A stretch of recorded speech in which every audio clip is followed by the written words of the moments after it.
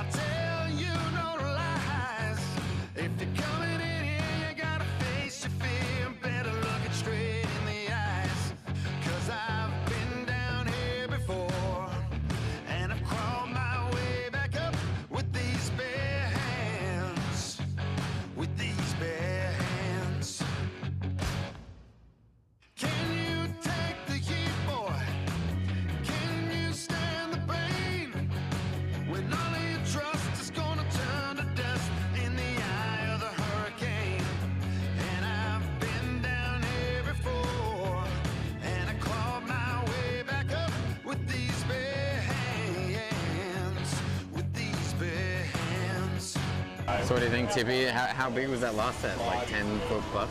I think there's a couple like 12 to 15 footers because everybody like so far, in the channel, nobody even close to those, like impact zone. I think I don't know. I think we all gonna call it off, yeah? Yeah, I think if the waves are perfect and everything, they can surf.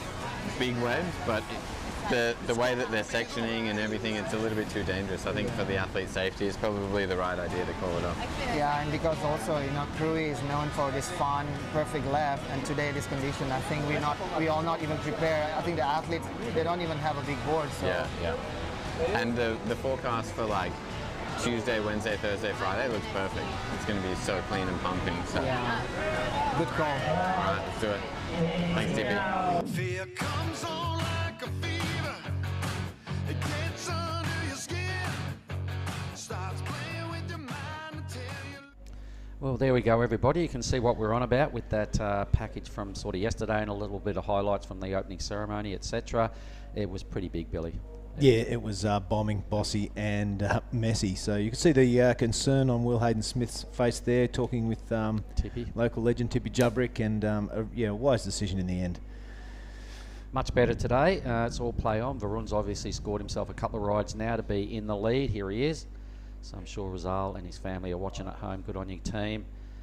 And things have cleaned up measurably since yesterday. That highlight package, there wasn't a whole lot of highlights in the package, but it did show the size of the surf. And yesterday, man, if you caught a wave, well done.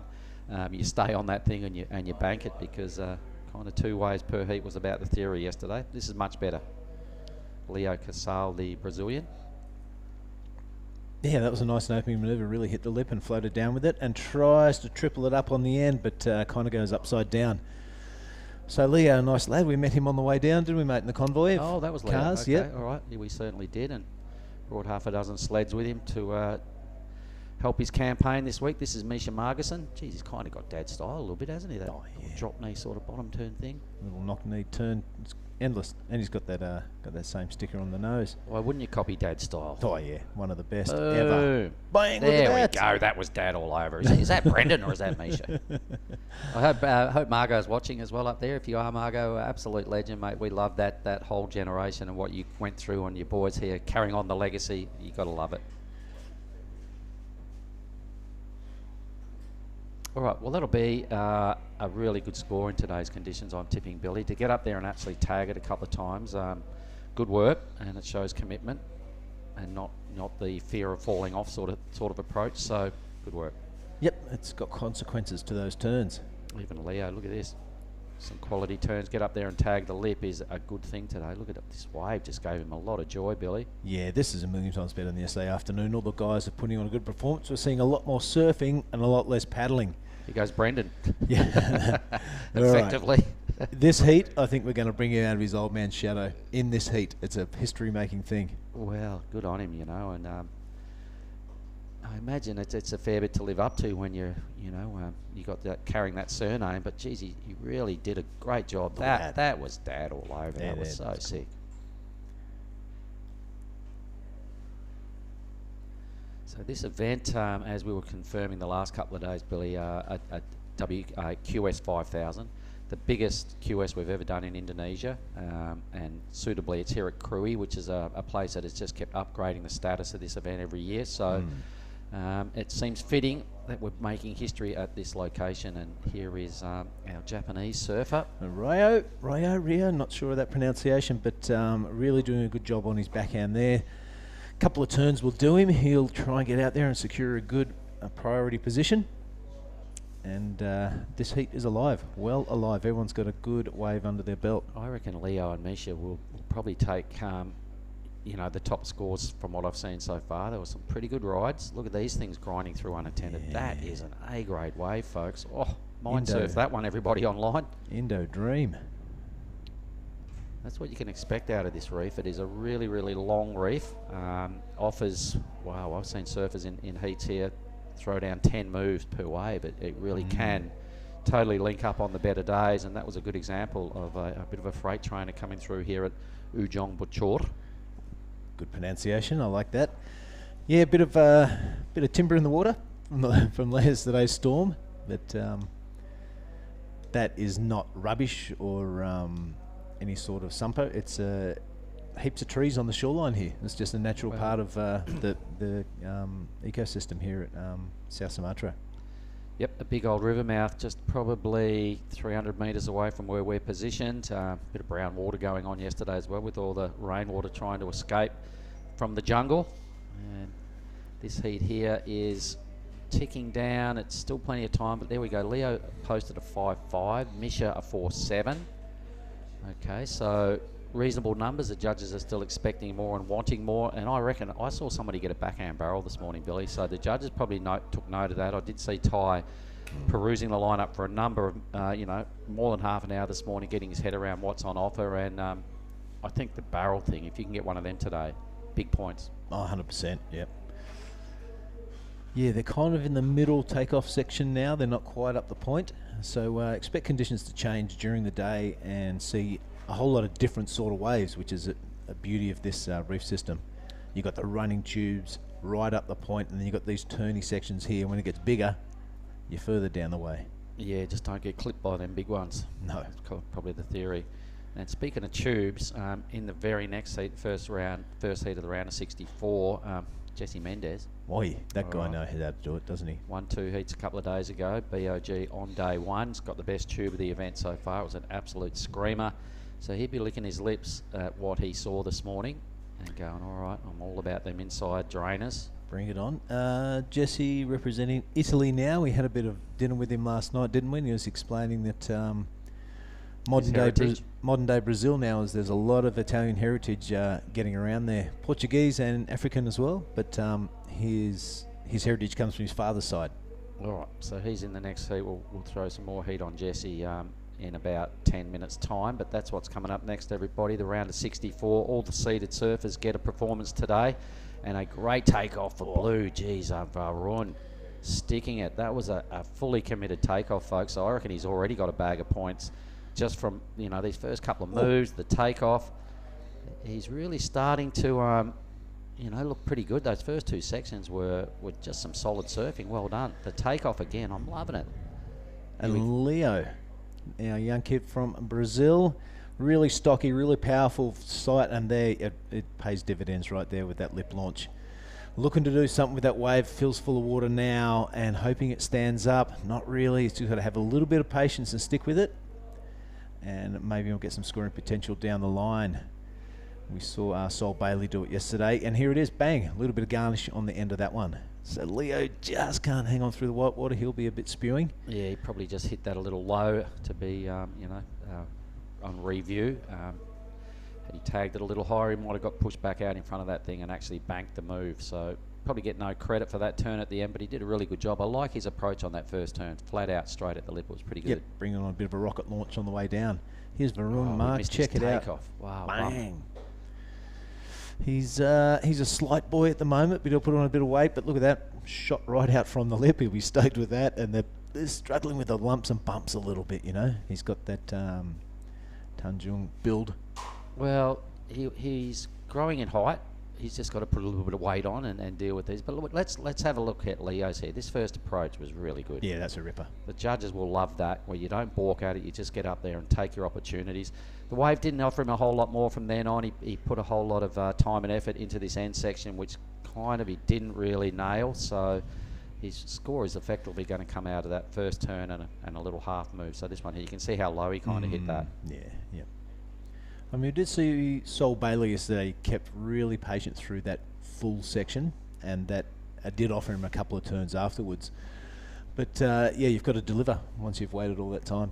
And looking at the scoreboard, nobody's really blown it into the really good, strong, excellent range. All sitting in the middle of the pecking order somewhere on the scale. So if somebody can just really deliver and bang out a big number, I think straight to first and a strong lead.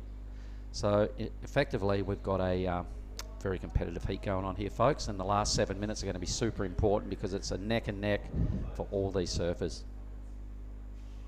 Yeah, we've got scored a drop for Leo as well, so that should shake things up. I reckon he needed a 3.46, so he'll go to second, maybe even the lead. There we go. He does, a 6.10, good stuff. So pretty much a 6.10 for that one big turn. I reckon. The judges are telling the surfers what they want. Take off, attack that lip, and control. Well, knowing the head judge pretty well, Ty, all right, he doesn't mess around. If you do something really strong and you take a risk, he'll notice it and you will get a big pat on the back. And there goes the 6.1, probably 6 of those points for the first turn, really. Yep, for sure. that's the theory today, and that's the message the judges just sent to the competitors. So 6.5 minutes remaining, Mark, and Wow. it is Micah and Varun with the work to do. How's our drone footage from Sean Gilhooly Oh, dreamy. of the lineup here today? So, oh, actually, Rhino's claiming that. It wasn't short at all. Oh my goodness. It's cool. I love it though. These different angles. It gives you a good look at the reef. We need to see more of that, Ryan. Get back out there, mate. That was cool. Thanks for mixing it up, fellas. I really enjoyed it. So Leo has the 2 best scores of this heat right now, so he'll be feeling pretty good. Didn't get the end section right, so what? He's got a strong lead, and catch me if he can, he says to the others. So even to the effect that Rio needs almost 7 points to overtake him, the others would need more than that to track him down, so he'd be feeling pretty comfortable. He's probably heard what the beach announcer's belting out and knows that he's well positioned. So who is the beach announcer today, Billy? Who's up there? We've got Mate Joey from Halfway, and we've got from Padma, excuse me, and we've got your boy Oni Onwa. Oni. Hopefully we'll get him in here for the next heat. That'd be good. So Varun will be the man to watch. He wants to get himself at least a 4.81, take that second position and go through to the next round. 5 minutes to do it. He's surfing good enough. He is, and he's got priority. Yep. And same with Misha. You know, it's a pity that we've only seen Misha on one wave, because I like his approach this morning, and his mindset was, you know, attack. He did for me one of the better moves I've seen in the heat. Doesn't need to back it up. I'm sure his dad's sitting there watching and going, come on, son, and sending the mojo, and his fingers will be crossed, and, you know, he's probably, wishing he could get out there with the Rashi and do it himself, but we'd love to see it, but his boy's been well represented. Unfortunately, he's got third priority here, so he's going to have to work around these other 2. I'm sure Varun knows what he needs to do with top priority. Got to be wise with his wave choice from here. Here he goes. All right, so take us through this, Billy. Right, this is Misha, looking good. Kind of a little bit of a check turn, seeing what this wave has to offer. It's a bit lumpy, it's a bit bumpy and a bit white, and he's had enough of that. But he had third priority, mate, so kind of had nothing to lose, really. Still got worth 4 minutes. poking your nose over and getting back out there. Still got 4 minutes. And we haven't not sighted Leo since his wave, so he's not in striking range of getting third priority at this point, so it might work for Misha that he might get back to that third priority. Boys just duck diving that one. There's our overview again. Looks really cool. As you can see where the boys are sitting, you can take off around that corner sometimes. When it all lines up, Billy, you can actually take off around the corner. Right to the top or left of screen, everybody. So Ujong Bachor here in Krui, one of a really long piece of left-handers reef you tend to associate with Indonesia, and this is a really good one.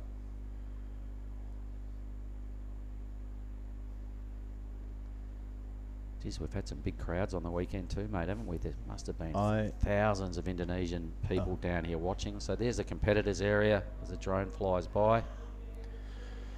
Yeah, it was really cool to see that highlight package, everyone doing the beach cleanup and passing that message on. There's heaps of green bins getting around this place, so a good message there, but I have never seen crowds like that in Indonesia before. It was pretty hectic, to be honest. The road out the front has just turned into a mud pit with the traffic and the rain we had yesterday morning. We get police escort back to their hotel. They loved it. I mean, it was the weekend, and there's a big, massive world event on their doorstep. So they came down in droves, and they, not sure whether they knew what they were watching, but they did appreciate a good wipeout. Yep, when that's for sure. When somebody messed up, they all cheered. That was cool. They were paddling out, and people were giving them a round of applause as they were introduced. I think they really embraced it over here. And we can thank the government of the province of the west coast here in Lampung. It is called Pesisir Barat Provinsi Lampung. Thank you very much. The Ministry of Tourism and the Creative Economy of the Republic of Indonesia. The Governor of Lampung was down here the other day for the opening ceremony. He loved it. He loves Oni Anwar as well. Who doesn't? Telkomsel Indonesia and PLN Electricity Company of Indonesia. And we can also thank our sponsors in Earth Island and Garuda for getting all our officials to this part of the world. Good stuff. Thanks, team. Well, mate, just under 2 minutes. All eyes are on the son of a gun, Varun Tanjung. He needs a 4.81. He has first priority, and hopefully wave will come, and we'll see if the young man can deliver and move up into that second place. Leo looking very comfortable up there in first. Yeah, that's all about second right here. Misha in striking range as well, needing a 4.75. So the two younger prodigies are in striking range. They need the opportunity. They are in first and third priority with about 80 seconds on the clock. So the boys at home, the dads will be a little nervous, fingers crossed, and poking their mojo the way of the boys. I'd love to see everyone get another opportunity here. Yeah, you bet. Because I reckon second spot is well and truly up for grabs. 1 minute. We're just watching everyone duck dive. It looks like a bit of a set has just come through, so hopefully little medium one is on that tail end of that set. So White's on the inside with second priority. The Japanese surfer trying to fend them off for second. There's such a close result here. Half a point separating second and third. Everyone wants a 5. Yeah. Yep, and the Japanese surfer would be happy for it to go flat at this stage. 30 seconds. Wow. All heats are tough, you know, we know that, Billy. There's no slouches here, mate, so it doesn't matter who you're up against, really. You've just got to play your own game, put your head down and hope, you know, you get a little bit of luck out of the ocean and play a smart tactic game a la Leo. Yeah. Anyway, 10 seconds. It's not looking good for Varun and Misha. One wave here. Who gets it? Obviously, White's got to take a look at this. Oh, here we go. White's got to take it off him. Priority. Why wouldn't he? White had priority over you, Misha. Yep. He's got to look at the board there. Yep. Yep. I'm not sure what he's complaining about. It's that was a fair enough deal. I mean, anyone would have done that. I would have come in from Trig Beach. Would have. It does. All right, so I think effectively it is going to be an interference on Misha. We'll confirm all that in a little while. But our Japanese surfer, he had to take that wave off Mish. You know, he only needed 100%. A 4.75, and Misha was looking up going, what the hell's he doing? Well, check the priority board, Misha. It's competitive surfing. And that effectively finishes the round of 96, everybody. We'll throw to a quick ad and we'll get back and start the round of 64.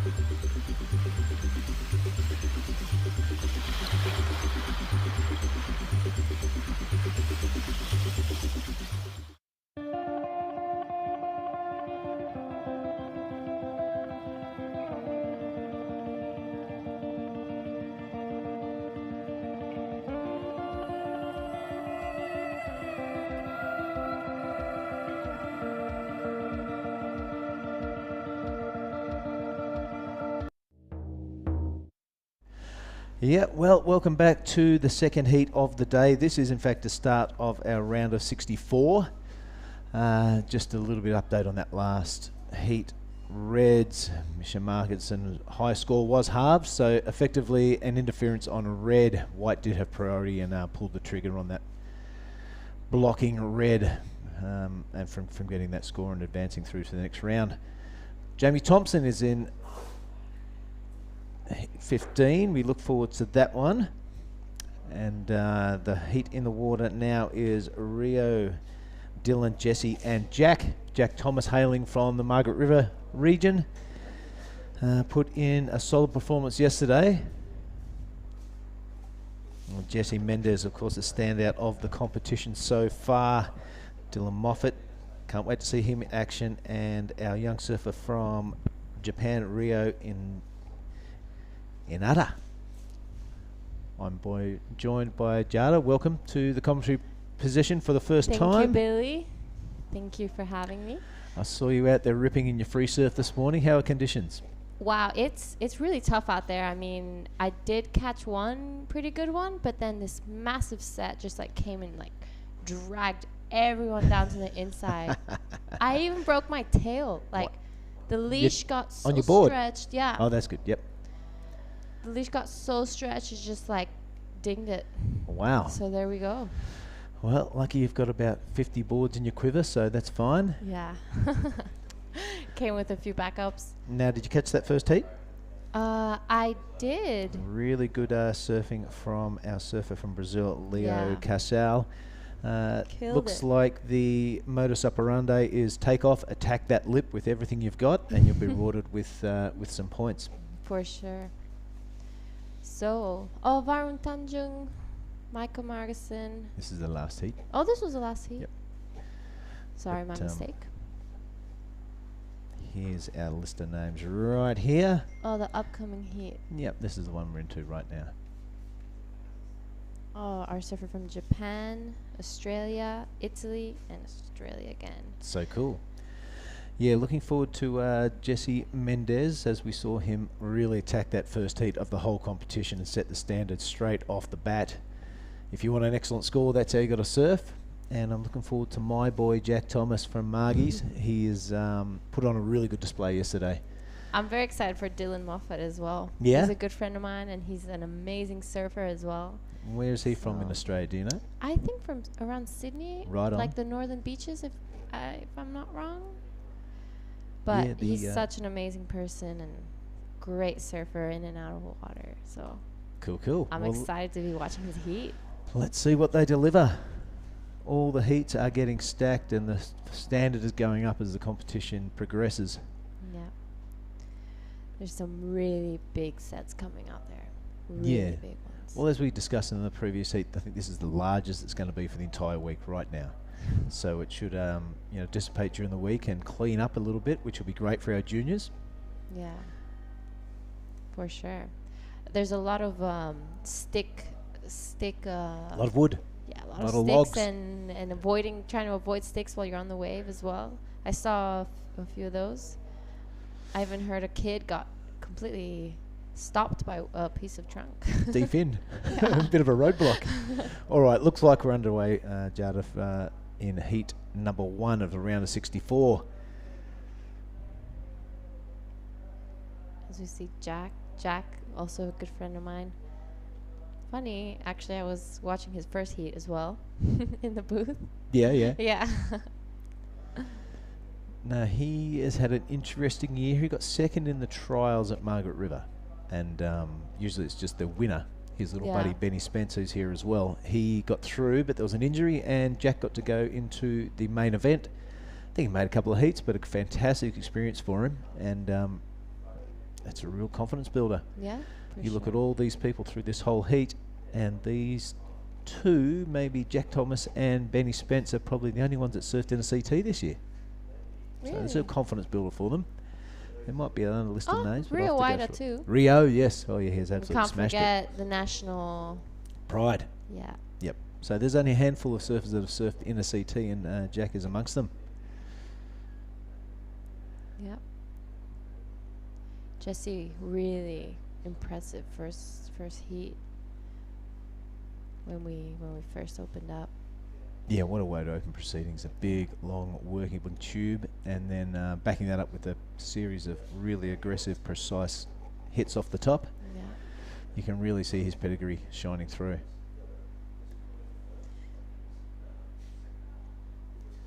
So 25-minute heats all day. We've got a whole lot to get through because of a bit of delay yesterday with that storm front. But we are right on the edge of Sumatra, aren't we, down the south? The Mentawai's just up to the north, so we're susceptible to a lot of storm fronts. There's nothing between here and the Cape of Good Hope around Africa, where all those storms come around and build the swell up through Indonesia and Western Australia. So we expect an odd storm front here and there. There's also a big series of hills right out there behind where we're staying and surfing, so that's going to attract a lot of cloud and weather action. It's very odd though. This time of year? Rain. Yeah, it is. It's very, very odd. And some of the winds aren't very. Conducive, no. Yeah. But it's like all the seasons are a couple of months late. Yeah. For sure. Arriving home, it still seems like rainy season. Thought I was coming back to perfect waves. And Yeah. Yep. here we are. Now, what's on the cards for you after this contest? You're coming to Nias with us? I will be coming to Nias, and right after that, I will be heading to Spain for the QS in Pantin. Oh, fantastic. Yes, I'm very excited. Food is great there, and just a little bit colder from here. Now, coming from Bali, being raised in Bali, sorry. Yeah. Do you have a quiver of wetsuits? Or you got to buy some? I mean, I do have wetsuits, but they have some holes in them, so I will be trying to get some new wetsuits when I get over there. We do get Indonesian surfers down to Western Australia for a for Taj's contest down there. He's small fries, and seeing them put on a 4-3 wetsuit or a 3-2 wetsuit for the first time is pretty hilarious. It's definitely a struggle. I remember the first time I had to put it on, I put it the wrong way. Actually, it was zip up the front. Yeah, it was. It was. I was struggling, and it's like a workout. You start like sweating and trying to put it on, and your arm doesn't fit. All right, looks like This we is are the first opening exchange here, and that's our surf at Rio from Japan. Really good looking wave and a nice attack on that first turn. The lip offering a smacking section there, and he does just that. Beautiful style. Wow, really lays it back and just stretches the MCL. But that is Rio in red. But beautiful looking wave those first couple of turns, eh? Really stood up for him as well. It's hard to find those waves out there that actually stand up for you and don't close out. Yeah, well, hopefully conditions improving. Yeah. They will be our sets in a couple of days, or tomorrow or the next day. And that'll get really exciting. Expecting to see a few more tubes in the coming days. That's not a bad way to open your heap. See what the judges come up with there. Dylan Moffat, Jesse Mendes and Jack Thomas. They'll be salivating out there to get amongst it. And here goes Jack. We haven't seen any turns yet. He may have, but that's not a bad little roller coaster. Coming unstuck on that shallow section. Not sure if he got any turns off up the top there. We'll have to wait for the replay.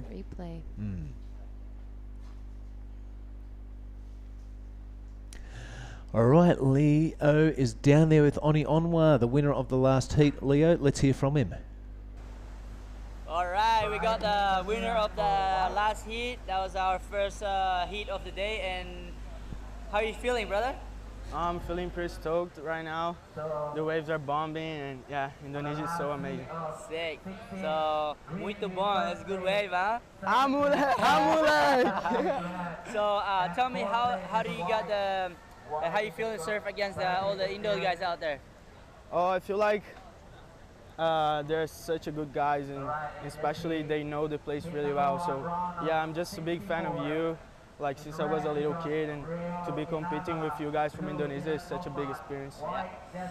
Well, thank you, and good luck for next heat, brother, and keep an eye on for this guy. Thank you. Great job, Oni. How nice is Leo? Yeah, is this the first time you met him? Yes, the first time I met him was at the airport. He was In a the little convoy. worried. Yeah, he was a little worried that he didn't have a ride, so he kind of hopped in with us and the whole crew. So it was really cool, and he's a really nice kid. Beautiful words, inspired by all the local guys and everyone in Indonesia. Yeah, really. People coming out of Brazil seem to have that respect for the local crew. Yeah. And the competitive surfers. But yeah, first time I've seen him surf, and I've got to say I'm pretty impressed. I actually was in El Salvador just now, and I think, if I'm not wrong, he was there as well competing for Brazil in the World Juniors. Right on. And wow, yeah, I saw a few of his heats, and he's really good. Well, there's the opening ride for Rio. It came in at a 4. Jackie Thomas mustn't have got a turn off, just that one fall off, so just a small 1.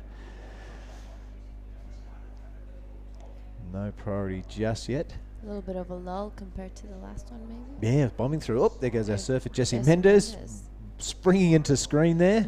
Beautiful style, polished and poised always.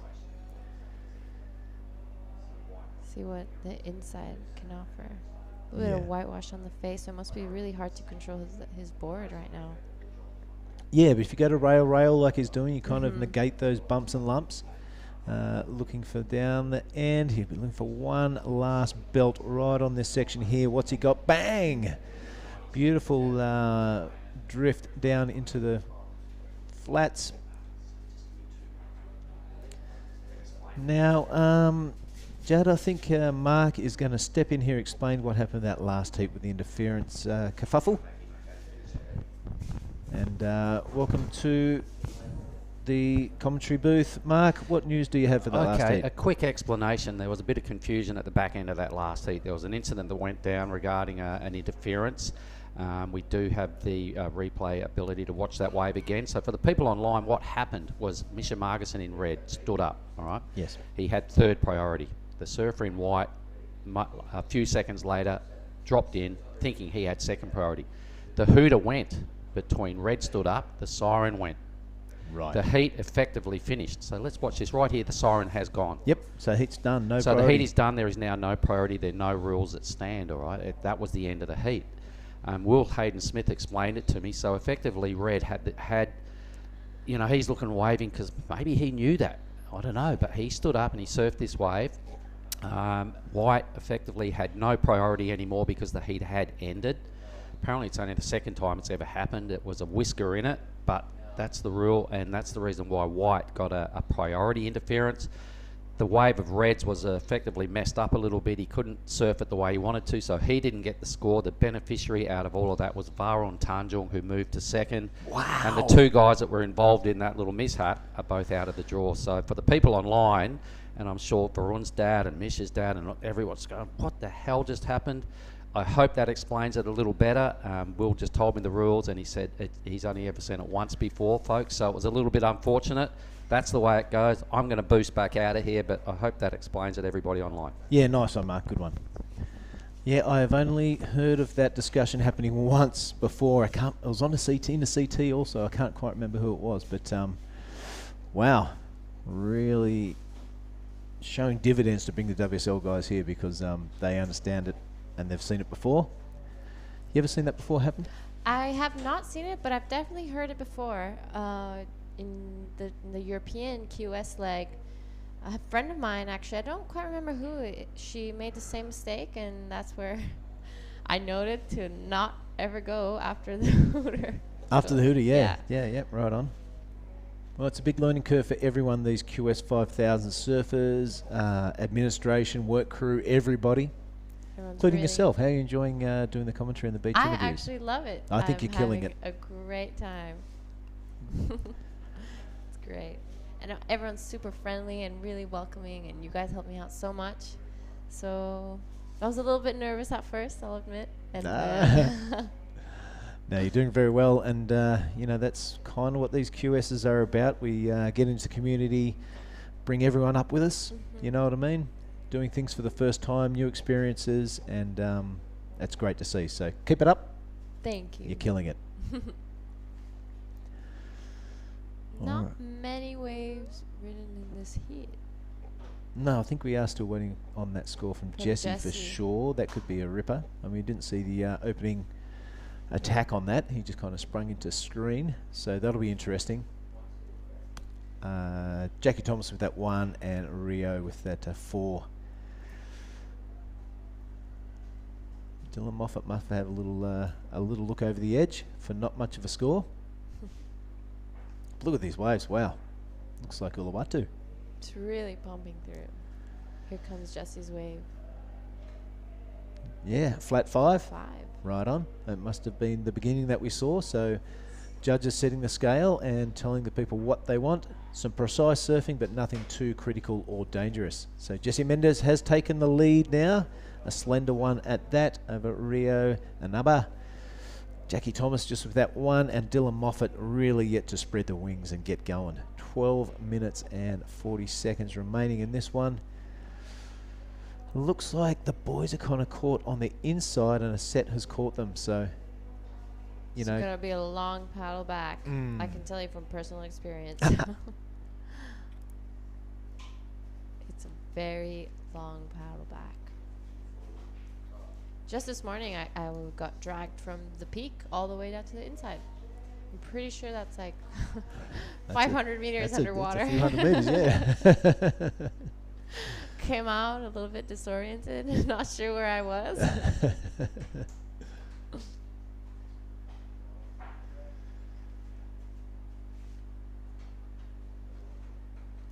All right, so priority is set after that set has rolled through the lineup. So Ria, who has come out on top with first priority, and Jay Thomas with second, Jesse with third. Don't know where Dylan's moved to. There could be a couple of instances of suspended priority. You got your head around that? Suspended priority. Yeah, so if you're, say, have first priority and a cleanup set brings you in, they'll leave that spot open until you get back out.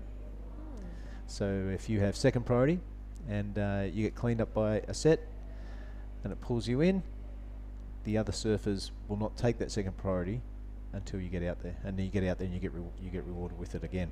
Hope that's as clear as mud. Here he goes. Jack Thomas in green, racing down the line, trying to get around that section. Bit of a cutty on offer, that is it. Rebound off the white water. Hoping this one stands up on the inside. Really frustrating when you can just do cutties and you can see this beautiful wave in front of you but nothing to hit. You kind of got a bottom turn around the white water, and that time not coming off for the Western Australian. Well, that will definitely be better than the one. Yep, very observant, very good. That's a good way to turn a negative into a positive. You should be on the coaching staff. Yeah. Bring that positivity in. There you go, 2.40. Not exactly what he was hoping for, but plenty of time still to get back out and try again.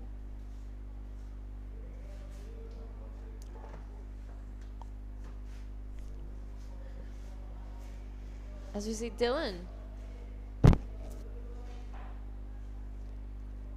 fighting off that.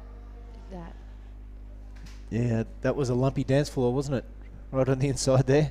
One turn. I didn't really see the beginning of the wave. We'll have to wait for the replay. Another big set washes through again. Just saw someone duck diving out there.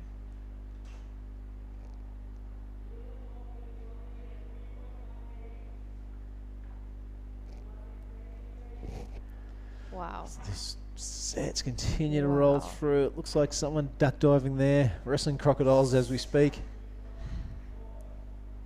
Not many waves caught. Here's Dylan's replay. See if he did anything before. All kind of stumbling through that one, and then the bumpy dance floor as we spoke about. So just that one kind of bit of an awkward turn. He won't be happy with that. He'll be tonguing to get out there in the next 9 minutes and catch a couple of decent waves.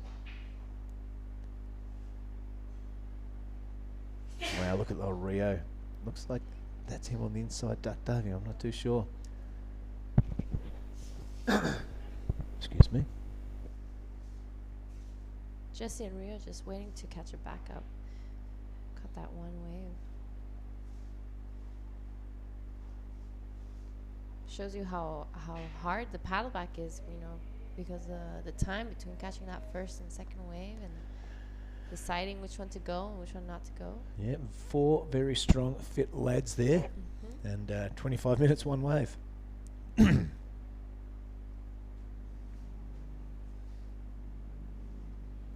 Now, we had half a day off yesterday. Did you go surfing? I did. I ended up going to a little down the coast. I went down to the Krui left. Yep. It was a little bit onshore, but it's all right. It was good to catch a few. You good? And not have to go out front. I was watching some of those sets come through, and I was just happy I didn't have to go out there. Yeah, right on. Well, I got halfway home down the street and had to call into Dino's Eatery and Refreshment Bar because it's just so busy.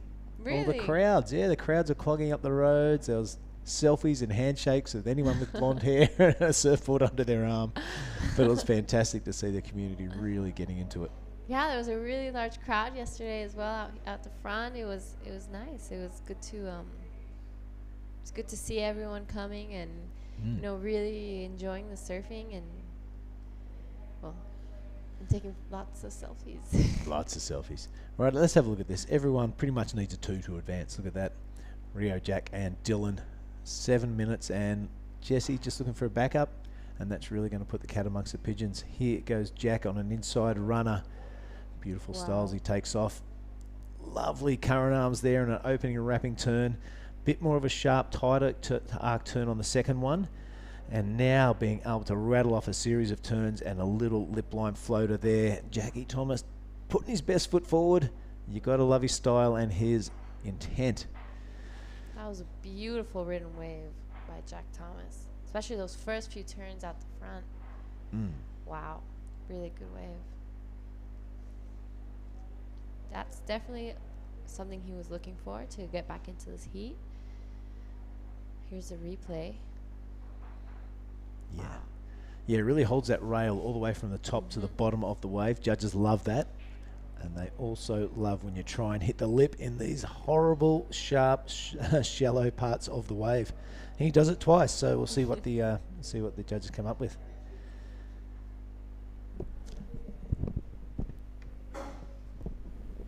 As we see Jesse Mendes as well, right after. This is his backup. Right on, yeah, he's got that flow and just really precise surfing that you see the guys who are CT and ex-CT surfers. Very controlled. Yeah, ticks that box. Control, flow, speed, power. Tick, tick, tick, tick. So that'll shake things up. We only have 5.5 minutes left, as is the case with a lot of heats. It's a little bit slow, and in the last 5 minutes it gets really hectic and really builds the anticipation.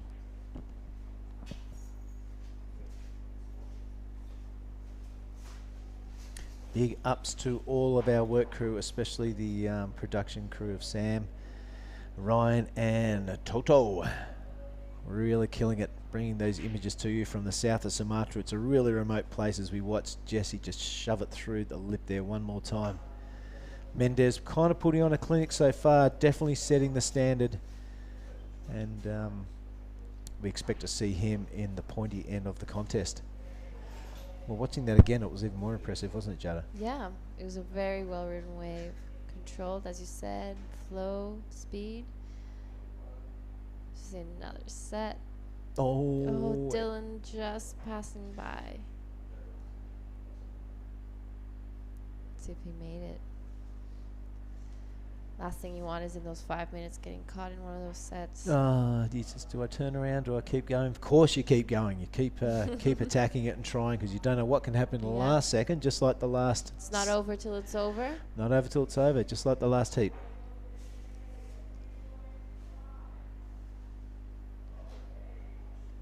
So we're just waiting for the last two scores to come in. There it is, a 6.50. 6.5. Yeah, for Jesse's last wave. Couple that with his 5, that's a pretty comfy lead. A bit of a mix-up in the paddle for that wave. We'll see what the priority judge says. Dylan Moffat now has first priority as we watch Jack Thomas on his third wave, switching backwards and forwards. All right, a little bit of mix-up in the lineup there, but the priority judge has deemed that Rio took a solid paddle for it, so switched around to first priority. That could be super, super important, as Dylan is only looking for a 5.24. Any of these guys can kind of do it in their sleep if they get the right wave. Yep. So Jack Thomas anywhere but safe. Rio still with the one wave. A little bit of a priority mistake on Rio's side. Yep, we're all learning. Especially in those last 3 minutes. As you see Dill, a really good looking wave off the top as he races down. See what this wave can offer. Oh, it's a beautiful looking wave. Yep. Clean on the face as well. Hoping he'll stand up on the inside for him. Yep, Dylan's showing a lot of patience and staying for that inside section. Can't quite see around the corner there. It might be in the tube, we don't know. But yeah, that was a really well-ridden wave. More on offer. He's not finished. There's a lip to hit, and I'm going to do it. This will probably be his last wave with 2 minutes to go. So Just Dylan gets unstuck. putting his best foot forward. He needs a 5.24 to progress. Banking on that no one else catches waves, which is probably not a realistic expectation. So now that first priority does go to Rio. Who's still looking for a backup. Yeah. Only ridden one wave the whole time. Yep. All right, just under 2 minutes to go. As predicted, the tension is building. Jesse Mendes looking pretty comfy out there in the lead. It is Green who's biting his fingernails right now, hoping that that last wave of Dylan's doesn't amount to a 6.64. And he'll be hoping that Rio doesn't catch another wave with 90 seconds remaining. Wow, sets are pouring through though. Let's see where our surfer in red is. Wow, that's a big... Oh, there he is, just passing under that set. Big bombing set, wow. Yeah, you'd be kind of really frustrated if you only caught one wave in 25 minutes. And there is that second wave of Dylan's a 3.90, not enough. So to still Jesse Mendes in first and Jack Thomas in second. 1 minute to go. Can Rio find a wave, or can Jack or Jesse find a better wave? Whew. It's enough to make your hair fall out. I've seen a lot of surf contests.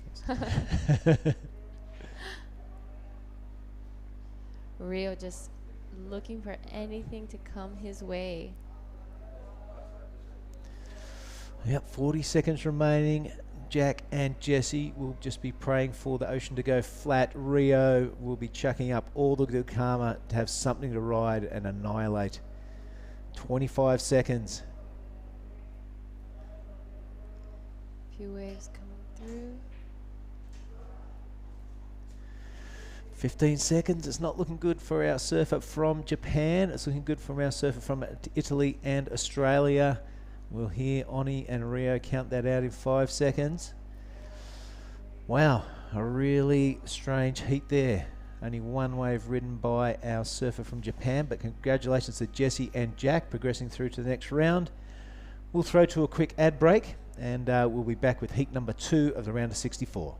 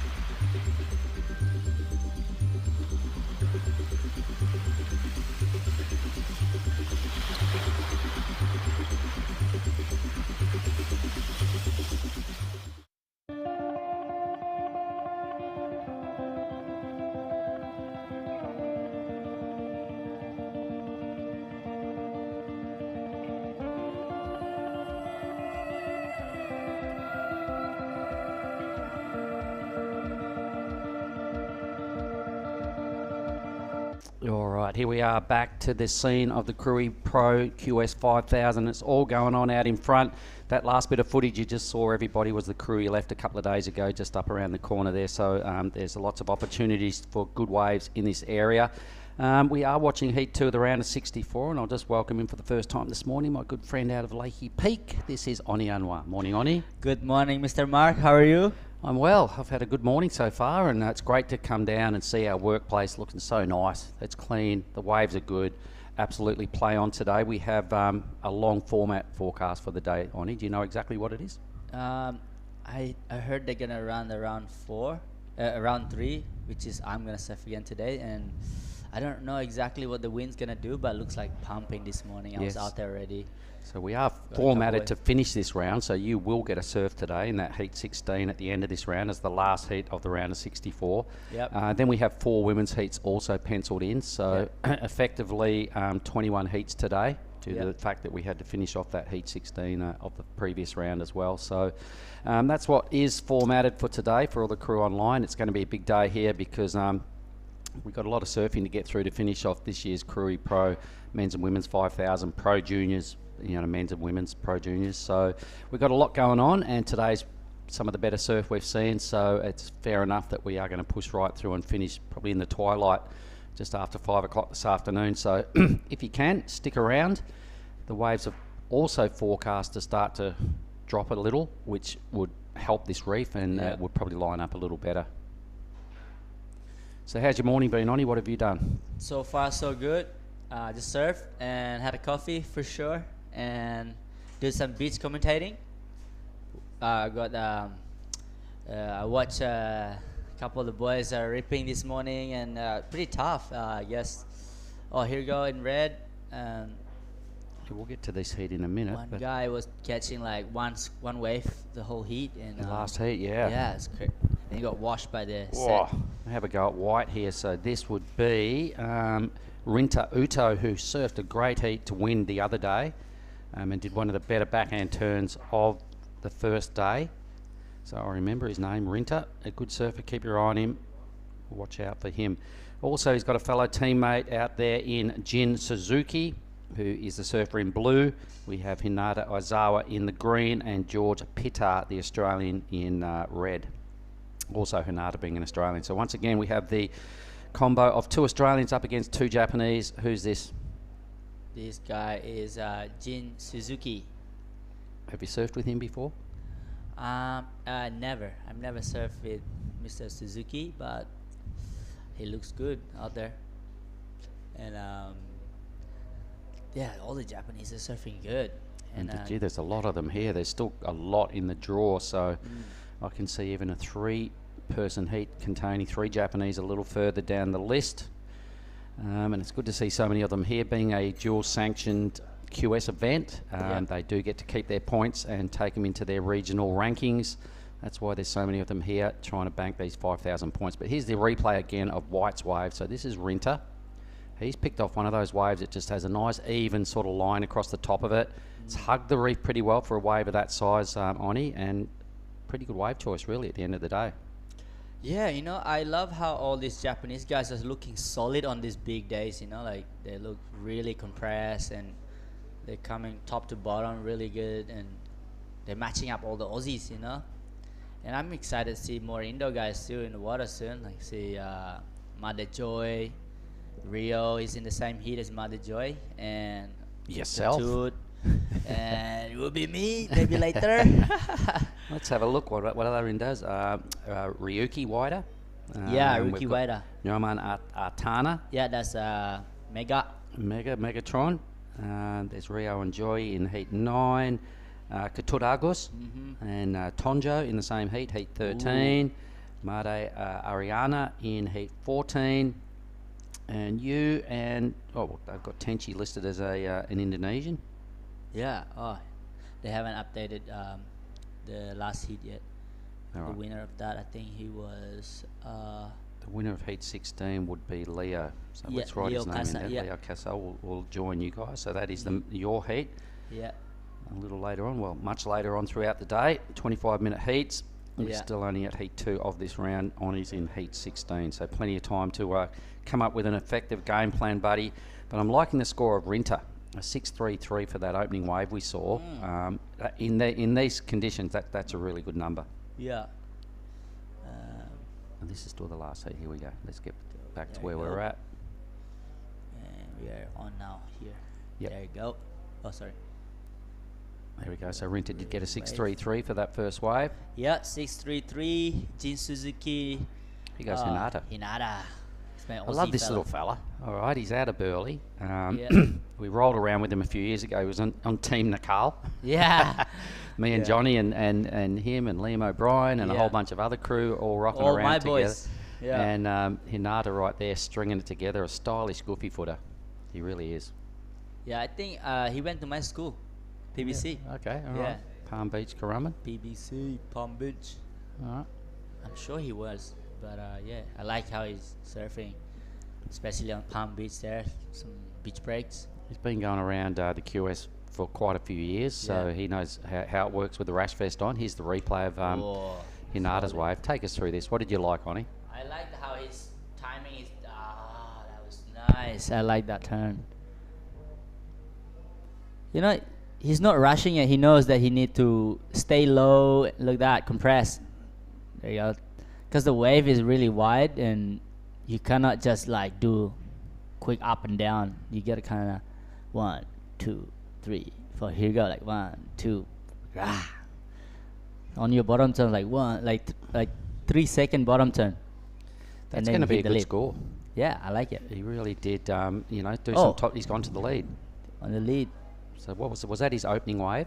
Nah. No, so He's- he's had 2 scores. Yeah, first wave was 0.67 and A 6.83. There yeah, 6.83. we go. Whoa, So the like better it. number of the heat and one of the better numbers of the morning.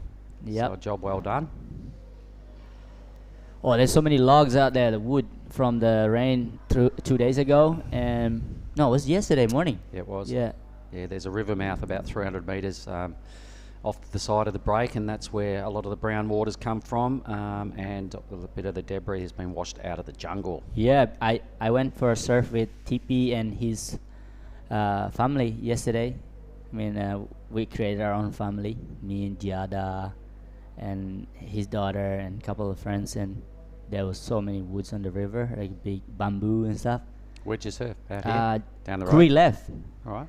It was late. We went like around 5:30, and I thought like, oh, I'm so like freaking out. Oh, I don't think we're gonna get surf, but no, TP seems calm, and we got there. We got a couple of waves. I feel really happy, and yeah, I think the woods from the river, all the logs and stuff, is coming toward. You can see at the back there. There's so many woods, and this morning I was duck diving, and a big log came through. I was like, oh my god, I think this wood's gonna knock me out. Not actually people in my heat. All right. So you had a free surf this morning. Let's talk about that. So when you rolled up, kind of what time did you paddle out? Did you get soup in the dark, or was it a little after? Nah. What went on? I got up at 5:30. I did a little stretch, had my coffee, and I paddled out around 6. And as today we had a 8:30 start for the contest, so I had a couple of surf before we start. So then I went home, have breakfast with Tipi and Suri, and then now we are back on beach commentating. Did you get a few waves in your free surf? Yeah, I did actually. You must have been pretty happy when you rolled around the corner and took a look at the ocean and went, yes, Yeah. this is better. I woke up like, yeah, let's go. Like, everybody was like, is the wave good? Yeah, very good. So we're out there. All right, so you'll be surfing in probably 5 hours' time or thereabouts. What do you do between now and then? So I want to do like just take it easy, go to my room and prepare for make sure my boards. I'm sure which board I'm gonna ride. Maybe I start doing my warm up, listen to some music, meditate. So yeah, I'm just trying to focus in the heat, and probably that will be the last heat of this round. He goes red. There you go. Really good looking wave here.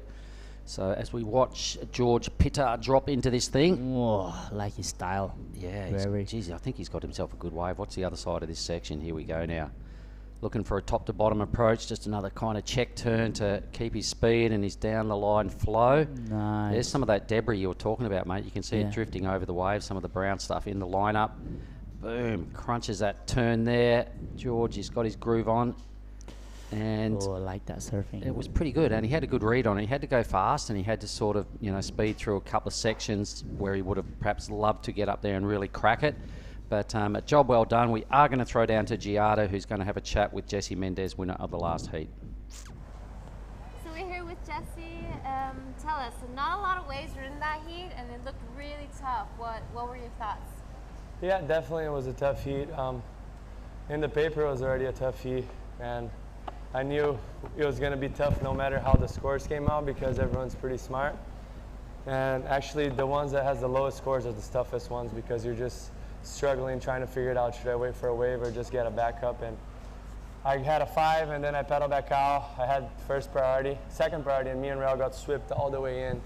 But blast by the time I got back, like right in time when I got back, because the boys were already out the back, but I had priority. As soon as I got back, I caught a wave and I got my 6.5, so I'm very thankful to God to give me that wave, and yeah, it worked out, and then I pedaled back out again. Super tired, took me forever, and the heat finished. Well, thank you so much, Jesse, and well, good luck in your next heat. Thank you. All right, Jada there, giving us some words, getting some words of wisdom out of Jesse Mendez, who's won his opening 3 heats and considered as a major threat on tipping throughout this event because he seems laser focused, mate. He's in the zone. Yeah, I like how his surf is really smooth and mature, and I guess he's a mature man. But yeah, so watching Tati and Jesse growing, and she's on the CT now. Yeah. And yeah, she's probably like one of my favorite surfer on the girls as well. Yeah, Jesse is looking good this morning, even like not even a great wave that he select. Still, Well, when you've done the rounds a few times on the World Championship Tour, the CT, you do get that experience and that belief. And he's here mixing it up with the crew in the QS 5000, and he knows what to do. As we watch George Pittas, this is the wave that got him to the lead. We'll get back to his score in a moment. Let's see, what did he get for this wave, Onnie? Is it locked in? No, not yet.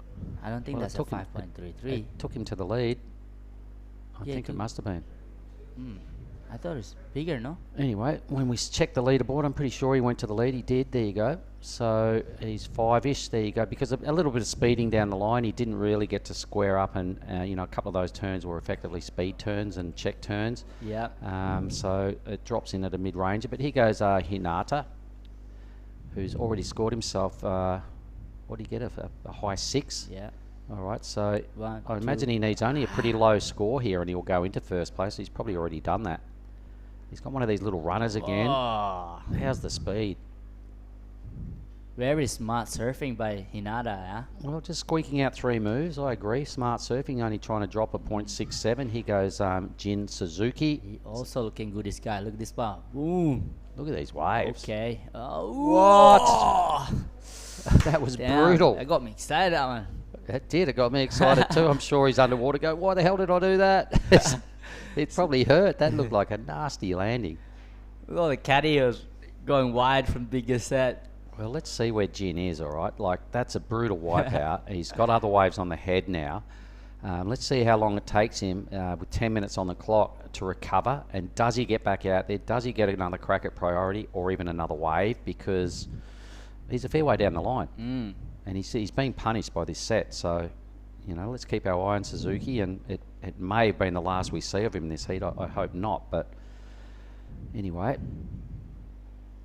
as you can see, there's a lot of brown shapes going over waves, which is the stuff you were talking about that's come out. Look at that wipeout. Boom. Did he land on his board? Just, I think. Yeah, I think he might have been taken out a little. So we wish him, I hope he hasn't hurt himself. Let's hope we do get to see him again, but it's going to take a bit of recovery to get back out and into the takeoff zone. We have one surfer with priority. It is the fellow Japanese surfer in Rinta, who's got himself a 6.33. This is a really well-matched heat. I'm liking the fact that we have 3 surfers really challenging for the top 2 spots here. When you look at the numbers, the 6.83, Hinata's got a number to drop, which I'm confident will take him to first. Yep. George Pittar has a pretty good score, so to be, you know, he's got something he can hang on to in his score line, and also Rinta has a pretty good number as well. So I think we're going to finish up with a bit of a photo finish and a real race towards a first and second spot in this heat. Oh, that where we sitting is like right in that, bigger roof. The biggest building you can see there next to the white building. We're in the front of that. This is, I think, That's cool. You can Ombak see. Inda Camp. Is that the name of this camp? I'm Yes, pretty sure that's it it. I'm back in the camp. is. Yep. And this location is Ujong Bachur in the Krui zone, and it is based in the Pesia Barat province, the west province of Lampong. And there we go. Hinata goes to first with that 4.57, so his backup score better than anyone else's. His first score is the best wave of the heat, so effectively you'd have to say reasonable lead right now. Suzuki, he did get a number to get him into second, even though he got belted on that wave, a 6.18. I'm not sure whether we've got any other scores to come. Probably not at this point. So a little change up on the leaderboard, and that's good news for Suzuki, who's now holding a very slender hold onto this second position, because the other boys don't need much, George and Rinter. I know, and the guy in 4th place is actually got the priority, and he got 6.33. And he only needs a low 2. Ooh, okay. Most doable, 7.5 minutes for Rinter. And that's dangerous because he can wait for too long. Like one guy before, he waited for too long, he didn't get anything. So the time is their enemy. Watch out, guys. 25-minute heats. I imagine that's going to go pretty fast when you're out in the lineup. Wow, how's look that at shot? that. Woo-hoo. Woo. All right. And I think it's easier to actually wait, and then there's no wave come. Sometime, Man, that's a good lineup shot, isn't it? I know. How sick does that look? Is that a drone went all the way that far? Yep. Wow. Technologies, thanks to Mr. Ryan. Is Ryan going to claim this? Is this your stuff, Ryan? Yeah, he's shaking his head. He did it. So well done, mate. And the more of this sort of angles and different angles we can see, and the right above overhead shot of the break, it's pretty cool. Because I love how clear it is too. That was just unreal. More of that, please, folks. That was unreal. Yeah, it feels like we're going around everywhere, just looking at different view. Yeah, when we're sitting here watching like live. So good job, cameraman. Keep putting some more views, different angles, so we don't just watch like surfing. Actually, we won't watch surfing, but In between the breaks, it's good to mix it up and see some different stuff. Yep. The invention of the drone, how here's good. a set. Here we go. So Oh, this this is guy. Rinter. Go for it, Rinter. Oni. So you need like a 2 point something. Yeah, here you go. Yeah, I got the score already. So if you can link it all up, nice. Okay. He looks solid. This guy he can get straight into the first place. I reckon he Yeah. goes to the lead with this wave, folks. I'm Can calling we the get- best score of this matchup. For sure the best score of the match. This could be the best wave of the day so far. Oh yes. Had he finished that, for sure it was. But 100%. really, 4 strong turns. I remember his name from the other day, Oni. He did one of the best backhand snaps on day you told one. me that. Yeah. And that made me remember and take note. And I'm like, this guy's got a really strong backhand style. There it is on full display. The 2-1-3 is a no-brainer for second. I reckon he goes all the way to the lead and potentially the best score of this heat about to drop. I like all their last name is Uta and Suzuki. I mean, I like it.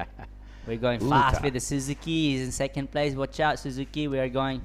Uta's coming on hot like this one. Rah. That was so sick. He really squared that up. Not many people have done that this morning. And repeated it and sort of turned under the lip. That will be well noted by the judges. Don't worry about that. And then he gets more joy. His timing, staying low, staying patient, and every turn, boom. When it goes on that lip, he just go whoosh. I reckon this goes. Boom. I reckon this goes excellent. Correct. That's good surfing, buddy. Here you go. I'm waiting for the Oh, score. look at that. 14.83. What does he get? Let's have a little look what that was. That is An 8.5. Thank you very much. I want to see more of that surfing. That was exactly what the judges are promoting, and by throwing scores like that, they're sending a clear message to the surfers. This is what you need to do. Time to respond now for George Pittard, the Australian. A 6:08 needed out of this wave with 4 minutes to go. How's that loggy went around? I know. This may be his last opportunity here, so George will probably realise he's got a bit of work to do. He's picked one of these waves that's making him work for it. A 6:08 is not an easy number to get.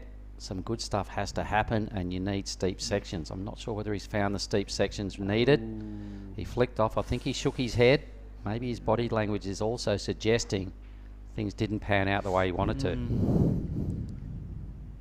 Anyway, let's see. But I'm loving the 8.5. Thank you, Rinter Uta. I'm gonna. Does he speak very good English? I don't think so. They just I want to hear from in here. I want to get one of the Japanese riders in here today to get their thoughts and tell us who the whole team is, because there's that many of them in the draw. Yeah. I was talking to one of my friends yesterday. He told me to come and see if he'd make the heat.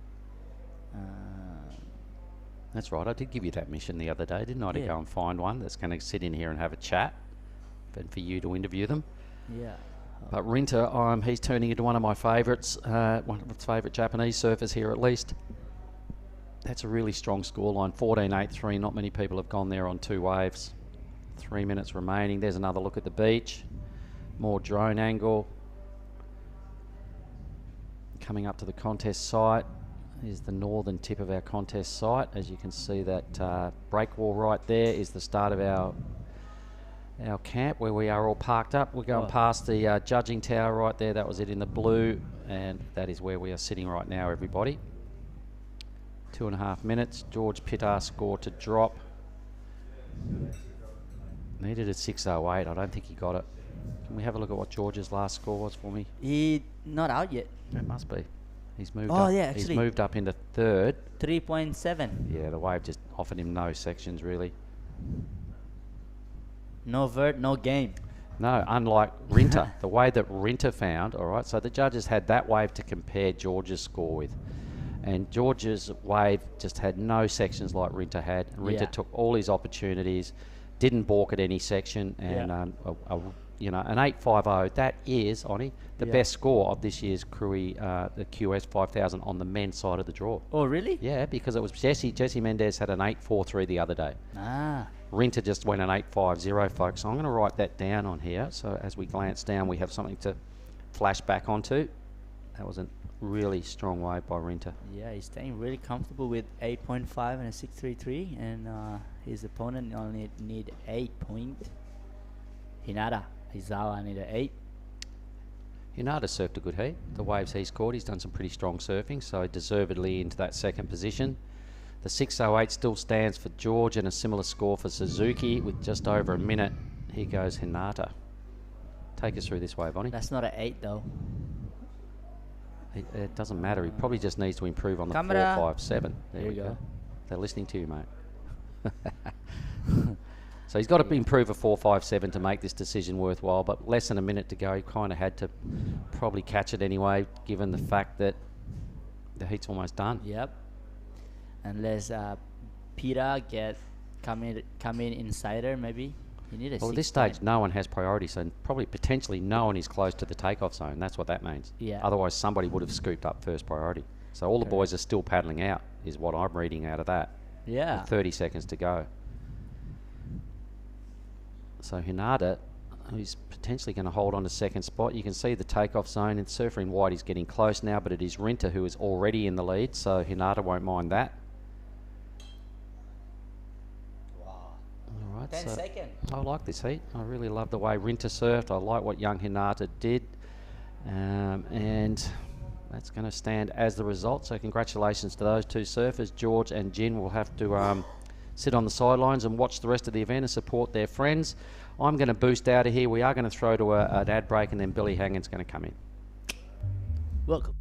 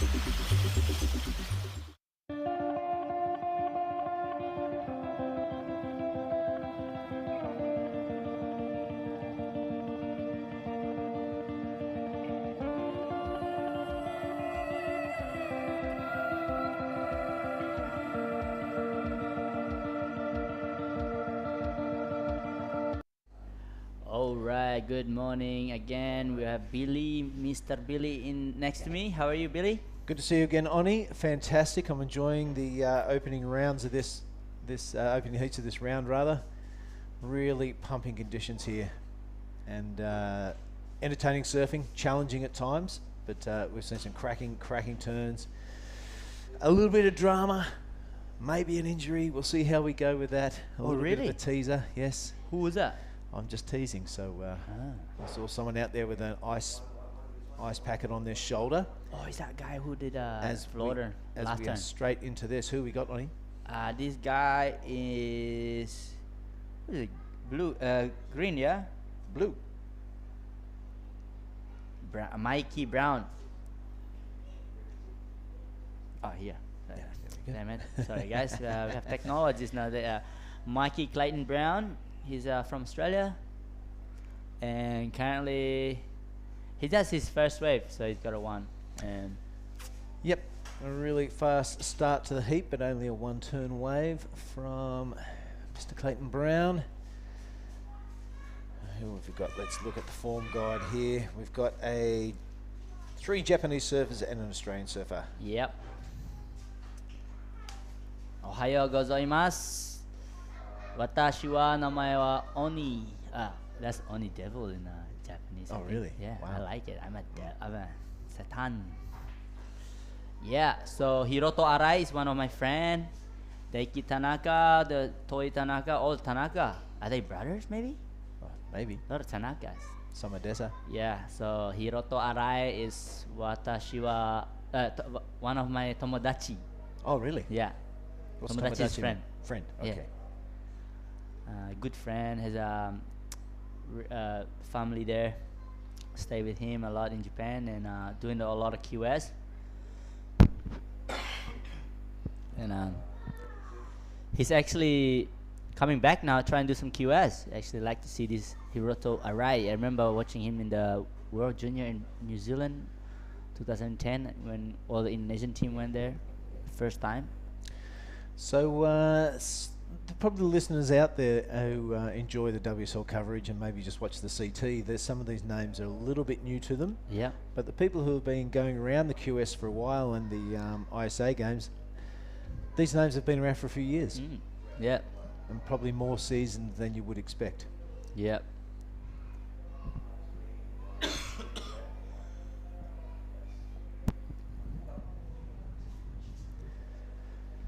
All right, so it looks like looks like Goni is choking on his own ego over here. We'll have to get him some fisherman's friends or something. I was asking if you got that lolly yesterday. Yeah, I'll get one next break. Tidak ada. Tidak ada. Sudah habis. Yeah. But yeah, this heat starting off slow again like the last one. They just don't want to fall into the trap of coming to the inside, looking for those medium ones and getting cleaned up by those sets, because as we saw from the last heat, it's a good 5 to 10 minute paddle out. And here is Mr. Tanaka on his backhand. Yeah, I like that. Boom. Oh, that's a really aggressive first turn, but pays the price, and that's why you get the big points for the first turn. There's a lot of consequence. If he made that, there was probably some good points to garnish down the line, and that's, for those playing along at home, that's why you get all the big points for your first turn. Because if you blow it, you're blowing a lot of scoring potential down the line. But that is the attack that judges love to see, and that's how you get the excellent scores. So great intent, it's just the execution needs a little bit of work. And here is Mr. Clayton Brown. Mike on his backhand, wraps that around and dealing with that full part of the wave. We have seen that form up on the inside, and this one does just that, exactly what he was waiting for. Really attacks the lip on that one, a real knee tester, but the wave getting better of that exchange this time. So Mike Clayton Brown really setting his attentions early in this heat. He sees a lip, he's going to attack it. All right. Barrel. Ooh. That's my fellow Japanese friend. He's Hiroto. I think this wave's got fatter. And yeah, nice. Good call that he just pulled out that one, because that's a long paddle out. Yeah, that's right. Yep. Oh, heaps of waves Ooh. being ridden, and this is Tanaka on his backhand. A lot of natural footers in this heat. A wrapping cutback now, and he's not going to wait for that full section of the wave. He's just going to get 2 turns and bail. We'll see if that tactic works, or if the Mike Clayton Brown tactic works of having a bit of patience and waiting to hit the inside section. Yeah. Very interesting tactics by all 3 surfers so far in this heat. Yeah, I like how timing Toi Tanaka surf. Is it tight? Yeah, Toi Tanaka. Super cool name. Daiki Tanaka. Bit more exciting than Bill. Yeah. Yeah. So, You got a cool name, Oni. Anwar. one and only Oni. Famous name, that Anwar name now. You Not kicked it really. off. Nah. Not And famous. Andre, Andre. Yep. In the Goldie. Live in Palm Beach there. any more coming through? There is actually, but he's hidden Lakey Peak. Oh, wow. Wow, Yeah, I look love at how timing this one is. that first turn from Toy was I pretty like his style. Look at his impressive. style. I like it. Little knock knee at the back there. Yeah, knock knee. Yeah. I like Let's it. call it knock knee. Yeah, it knocks in. Knocks it. Okay. Taj Barrow's got one. Hiroto. Yep. This is Jody Smith twin. Oh, You know, really? Remember that time he posted Instagram post same but different, yeah? Same face. But Well, he's Geordie. 1 foot and Jody is like 6 foot. Yeah, that's right. Here you go. Daiki Tanaka. Yeah, just coming a little bit awkward and unstuck on that first section. I reckon, nope, he's going to stick with it and try and get around this foam. He's going to need to put on the afterburners. He does. And hoping for something down the line. This thing's standing up, looking pretty good. He's got to attack that lip, but it's a little bit out of timing. So a lot of riding, not Where's a lot bent of scoring. Yeah, it's bending Yeah. into the reef today, not out to sea. Maybe Yeah. that will change a bit later. But yeah, the Kai Tanaka there doing a lot of riding, not much scoring, and now he's got a lot of paddling in front of him. I don't know why every time you come and this booth I always yawn. Maybe just your voice makes me want to go to sleep, you know? Like relax, you know, you should do like the meditation. A You hypnotist, know, like do yeah. like a yoga meditation. I could move to Maybe- Canggu and Yeah. wear a scarf. Be like, good morning. Yeah, all right, let's have a look at these scores come through. There is Toy up there top with a 4.83.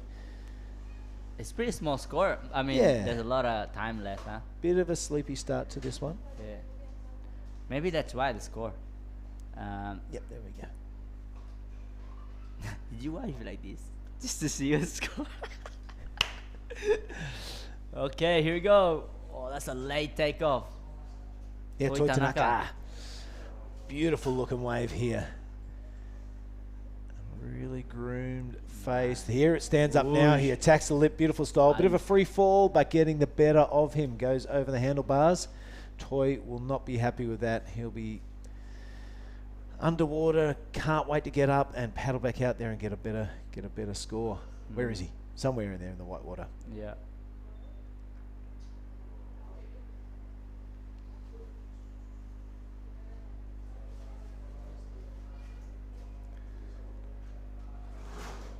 So Hanata Arai with priority. Here you going green. Yep. Green, Hiroto Arai. Here we go. What he's gonna do? Nice cuff. Come on, I wanna see another one. Hold this. Yeah.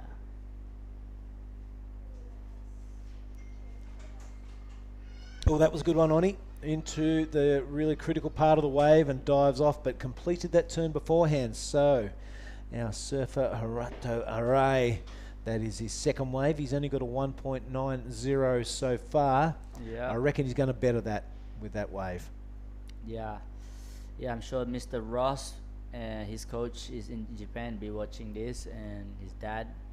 I hope we're waiting for the last wave of Hiroto and also Daiki Tanaka's wave. Yep, we got scores waiting on both Hiroto and Dakai. So what, this is hit 3. Heat 3.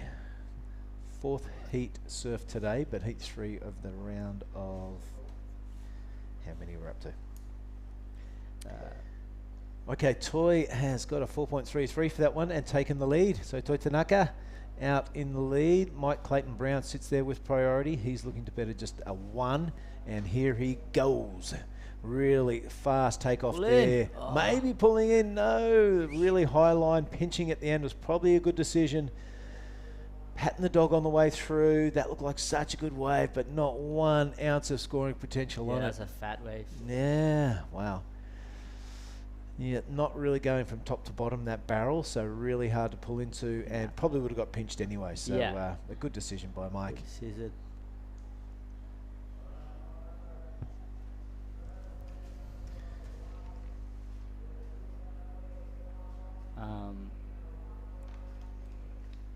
Yeah, we are sitting in the round of 64. Heat number 3. Yep. We've got a lot of surfing in front of us today, mate. Bring it on. Yep. Rita Ota with Jada. We're calling it now.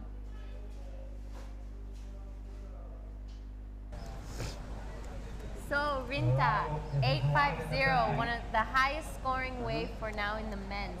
What are you feeling right now? 8.5ファースト入る前にキー踏んでタイミングずれたんですけど、そのまんま調子よく乗り切れたんでフィニッシュ決めたかったですけど 8.5 出てよかったです。 These waves are very different to Japan. Do you like it competing here? そうですね、地元の鴨川マルキとちょっと似てる部分があるんで、ここのクレーのポイントは結構大好きなポイントです。 Alright, thank you so much. Right on. I think we are back on.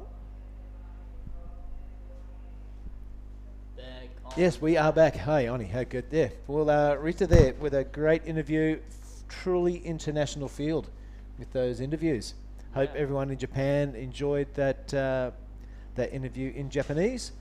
And he did come away with an 8.50, which was a really high scoring wave. So well played, Rita. Rita Ota. Yeah. All right, back to live action, I think, Oni. Here we go. Here we go. What are we gonna see? I think there's some wet during that post interview. See any score? Still same. Toi Tanaka still in the first place. Yep, he'll be looking to get rid of that 1.93 for sure. He won't be happy with that sitting around his neck. Same with Hiroto, he want to get past his 1.90. Mike, that last wave of 1.07, he'll be champing at the bit to get out there and wipe that off his scorecard. Yeah.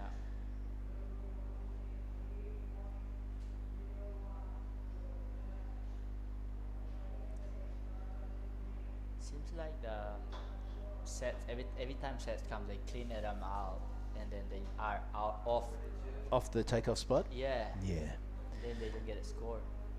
That's the decision. But as you saw with that last one from Mike, the large waves not really offering that scoring potential of rattling off a couple of high scoring turns. You know, you've got one turn in it and then you've got that shoulder that's full of water, you know?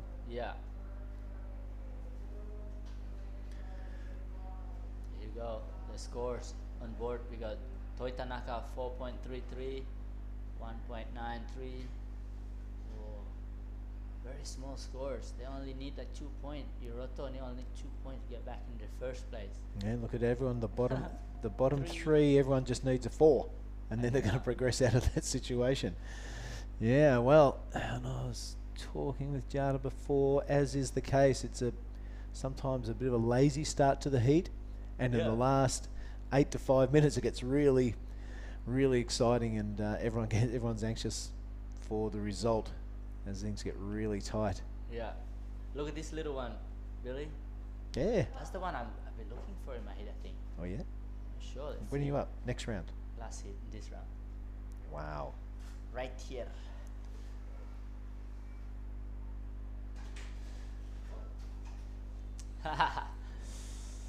Here you go. So 9 minutes left we got here. Toi Tanaka still in the lead.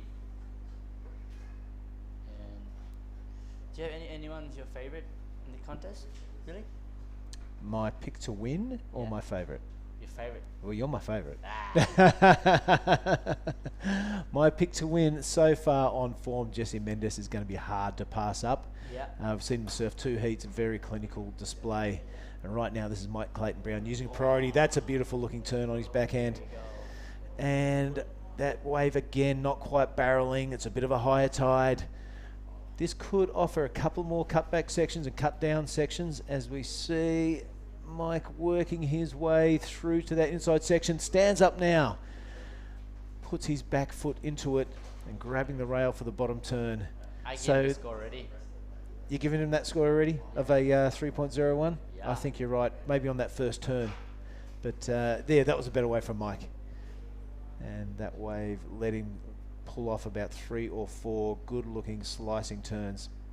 A 3.1 I give.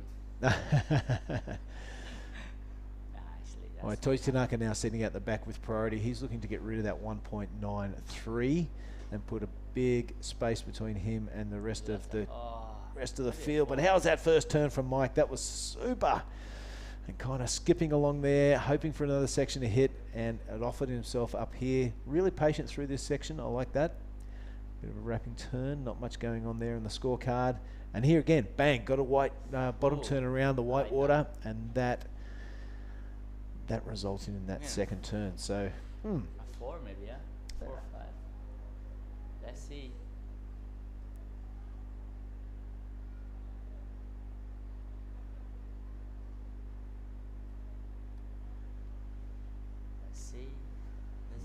waiting for those scores. The judges have the replay up there in the tower, which is a super piece of technology to have. Once you watch it on screen and then you turn around with the replay, you might go up and down on your score, but there is a 5.03. That has catapulted Mike into first place. Toi still sits there with priority in second place. He only needs a 3.92 as well to take this heat out. Oh, he got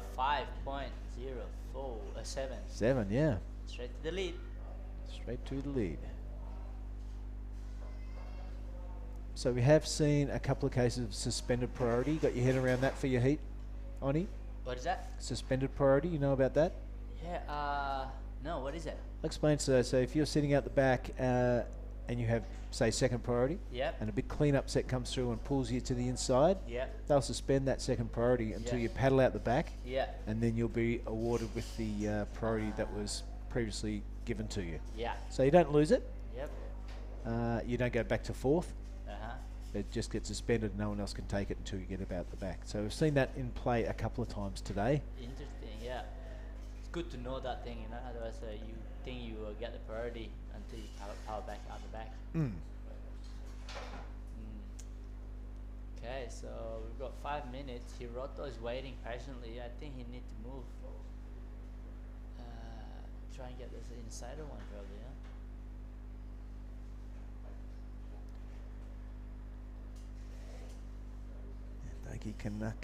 Tanaka. He only needs a very small score as well. He's got second priority, so right now it's probably our surfer in red, Daiki Tanaka.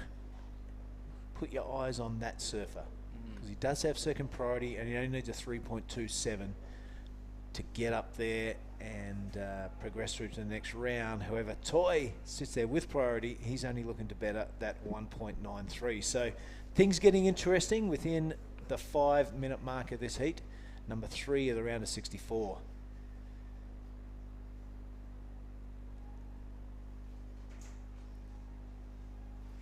Conditions looking good. And we should get through a whole lot of heats today. Of course, the next round of men's will follow, and then possibly women today. Yeah. Oh, here you go. Nice drone shot. Yeah, that's where all the competitors, the judge, and we missed staying like around. Oh, is that the other one? There's going to be a fight. There's be a fight. Oh, there's a crab flying. Bit of Star Wars action there. Star Wars action. Rightio, here is the scene with 4 minutes to go. It's Toi now in second, but he does have priority. Mike Clayton sitting out there in first, but not a real big lead. All eyes on our surfer in red, Daiki Tanaka. He will be the man to watch and could upset the apple cart inside 3 minutes and 40 seconds. Yeah. Toi Tanaka need I think like a high 3. Hiroto, small score too, man, like 2. Fourth priority, you would think there would have to be a 4-wave set for him to have an impact on the leaders board, but we see bigger lumps of Indian Ocean pouring through now, and down the line he goes. So he's totally pulled the carpet underneath the rest of the field, and a big hacking turn on his backhand. Arato really taking advantage of sitting down the line, wraps out a second turn. This wave looking good, but really the curtain falling on him there. So just getting to manage to squeeze those 2 turns out. I think he got the score. That was pretty sneaky, wasn't it? Sitting down the line, he had fourth priority. He goes, no problem. He read my mind, but this guy at the back can be dangerous too. Ooh. I think he just fight against those logs and stuff. So there we go, 2.5 minutes, and Dake Tanaka has priority. Oh yeah. Our surfer in red. Toy Tanaka got really washed off there. You're right, but the priority, he just now. Yeah, it's just a suspended priority. So there is that score of 4.27 from our surfer in green, Hiroto. That's enough to put him through to the next round. Things getting exciting in the last 2 minutes. It always does. Bring it on. Yeah. Mike Clayton Brown sitting down there with a slender lead. There you go. Again, all eyes on red. He could really just get a good looking wave here. Maybe he needs like a 5. It's pretty scary when it comes to an end like this. Like 2 minutes and everybody needs a small score. Yep. It's kind of like the tension it's builds. hard, right? It's like, oh my God, please nobody catch a wave. Beautiful overhead scene. A little bit of a keyhole down there to the right. Yeah. And Arai got the score, I think, the last one. Oh, look at that. You can see the whole thing. All right, 90 seconds remaining.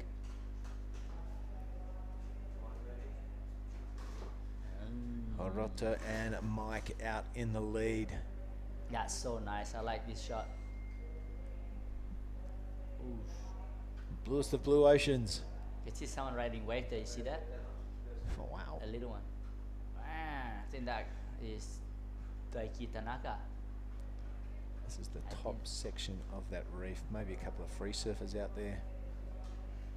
No, that's Caddy. Oh yeah, the caddies, you're right.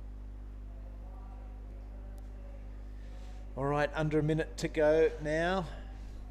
It's our surfer in red prowling the lineup. He has priority. He only needs a 4.78 from memory.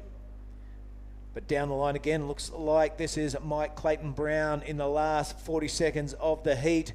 Wraps it around beautifully for his first turn. Avoids all the wood and rattles off a second turn. Oh, no, just that's maybe, the log. yeah, maybe hit a bit of a palm frond. Yeah, palm tree. No, banana leaf. Banana leaf, yes. So that is 20 seconds remaining. But I think Mike have extended the lead there. We'll see what the judges say. But yep, all sorts of obstacles being thrown in front of our surfers. None more challenging than a piece of driftwood. 5 seconds remaining. It's been an entertaining heat. Heat number 3 of the round of 64. Mike Clayton and it looks like Harate Arai through to the next heat. We're going to throw to an ad break. We'll be back for heat number 4, the round of 64. Stick with us, folks.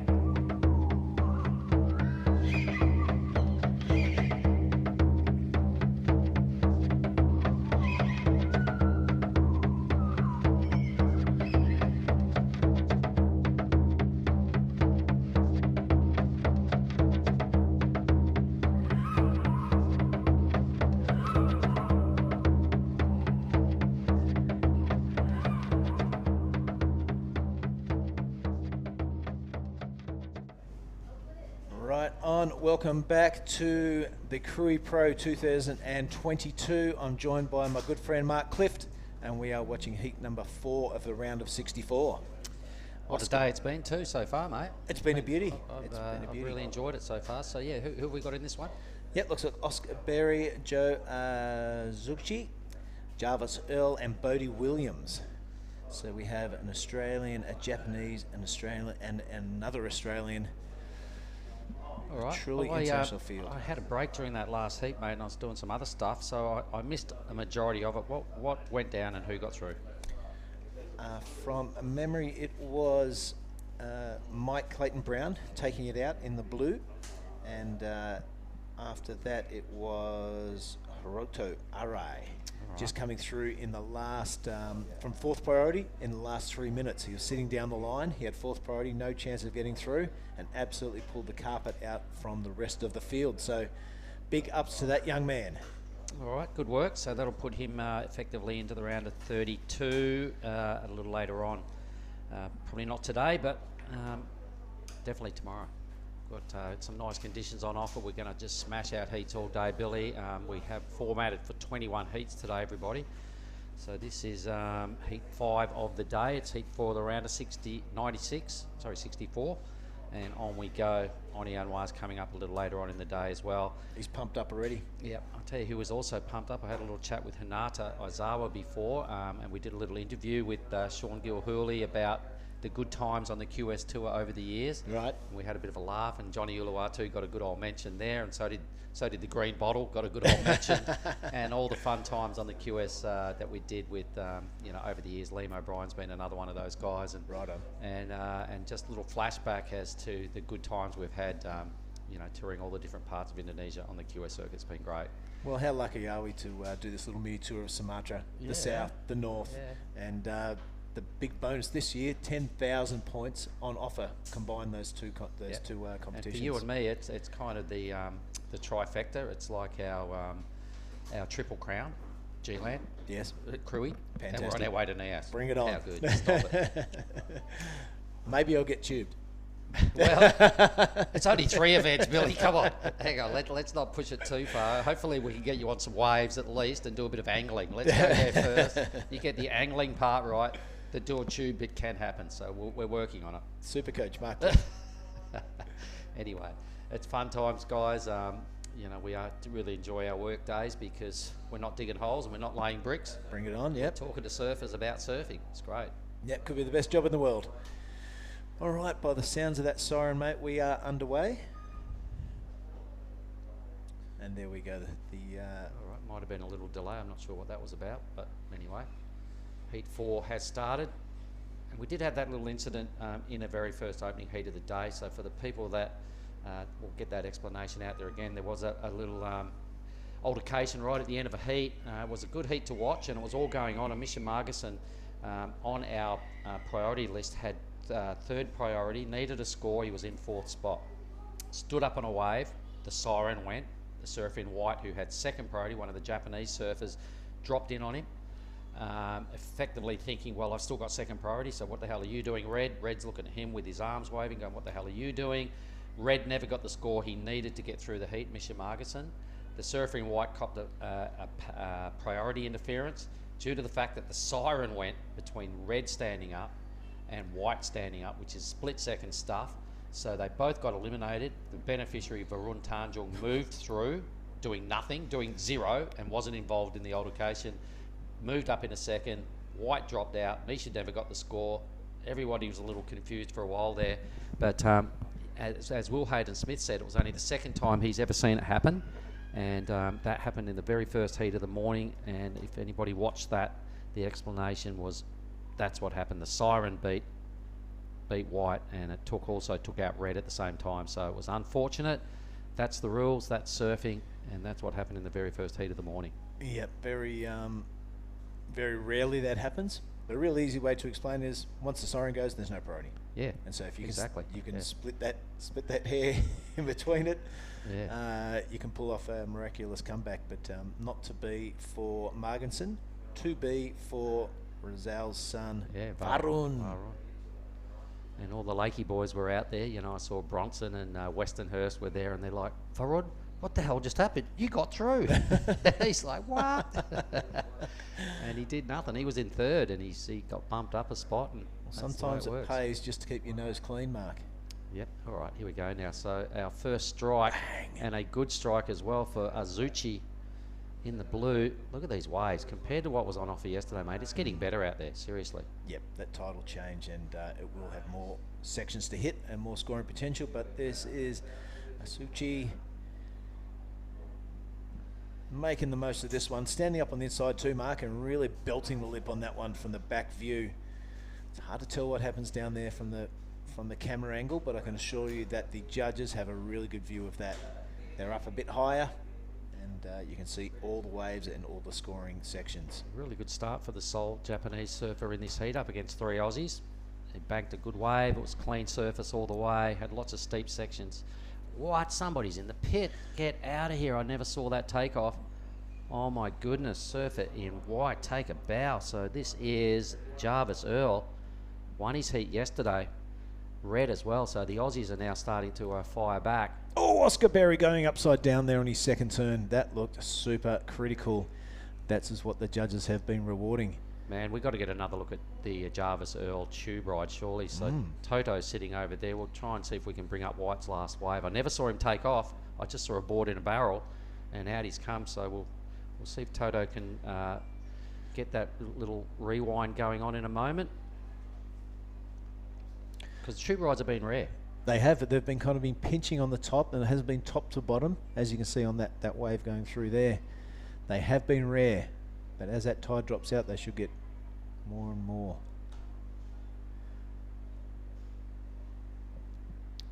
So we'll try and get this up and running again. Here goes the tube ride. Look at this, folks. That was sick. Yeah.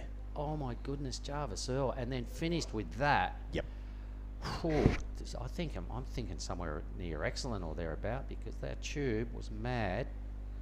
The finish hit was really strong. We've got no scores in from the judges just yet, so we'll stand by. But Jarvis Earl, wow, and Azuchi, really good. Oscar Berry's on the scoreboard somewhere once those numbers drop, so the judges are having a good think about it, and they do get the opportunity to watch the action replays. So where are those numbers? Yeah, we're just waiting for those scores to come through. Oh yeah, they're all just to be confirmed. But what a way to start Heat 4. A tube ride. The only other tube ride I've seen at the event pulled off was Jesse Mendez on day 1. Ripper. A really good one. Jesse's won his first 3 heats of this year's Krui Pro just quietly. If I was a betting man, I'd be sort of going to the TAB and whacking a sly 50 on Jesse at this stage. Another surfer I'd probably whack a sly one on, Rinta Uto. Wow, how was his 8.50? It was really impressive. And Jarvis Earl is also earning a spot in my trifecta at this stage. Gamble responsibly. Yeah, I'm not much of a bettor anyway, but I'll put a beer on it. How about that, Billy? Take that. Well, you've just taken my favourite. What is it, the Mick Malloy multis, mixed multis? Billy's Beauties and mixed multis. Right, let's come up with one in the remainder of this round. We'll come up with 3 each. All right, well, I think I might have just thrown my 3 out there. Let's have Jarvis, look at that at 8.33, ladies and gentlemen. The 3rd best score of this year's Krui 5000. Wow. Yep, right there, and I can name them. Rinta got the 8.5 this morning. Jesse got an 8.43 on day 1. Jarvis Earl 8.33. Very good. There it is again. Yeah, deep. Has to work hard in there. He disappeared for a little while. His finish was golden. Yep. Didn't sit back and admire his work. He just went to attack that lip straight afterwards. Thanks for that, Toto. Thumbs up, my man. Bringing us that action replay. Good work. Yep, Toto, our producer down here. He looks like an old school operator, plugging things in and working the screens. Doing a great job. He's got a shade of the Eddie Murphys about him as well. Did some good work around the pool yesterday afternoon, I noticed. Hey. All right, this is Bodie Williams now, our surfing green. Getting a lot of speed from that takeoff. He's hoping this wave slows down so he can hit something. It doesn't. Decides to pull out and get a better priority, wait for a better wave. So we've got a screaming heat on our hands here, ladies and gentlemen. Looking at these opening numbers, 8.33, 3rd best score of the draw. The tube, unreal. Oscar Berry, thanks for locking in the 7.33. Azuchi with a 5.5. I don't think I've seen a heat start this good. Not yet. Yep. No, heat of the contest. Event. Yep. Let's see how the back 17 minutes roll out, but entertainment plus so far. Thanks, gentlemen. Bodie Williams realised his wave was going nowhere and wisely kicked out while he's still out the back. all part of the game, isn't it? To pace your 25 minutes, Billy, that goes pretty quick.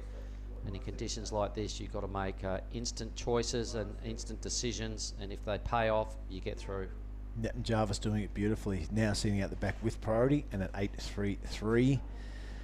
Wow. Playing his cards beautifully right now. Still 17 minutes remaining. All the other surfers got heaps of time to take advantage of that. And Look at this big old wide thing breaking through right now. You want to be there. When the wave breaks there, you Don't wouldn't be want to be there. Yeah. Now, yesterday afternoon, they were way bigger than that, and there were 10 wave sets. The event got called off. It was a wise call to shut it down, purely based on duty of care. It got pretty mean and nasty out there. Look at these burgers rolling through. Oh, yeah. Looks like something out of Morning of the Earth, doesn't it? Yesterday, they were regular. They were bigger, and there was 10 of them in a set. So we rolled out 3 heats in the Arvo and had to shut down heat 4, which became our first heat this morning. And that was tidying up the end of the round of 96, that heat 16 we referred to earlier. This heat for me at this stage has started off as the most competitive heat during this year's event. The tube ride from Jarvis Earl has put him in my mixed multis. Let's see how he goes for the rest of the heat.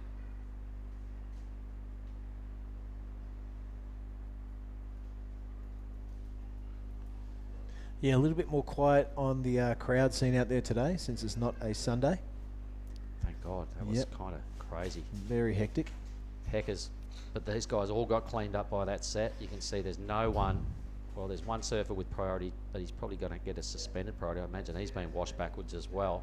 Oh, wow, look at the legs and arms. They definitely take their toll. They punish you. You don't hit the reef out the back there, but you do get swept down it and held underwater for a long time. Yeah, poor old Bodie Williams has just garnished himself a 0.83 and a massive paddle. 20 duck dives. Yeah, yep. Spewing.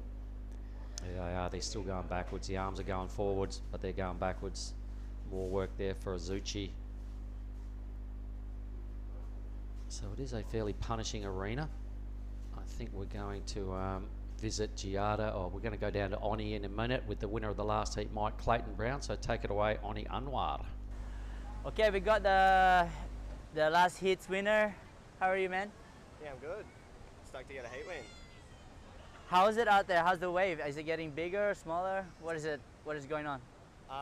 Yeah, it definitely feels like the sets are starting to pulse. We had a lot in my heat. Yeah, there's a lot of push in the wave too, which is really good. Okay, so today that's round 64, so you're gonna be surfing again tomorrow. So good luck. Yeah, cheers, legend. Right. Cute. Epic.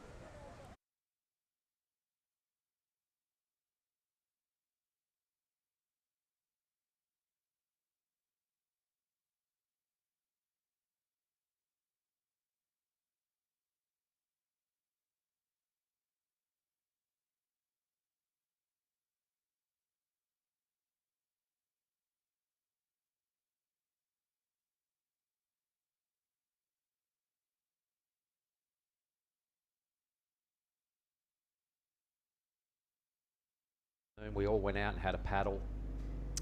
I got belted, cleaned up, 10 duck dives later, tapped out, turned around, came in.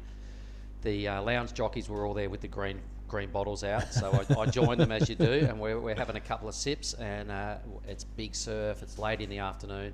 One of the boys got up, went to the bar, got another round, came back, and he's like, man, you know, how's his set? When he went to the bar, this set was rolling through, and it was really big, it was, you know, 8 foot. And he goes to the bar, comes back, goes, wow, how's this set? We're like, dude, this is still the same set. It was a 30 set wave, Billy Hanger. Oh, wow. And that's not, you know, second round beer talk. That was a fact. 30 waves broke. They were all in the 8 foot range. We couldn't believe it. It was a 10-minute set, to be honest. It really was one of them things you remember because it's rare that you see it. Yep. And it did happen. And people tell me that this place is prone to the 30 wave set. Oh, wow. So, hutty, awas, beware if you're in a heat, you just start to get mowed down. Like I did, I tapped out after 10 of them, but it does happen, especially here. Yeah, it's probably not bad stories like that, and that influences your strategy for your heat. I'm glad this place is prone to big sets, so let's not go inside. I'm glad I tapped out that day, I tell you, because the Frosties were cold, and the lounge jockey was full of legends. We had way more fun there than I was duck diving. Halfway through this heat, and everybody's still well out of the picture. Nobody's picked up second priority yet, mate, which tells me they've all been washed in. Jarvis Earl has probably got suspended priority at this stage, unless he managed to avoid all those sets. Well, there's still 12 minutes to go, mate, and I imagine everyone will get out the back. Oscar Berry only needing a stand-up, and he's going to go to first position if Jarvis doesn't catch another wave. Same with Azuchi, a stand-up at a bottom turn. Yep. He'll move in a second, and Bodie with a bit of work to do. Bit of work too, but he hasn't really got a scoring wave. Yep, that's a good spot to swing the camera angle, because I reckon they've all been swept wide. There they are. They are not the caddies. This is the current heat. Oh, wow. And that's what happens when you get mowed at this place. You yeah, there's the caddies there. So the boys are being washed the other side of the caddies. Little high five on the way past. Maybe some words of encouragement. You still got 11 and a half minutes. That's about the best thing we could say about that. And we see in the background all the beaches there, Mark. Yep. Worth Mandiri Beach exploring. Breaks. There's probably, I don't know how many kilometres, mate. It'd be 2 or 3 or 4 Ks of peaks and opportunities to have a free surf. And I'm sure there's some people down there right now doing exactly that. Yeah, definitely worth coming to check out this part of the world, folks. And while we're talking about that, let's thank the people that got us here, because this happens with big sponsors, and particularly the Pesisir Barat Provinsi Lampung, effectively the government of the province of west coast of Lampung. Thank you. Ministry of Tourism and the Creative Economy of the Republic of Indonesia. The governor of Lampung was here 2 days ago for the opening ceremony, and he was a massive hit. Telkomsel Indonesia, PLN, the electricity company of Indonesia, and then our main sponsors, Earth Island and Garuda, for flying us all here. Thanks very much. Yeah, you bet. Without those people, there'd be none of this happening. Appreciate it. There's so much work goes on behind the scenes, Mark, that people don't see on the broadcast, but it's much appreciated. And that's why we have people like Tippy and Tim Hain and Maria, Chika. These sort of people make it happen for us. Nadia, we can't forget Nadia at home. We'll Thank remember you. Nadia. Thank you for doing all your hard work and helping pull these events together. It's a lot of work, especially when you got 2 of them back to back. You bet. Yep. Well, 3 of them even, because Tippy was involved heavily in getting the G-Land G-Land event up and running. So we've just come off 10 or 12 days in the jungle. That was pretty good fun. Lots of good times. These guys still recovering from that major belting. There's nobody in position for a wave. Yep, still on the paddle. So this heat started off with a lot of promise. Big scores being dropped, tube rides, everything. Then Mother Ocean just levelled it out, said, beat it, you guys. Take 10, and we'll get back to you this heat in 10 minutes. Bit of a marathon for you. Yeah, it's not much. Those waves rolling through in the background. Yeah, that would be pretty massive. Oh, it looks like our surfer in white. That could be Jarvis going on his second wave or third wave. Let's hope he got a scoring, opportunity before he. But even the caddies are playing a bit of dodgeball out there in the channel. Here we go. White's now starting to get back in position. Is he? That could have been green. That could have been Bodie on his second wave. Yeah, there it is. All right, so that is Jarvis Earl out the back in the white. Yeah, it looks like Bodie just squeezed another little minor score in there. And now we're starting to get a priority situation. So Oscar Berry's paddled out far enough to regain second priority, needing only a 101 to go into the lead. So well positioned. You'd have to be pretty happy being Jarvis Earl with that 833. So he's got top priority. 8 minutes to put a second score together. But yeah, you were saying it's a much more relaxed scene out there today, mate, due to the fact that we've pushed through our weekend and all the Indonesians have gone back to work and back to their kampung. Yep. And all that sort of stuff. So it's mainly just competitors and a few officials milling around out there today. Yeah, we hope everyone is enjoying the broadcast. It's a pleasure to bring it to you. It's a pleasure to be in this part of the world. Sumatera Selatan. Yeah.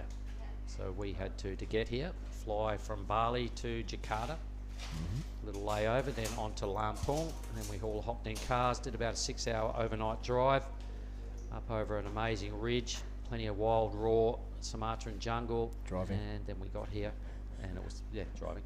Plenty of raw, wild driving too. Oh, there was. There was. Oh, look at this set again. Wow. There we go. Morning the Earth time again. Morning at the duck dive if you're in heat 4. Wow. Where are they? They'll be under the water wrestling crocodiles somewhere. And again. This was going on all yesterday afternoon, but bigger. 10 wave sets. Now, when is Rio up and running? Is he in this round or the next round? No, Rio's in this heat. Look, Yep. I think he's in heat 9. He is. He's up against your boy Made Joy out of Padma. 2 Japanese surfers. Wow. Yuji and Kayashira. That's be in heat 9. We've got plenty of time till we get to there. Lots of surfers out there in the competitors area, mate, really watching and zoning in on the scores and what's going on. And I had a good chat with Kian Martin about what he wants to try and achieve in his heat. Had some really smart answers. Having watched Rinta Utos go to work, I think Kian went, that's what I want to do. Right. Those backhand Rios. So everybody's watching and working out strategies, because every one of the seeded surfers get a go here today. It's a no fumble zone now. You've got to get it right, or you're on the sidelines. And all the big names in the draw will surf today. Yep, you've got to keep to your own plan for sure. Kian will have his what he wants to achieve, and he achieves it more often than not. Reminiscing. I think he said he was in heat 12. Yep, reminiscing with Johnny Uluwatu about Rio when he was younger, and remember Raju Senna used to always beat him in those contests. There was a good couple of years there where Raju would pull out a massive air in the last dying seconds and beat Rio. So it'd been pretty easy for him just to get disheartened and keep off his own channel and his own path, but he didn't. He stuck with it, and look where he is now. It's a really good lesson for young surfers out there. It doesn't matter really if you have a tough 6 months or a tough year, stick to your own path, and you can achieve great things. Good words. Because when you're out in the water like this now, you know, all your heats are hard. Everybody's a name. So you can't worry about those guys. If you're in the green, you've just got to worry about green, and green solely, because it takes a lot of focus to put together a great act in these waves. Look at my man. He's in my multi, in my trifecta, Jarvis Earl. Wow. He's looking really good. I'm glad he's in my team. I'm going to tell him that later on. He'll be stoked. Probably the highlight of his career thus far. Mark's multis. Jarvis Earl, beautiful Good style. Style, yeah. Yeah, really classic style there. Liked his grab rail cut down.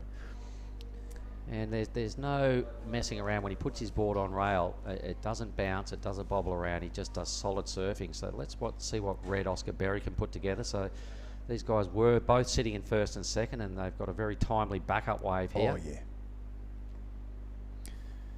Yeah, Oscar putting together his backhand turns there. There's only 4 minutes left. What do you reckon he'll do? Is he going to... I reckon he's coming in. Job done? I reckon he's come in to check his video, sign some autographs, and hope that was enough. I think he's only got one scoring wave, hasn't he? A 7.33. So that'll definitely make life a lot harder for the guys that were in third and fourth. Here's the replay.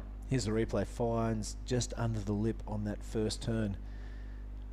That's a nice wrapping turn also. This one, I really liked it. Really... 3-turn combo, pretty good. Yep. Really flicked out that tail there. I reckon he's gone. That's enough. Done. I'm not paddling out there again. About 10 minutes of paddling, I'm coming in. He spent most of his heat underwater, and he's happy to get his head above water and take a breather and gone, that'll do. Look at Bodie here. Great. I wonder if that's all that happened on that wave. Don't know. But yeah, I reckon Oscar Berry will be coming in and get some extra joss, getting ready for his next heat. Well, he won't have to surf again today, so maybe hit the beachies. Not yet. 3 minutes and 10 seconds remaining. Let's have a look at your boy. Okay, Jarvis. Love that grab rail. Hard to do. Kind of come a little bit of a wobble off that, but that was a beautiful wrapping turn, that one. So only 2 moves. Not too bad compared to Green's. I reckon it's going to be really tight for the lead here once Oscar's wave drops. 5.68 could go pretty close. Yep. So that means Jarvis's wave was a 4 something? 4.67. 4.67. Oscar's was better than that. There really it is. close. Look at that. .16 now being shared between the Aussies first and second, pushing those requirements pretty high and challenging now for Azuchi, a 7.51, and a near-on perfect wave needed by Bodie Williams to feature in the next round. He does have priority, Jot, and he's only got one wave. 7.51, he's going to have to tee off. Yep. It's his first appearance in the Rashi. He's only got one wave. In 2 minutes, now needs to put together the second best score of the heat to get out of trouble here. I hope he gets the opportunity. I'd like to see him surf again. Long way to come just for one wave. Yeah. You know, so let's send him our mojo, and let's see if we can keep it a fair playing field by everybody getting the required 2 waves.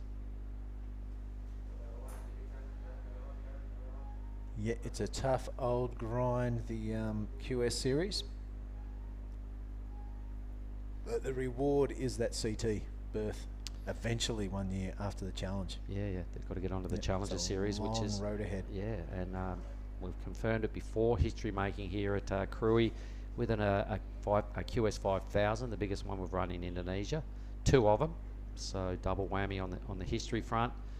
And all these guys are here trying to bank these points. You win this event, you go a long way towards an appearance in the Challenger Series.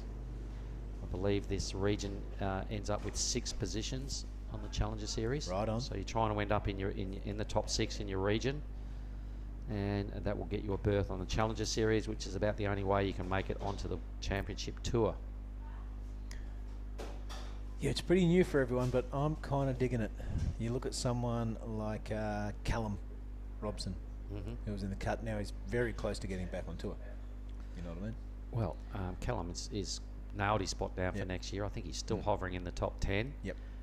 For someone, you know, and all these guys can keep that belief and go, wow, I've seen Callum do it.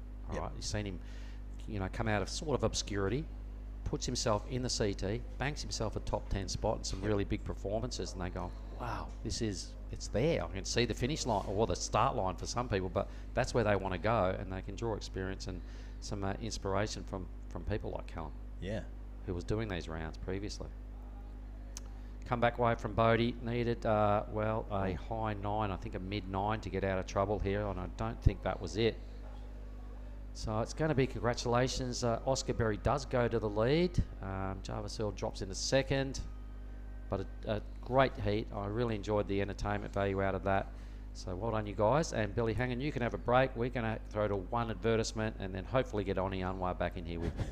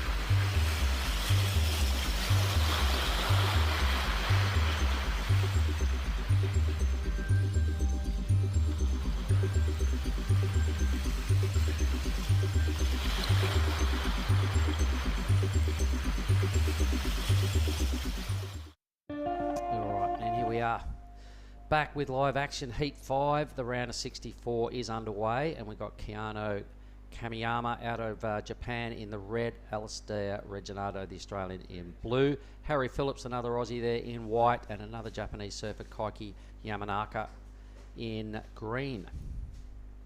That last heat was really good. So the 2 Australians, I'm going to pencil their names in, and we'll see them in the next round. Oscar Berry took it out over Jarvis Earl. A Mad True Bride from Jarvis was, for me, pretty much the highlight of that heat. So once again, we have the Japanese versus the Aussies in Heat 5, a round of 64. And that last heat did a whole lot of duck diving, and they found life pretty tough.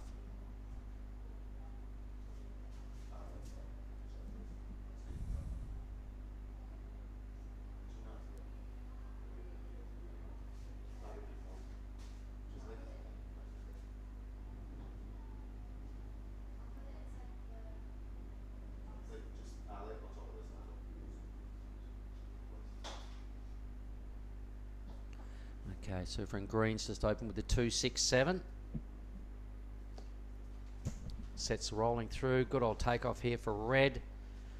So we've got the other Japanese surfer, Mr. Kamiyama. A lot of wall ahead of him. Let's see what he can put together.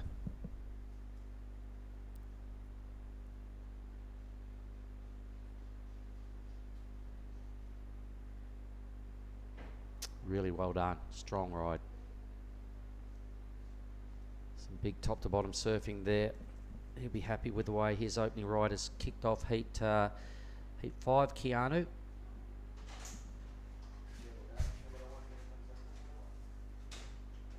Here he is, Oni Anwar. He's back in the zone. Help me through heat 5. What's up, everyone? How are you? Let's just get that a little closer right there. That's good. Yeah, everybody can hear me. Here we go. So you've just had a break. Tell me what's going on outside. Oh, a lot of things going on. Just the Rio, Katoot, and all the boys, they're doing their interview and asked me to do like some with them. So I was running late for this. That's all right. Sorry for that, Mark. That's all right. And it mate. looks like the boys ripping in there in the red. That was a good wave from Keanu. So. Oh, Keanu. Now, did you see any of the last heat? Did you see the tube ride from Jarvis Earl? No, I must be doing them interview, so I didn't see it. It was a good heat. Yeah? 8.33 for this tube ride and one turn. Nice. 8.33. Outstanding. Better than the Toi Uta, wasn't it? Daiki Uta? It was a completely different wave, like Rinta Uto. The Rinta.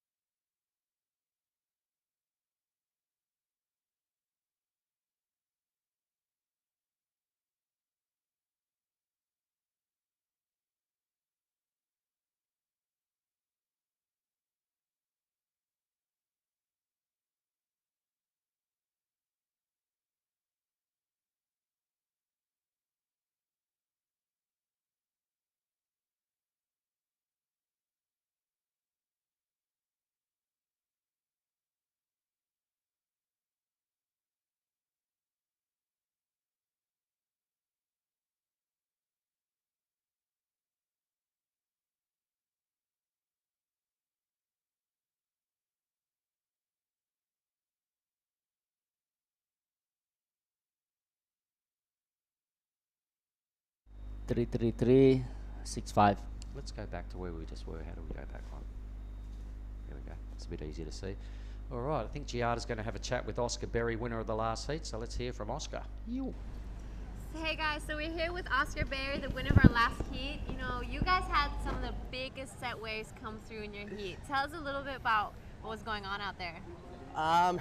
Pretty much from start to finish, it was wild. Like out with Jarvis, and we got so smoked paddling out off the top, and had to wait probably 10 minutes to get out, and then we got out, and kind of Jarvis and I both got scores off the start, and so after that I got washed all the way in, like just kept getting clipped and like just thrown further down the line, and I called up to Jarvis and we were like, oh, stoked we've got scores to start. So I kind of was like, yeah, once I get out the back, just try and get into a little backup score and get it done.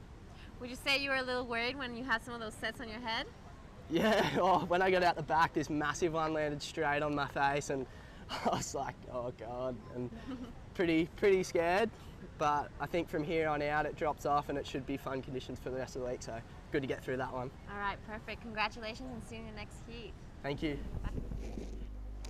All right, well, good work, Jada, and well spoken, Oscar. And that's what I was talking about, Oni, about what happened in that heat. The fact that those guys spent a long time underwater, and there were some highlight reels coming from Oscar and Jarvis.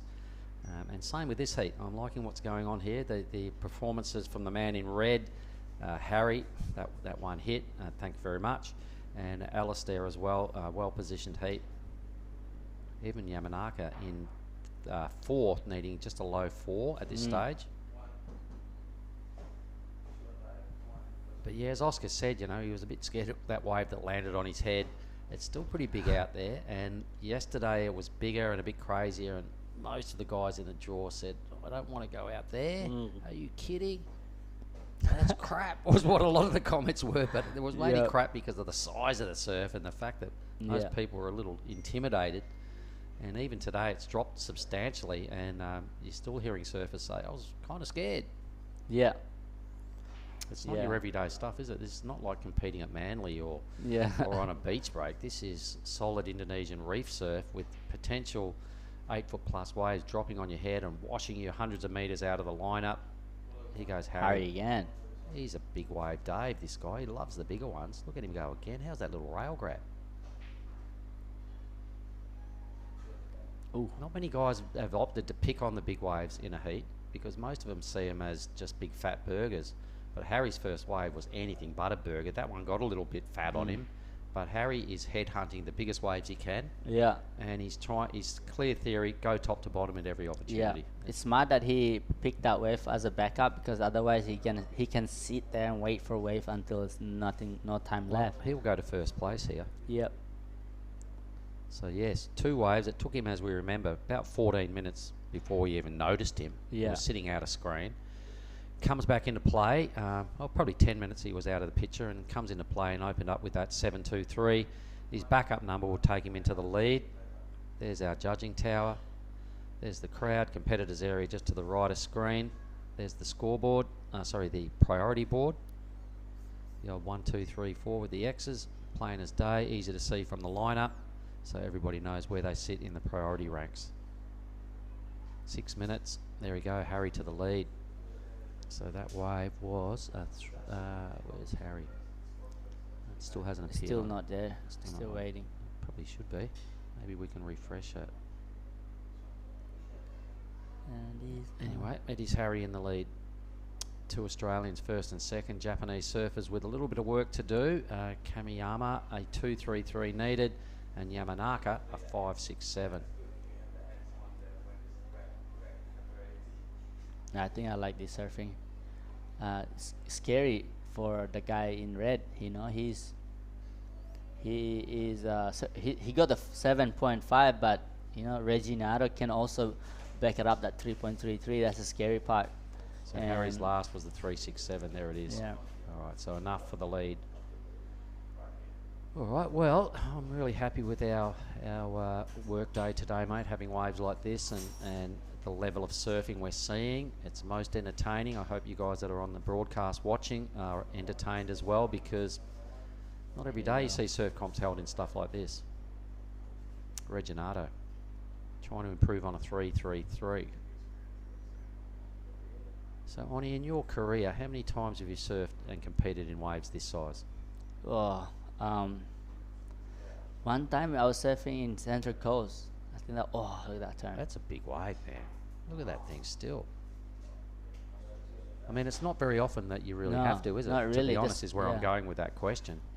Central Coast one time was big like this, but more like a beach break, messy all over. Really like, Yeah, this is organised. You're lucky This get is one on day. an Indo reef break. this is a reef break, and there was beach break, but yeah, that's the only time. And sunset, Haleiwa, said that in Hawaii, that's also challenging too, because we're riding like a 6, maybe 6.8, 6.9 aboard, and probably harder to do do a turn like this. So most guys, then let's talk about that. What would most of these guys be riding? What sort of size boards? They would be like just Mini step up, step ups? mini step up. Yeah, that's the Six one. O's, 6.1s. Yeah, 6.2s, and yeah, Oscar. I think not Oscar. Who's the guy who won the heat before Oscar? I looked at his boards. Michael something. Yep, Michael okay. Brown. Michael Brown. Yep, Michael Clayton Brown. Yeah, he Yep. was riding 6.2, and yeah, he's a skinny, tall guy, and yeah, that's a not big board, but thin, and I'm sure these guys are the same too. Yeah, you've got to pay the ocean some sort of respect. You can't really be bobbing around out there, I imagine, on a Yeah. 5.9 or something like that. I think that No. would be probably the wrong choice today, because Yeah. you've got to pay respect to it. If you do get a good wave like Harry got, Yeah. you've got to be able to hold a rail and stick your board in and make it hold in. And if you're Yeah. going as fast as Harry was and you're popping around on a Yeah. maybe a little epoxy or a 5.9, Yeah. you'll find out pretty quick smart that you're on Yeah. the wrong equipment. Yeah, I changed quickly this morning. I was surfing with my epoxies, and I was like, oh, what am I doing with my epoxies? But So you I- swap boards. I came in and swapped, and then it felt better. Yeah, epoxies are more for weak surf, more for beaches. Yeah. I feel some people can get away with them. Tim Matley at Yeah. Lakey Peak Yeah. somehow gets away with it, riding a 5.8 epoxy. It's I crazy. love Tim. He's like frothing grommet. He is, and I wonder if he's watching. Timmy, respect to be able to pull off what I see you do on a 5.8 epoxy. He'd probably still be on his 5.8 epoxy today and just Yeah. turn our last comments into absolute rubbish. Correct. Make us look like fools, but I wouldn't be. Anyway, here goes Harry again. He's had a great heat considering he went missing for 10 minutes. Trying to improve on just a 3.67. So the lead has been extended with Reginado 6.5. Some pretty good work going on there from the Aussies, fending off the Japanese campaign. But Kamiyama and Yamanaka have the top two priority positions with just over 90 seconds to go. They've got a strike now. Now is the time. They need a wave each. Harry Phillips is in danger too. Both the Japanese have priorities. Well, you know, like look at Kamiyama with a 7.5. He's got the best wave of the heat and finds himself in need of another wave. And if he doesn't get through, he would be spewing that Yeah. you open with a 7.5 and you've got probably 20 minutes to work on that, and you can't. You Yeah. only put together a 0.7 as your backup score. Yep. And you know what? That was that big wave he caught, that big closeout when I Yeah. went. I'm a bit unsure why he took that, because to Mhm. me it always looked like a closeout from what we can see on our screen. So he obviously saw something different out of that wave. The 0.7 Yeah. was probably a decision he's going to come back to really haunt him here. Here's Harry again, trying to back up his 3.6, 6.7. Oh. I want to go and have a chat with Harry on my break because I really liked the way he surfed that Yeah. heat.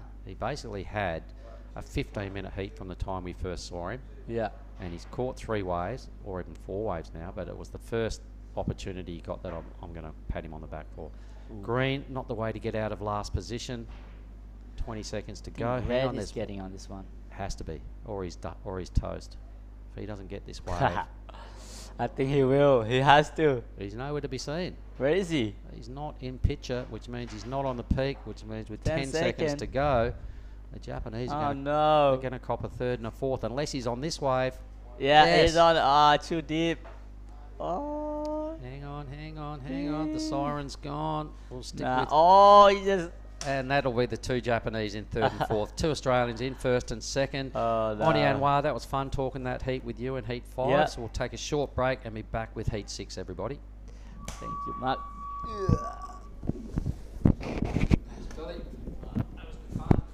Oi, broken board.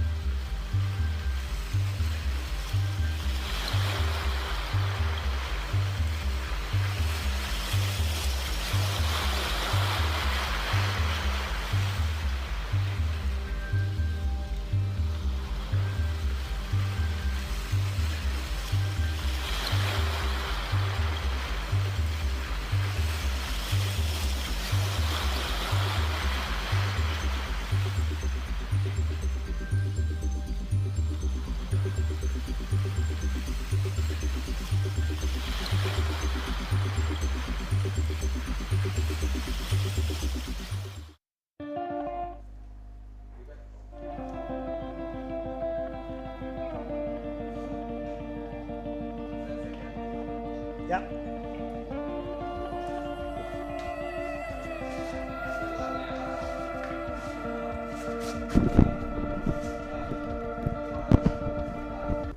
All right, welcome back, Oni Onwa. Welcome back, everyone, wherever you're watching around the world. This is the Krui Pro 2022, Pasasir Barat in the province of Lampung. It's great to have your company, and it's great to be with you, Oni Anwar. Yes, Mr. Billy. You see that last hit? It broke their board. Oh no. Yeah. A guy got a 7.5 and he didn't have a backup. Oh no.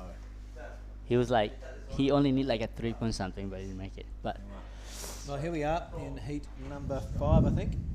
oh, we got Bronson here and Cooper Davis, Noah Stoker, and Keito Kurakawa. Oh, this is a good hit. I like to watch this one. This will be a beauty. That's exciting. Cooper Davies from Australia, Bonson Maede from Indonesia, Noah Lucky Stocker pick. from Australia, and Kaito from Japan.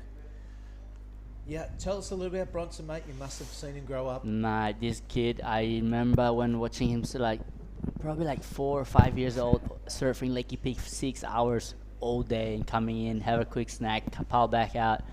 And his dad, Mike, he's a legend. And yeah, I think Bronson growing up surfing Lakey really helped him to surf this wave really well. I'm so excited. Let's see how he goes with this. Yeah, his mom and my mom really close. They always hang out, and they're probably praying for them now to win. And Cooper Davis, Noah Stoker, these guys also is a danger. These guys are so good. Yeah, the surfing is getting better and the competition is getting more intense. Yep. Been a lot of hype around Bronson Maede for a few years now, coming out of the jungle down there in Sumbawa.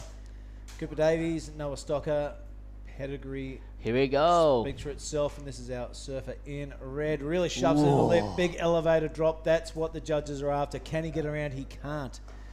Wow, that was a great opening from. This is not a messing around, guys. He's a Cooper Davis. He's actually one of my favorite surfers too. And but I think barrels pulled in. come out. That's our surfer in blue. Bronson! I told you. Oh, great That's rapid what I'm turn talking- afterwards and just comes unstuck. Bronson Maede. Oni Onwar got so excited after that tube, he just couldn't finish it off. But what a way to start your heat, deep on your backside in there. Wow. Come on. This heat is only a couple of minutes Just old the and we're start. getting excited already. Here we go. This is Kaito from Japan. Just a one-turn wave. He won't be happy with that. Can't believe how deep he was in that barrel, huh?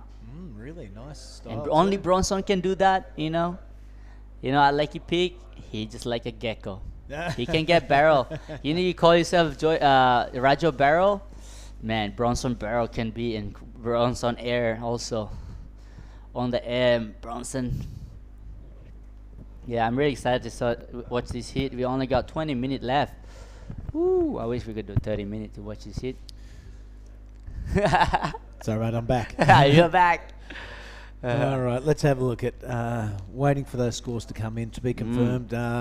First priority does sit with our surfer in white, which is Noah Stocker. Yep. And also that this morning I was watching Farun Tanjung also made his hit. Yep, he made it via a interference call. He just kept his nose clean and squeaked through. So good on you, Varun. Awesome. Yeah, it'll be Rizal and his mom be watching, and now it'll be all the Lucky Pig boys also gonna be watching. Also, the family in Bali for Rizal and his dad Mike. So say hello to all of us. Let's see what Bronson can do. Cooper Davis, Noah Stocker, Keiki Kurakawa. Oh, here you go. Whoa. Yeah, that was straight under the curtain. Came out beautifully, looking great on the bottom turn. I'm not sure what happened afterwards. Just got a little bit clipped by the white water, maybe on the back of the tail on the recovery. But the turn looked really classy and slicey. And you know, what a pity. The wave is fat, though, Billy. You know, that's how skilled this kid is. Can get barrel on a fat wave. You know, like this is, and that's why how he fall off the last end section. Because when you dig so deep under your rail, it just bogs. So that's what happened. And Bronson already knew now that next wave he's gonna probably hopefully do something big. He'll want to get after it for sure. Let's have a look at that score coming in for Cooper Davies, a 7.33 for one turn. He has taken that early lead. Upside down, nice.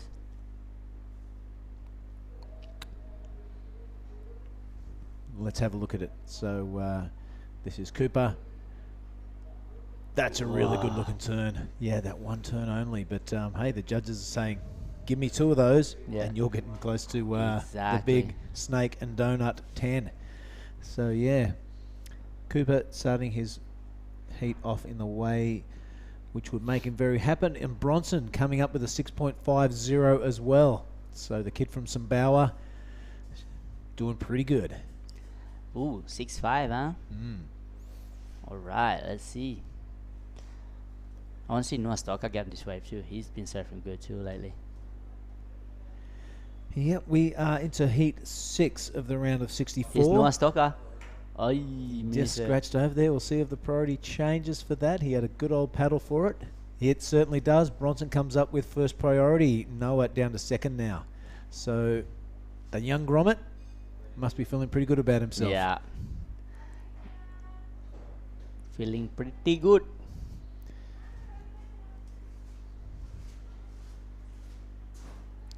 So heat number 7 coming up. We'll just touch on that. Ryuki Waeda. Already hit number 7? Next heat, yep. Let's stick with the live action now. This is our surfer from Japan, Kyoto. Not really the wave he was looking for, I don't think. Interesting. There we go. Everyone with the wave on the board, with the exception of Noah. Good news for him is there's still 16 and a half minutes remaining. Heaps of time.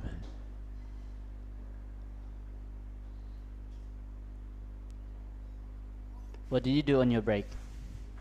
Yesterday? Last night? No, just then. Oh, just then? I went and sat with the competitors area and had a talk to Willow Hardy and her father, Jean. Yep. From the Margaret River area. Just having a look at the waves and seeing what they thought about things. And I can tell you she is licking her lips in anticipation to get out there and get amongst those waves. If your last name is Hardy and you're from the Margaret River region, you are not scared of big waves. And I'm full of admiration for that young lady. She's very well spoken and a really good attitude. So we'll see what she comes up with maybe a little bit later today. We'll see how it goes. Here you go, Bronson. Looking at the set at the back. Can see his there's a lump coming, yeah? Maybe this is the wide one. That's hard to tell from the camera angle, but there is a couple of takeoff spots out there.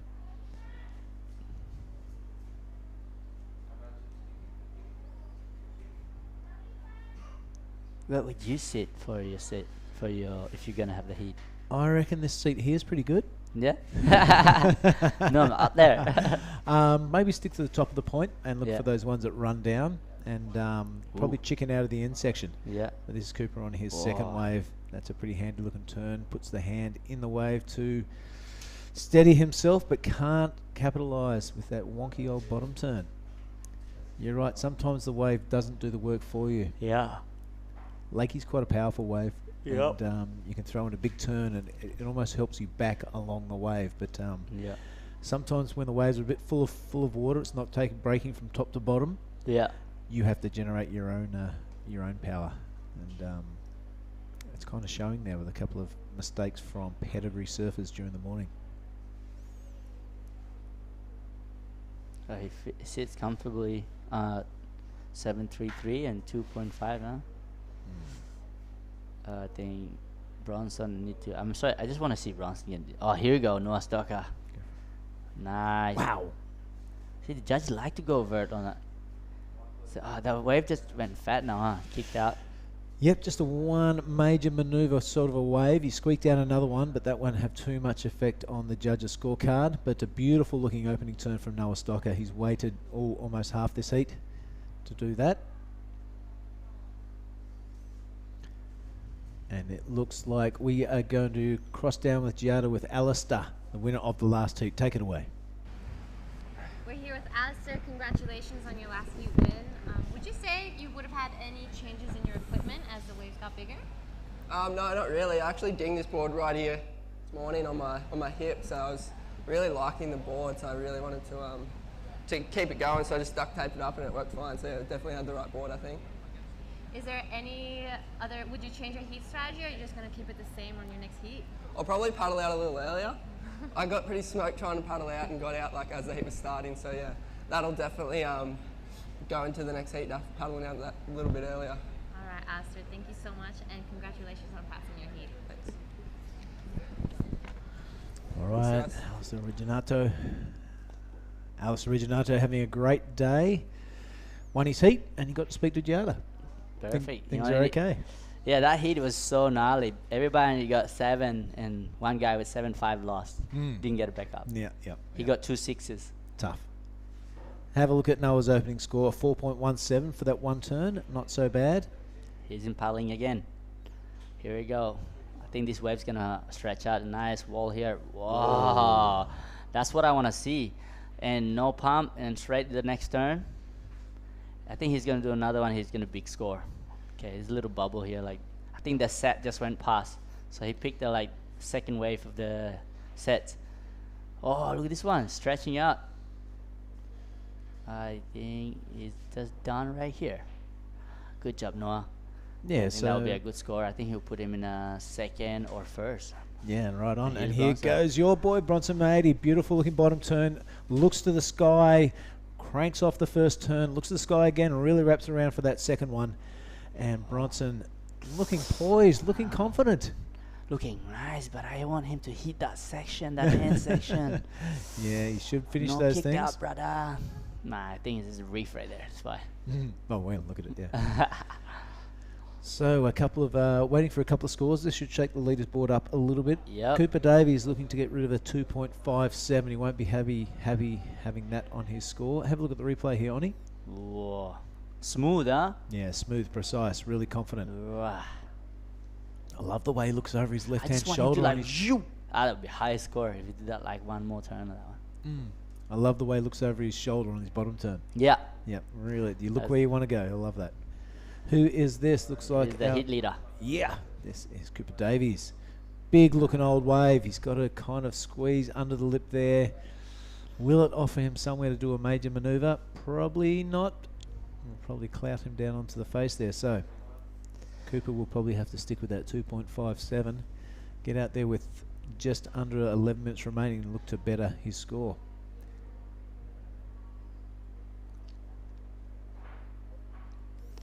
Must be really. Oh, here you go.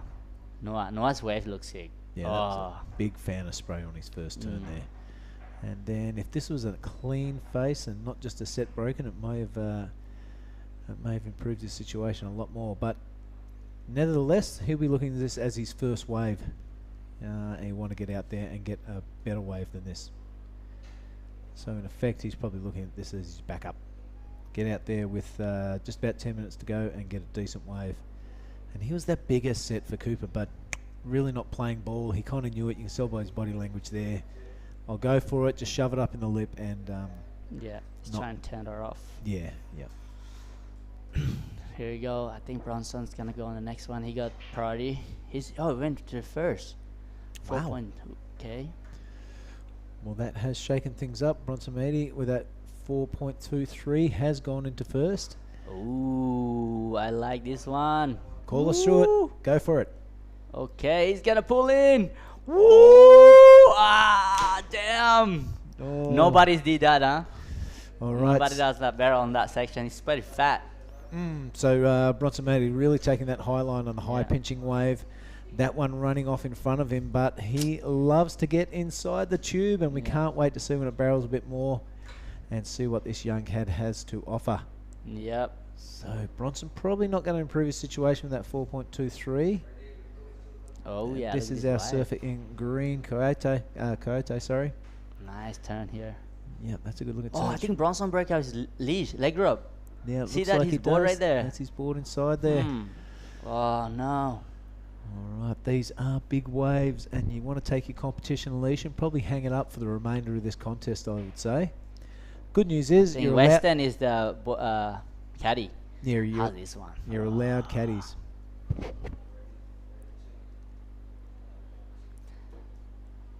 Yep. So Bronson really going for it and kind of paying the price by snapping a leggy. You can see him there swimming over to, is that Western Hurst, his caddy? That's Western, yeah. The Lecky Pig boys. Yep, LPB in the house. Aye. Yeah, he's in the juniors now. He did a QS for a bit. Now he's Western has no board. He has to swim. Can he swim? Maybe he should bring 3 boards next time for the caddies. So.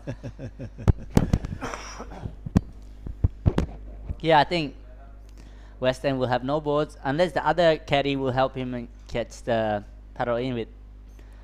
Nah. Surely they will. But anyway, let's get back to that leaders board. It's Bronson out in front with that 4.23, his last wave. Cooper Davies looking for a backup of that 7.33. Noah Stocker really with that one wave of 5.67 of any consequence. And Kyoto getting going. Yep. Priority sits with Cooper. He'll be happy with that. 7.5 minutes remaining. Probably time enough for one wave each, you'd say, with a big paddle out ahead of him. Yeah. There he goes. He's on his board already, Bronson. He's back out the back. You reckon it'd be exactly the same board or maybe a bit longer? I would say we the same. Yeah. Yeah. Same. He had some bunch of quiver from his shaper, so yeah, he brought a couple of boards here. Probably do some surfing, fun surfing, you know. Six boards. Here we go, sets again. Sets again. Red Who's gonna be on it? Red does sit in priority. Look at this one. I want to go out there now. When's my heat? Last heat of the day, brother. How many more? Oh my God. A lot. A lot. Billy say, don't go anywhere. Sit here and talk to me, right? I think that's who you've got? You've got I got Billy Leo, Stadman, the Brazilian kid. He just won this morning, and Billy and Tensi Isi, one of my fellow Indonesian friend. Wow, that's going to be a great heat to round out this heat. Look at this. Looks like Bronson straight into action again. Beautiful looking wrapping top turn. He's played that art at Lakey Peak over the years. Really good looking left-hander. This is probably wave of the heat for me thus far. The young man doing extremely well, laying his body right over on that bottom turn. Bronson Mady. That was pretty handy wave. What do you think, Oni? Yeah, he looks sharp. I think spicy. Spicy. Yeah. Spicy like Lombok. Yeah. Just need to give some wall, then he can really hit that. I tell you what, that is pretty impressive for a young fella to lose his board. Let's have a look at this replay. Really beautiful style on that backhand wrap. Then finds a lip on that second pocket, which is really impressive. I think the judges will like that. This one, not really a setup wave, a setup turn. He does really well.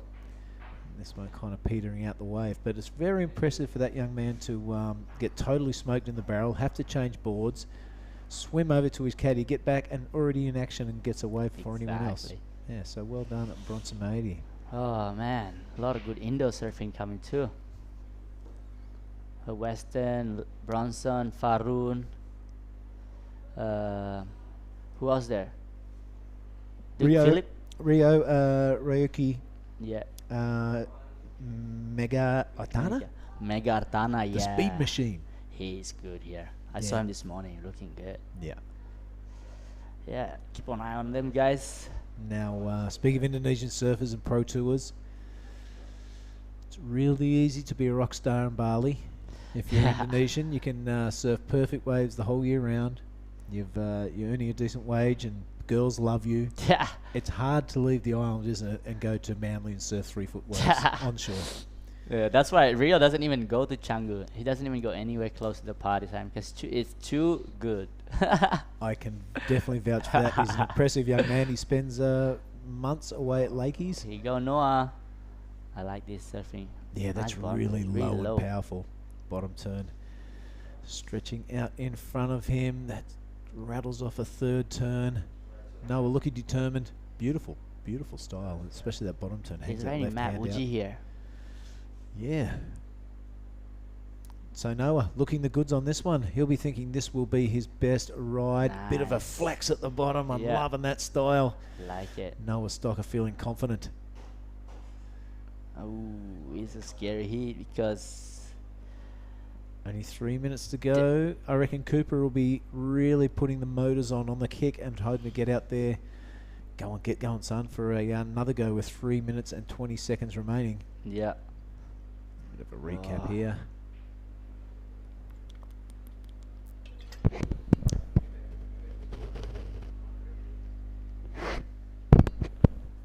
Yeah, I will vouch for that young Rio. He definitely doesn't go to the party scene. He likes to lock himself up at remote places for months and months and months, which is really cool. He just hunt wave. Like live in the beautiful island of Bali. There's so many waves in Bali. You can go to Uluwatu. All day you can go hunt for wave. You go to Keramas, Canggu. That's true. You follow him on his Instagram. In the morning he's at Kremis. Yeah. In the afternoon he's somewhere around Canggu. Yeah. Yep, he's definitely a hunter. Now he liked to surf Uluwatu in the afternoon. He said, Rio. He's up in soon. What hit is he? Don't know. Let's have a Two look. more hits. Beautiful. After his brother, he will watch Liam O'Brien. Wow, that's cool. Whoa. Sheriff Lobo. And then you see Rio. I tell you what, we watched Sheriff Lobo surf at Rottnest last year. Super, super impressive in that CT. Yeah. Sheriff Lobo? Lobo. Yeah. Oh, Right. Liam O'Brien. You call him Lobo? Yeah, Lobo. All right, let's check this out. With 2 minutes to go, it is Bronson the Grommet in the lead with that 6.50 and the 5.93.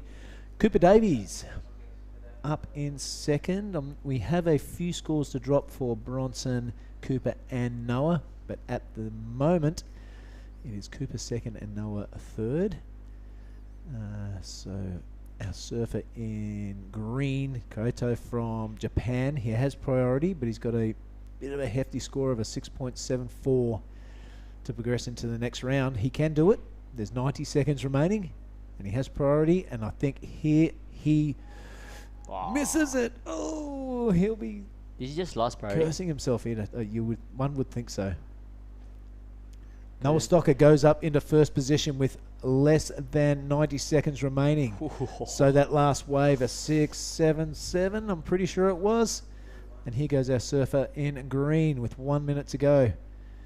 Kind of finding something to do. Grabs a rail, pulls in. It's a long way. It's pinching. He won't come out of that one. So let's have a look at that leaderboard again. Oni, it's Noah up in first. Bronson now goes into second. And all eyes on the man in red. He could upset the Sumbawan Dream if he gets a Yeah. 5.10. There is only 40 seconds remaining though. And who has a priority? No one has I priority. think everyone's duck diving and wrestling I think crocodiles. everybody just got washed off. That's a very interesting Bloody heat's just set. unfolded. Oh no. Oh yeah, all these sets here. Yep. Yeah, Billy, I think no one has a chance now. I think the 10 second and it is what it is. Yep, that could be a result for us, folks, with about 5 seconds to go. Congratulations to Noah Stocker and the Grommet, Bronson Maedi. Give me one of those, mate. Good on him. Yeah, good job, Matty. Sorry, Cooper. It's been great calling this to you. We will cut to an ad break and come back with heat number 7 of the round of 64. Stay with us, folks.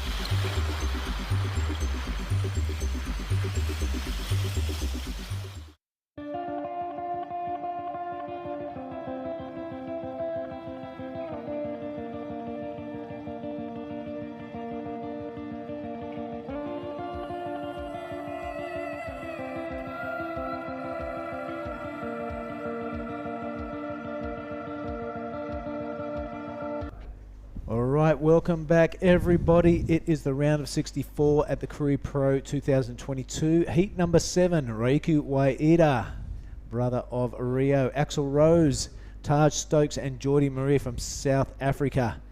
Couple of Aussies, an Indonesian and a South African. This should be a great heat. Mark Clift. Yeah, well, thanks, Billy. Here goes Ryuki right now. So, brother of Rio, and a very good surfer in his own right. Seen him surf a bunch of times in Sumbawa. And look at these surface conditions, my God, compared to yesterday. This is amazing. Watching that last heat, Billy, I didn't see a lot of it. I did notice a broken leg rope, a caddy exchange, another surfer swapped boards with his caddy. The caddies are coming into play well and truly. Yep, well, that was your boy, Bronson Maedi from Sumbawa. What, broke a leggy after a big closeout tube, and he, in fact, got to his caddy, got his board, got out the back, and caught away for anyone else. Did he get through? He got through. He got second. Noah Stokes got first. I'm pretty sure. All right. Did we make note of that? I like to keep track of where we're at. So, Bronson. Where are we? Over here. Okay. So Bronson got second. Is that Yes. right? Okay. And Noah first. Correct. Okay. Thank you. So Cooper Davies and Kaito out of the draw. Yeah, Cooper very unlucky. Surfing really good, but the waves he got, the bigger set waves, kind of just filled full of water, and the sections closed down really fast on him. All right, heat 7, we've got a long way to go, and we've got a busy day ahead of us. So a 417 opening score there for Ryuki, and I see coming up in the very next heat a favourite of mine. I know I'm jumping the gun a little bit here, but Liam O'Brien coming up next, and I'd really love to see Liam perform well. I'm sure he will out here, but we've got a long way to go before we get there. Bang, look at that second turn from Ryuki. Really into the lip, and not many people have been able to find that lip today, so well done, that young man. Yes, Sheriff Lobo coming up. That's going to be very interesting. We saw him have a good crack at Rottnest last year, didn't we, mate, in the CT? Yeah, he sure did. And so unlucky not to be able to surf through the whole year, but we'll speak more about Liam when his heat rocks up. We'll stick with the live action. Ooh. That was a good crunch by our surfer in white, Taj Stokes. Got a little bit of the frothy stuff to deal with. Seems to be doing a pretty decent job of it. Just keeping with this thing, hoping to maybe find one more section. Can't do it. Out he goes. So everybody at least on the scoreboard early. That's a good thing. I did speak with Harry Phillips, who a couple of heats ago, the heat that you had off, Billy, had an amazing heat, really good surfing. He went missing for 10 minutes of the heat. We couldn't even see him on the screen. We're like, where the hell is Harry Phillips? Is he out there? He said when he was paddling out, he got so pumped. He's got all these holes in his board from the paddle out. Wow. He's riding a board that is 4 years old. It's brown. It's already got a crease. He got another crease in the heat. There was a bit of tape hanging off the side of the board. Oh, and I'm like, oh my God, Harry, really? That's his favourite horse. And he's got his caddy, of course, sitting in the channel, keeping an eye on him. But he's riding a beat-up old magic carpet, that's for sure. Awesome. Harry Phillips was pretty funny. Got second in the heat, did one of the turns of the morning on a really big wave. So we've got a lot to look forward to with all these crew that are getting through when we see him in the round of 32, probably tomorrow. Stokesy off to an early lead, a 5.27. Ryuki right next to him, and a couple of throwaways for blue and green. But Geordie Marie, do you know much about that name, Billy? I've heard the name. I haven't seen him in action. Won Nias last time it was on his Right, backhand. yeah, on his that's where I've backhand. heard the name. There you go. Gotcha. So a goofy footer. He'll be obviously facing the wall out here. He'll be pretty keen to go back to Nias next week and defend his title. Fantastic. That was the last winner at Ness, was it? Yep. That was when I was lounging around and holidaying in Africa and missed that event. You guys swapped. What do you mean? Jada. You and Geordie. You went to Africa, he came to Indo. And he won the event and I didn't. All right, let's have it. This is All him right. now. No, this is... No, it's not. This is blue, maybe, Axel Rose. I Yep. can't really tell from that sun glare. Axel Rose. So what do you reckon the chances are his folks were pretty big on Guns N' Roses? Well, I think 1,000,000%. Cool names. And this is a cool looking wave on the inside. He's been persistent with it. And he's got to get some scores because it's a big long paddle after that. He's not happy with it and kicks out. See the caddies jostling for position. They don't want to get caught in that set like they did yesterday. Well, I heard a caddy broke a board earlier. Yeah, so, and then I went out and watched that heat and saw the Bronson swap over, the other guy swapping boards. So caddies, you got to pick your caddy wisely, I imagine, because you need somebody who's on the ball. Then the caddy had to swim in, and that was quite funny watching him do that. And, you know, you need somebody strong in your corner. You can't be just... you know, willy-nilly as a caddy. You've got to keep watching what's going on. Yep. And then be prepared to swim in. So I imagine there's a lot of people saying no to the job when friends are asking them, Yeah, can I'm you fine. caddy for me today? I'm fine. Hang on, I've just got to go and have a pot meet. Yeah. I won't be back.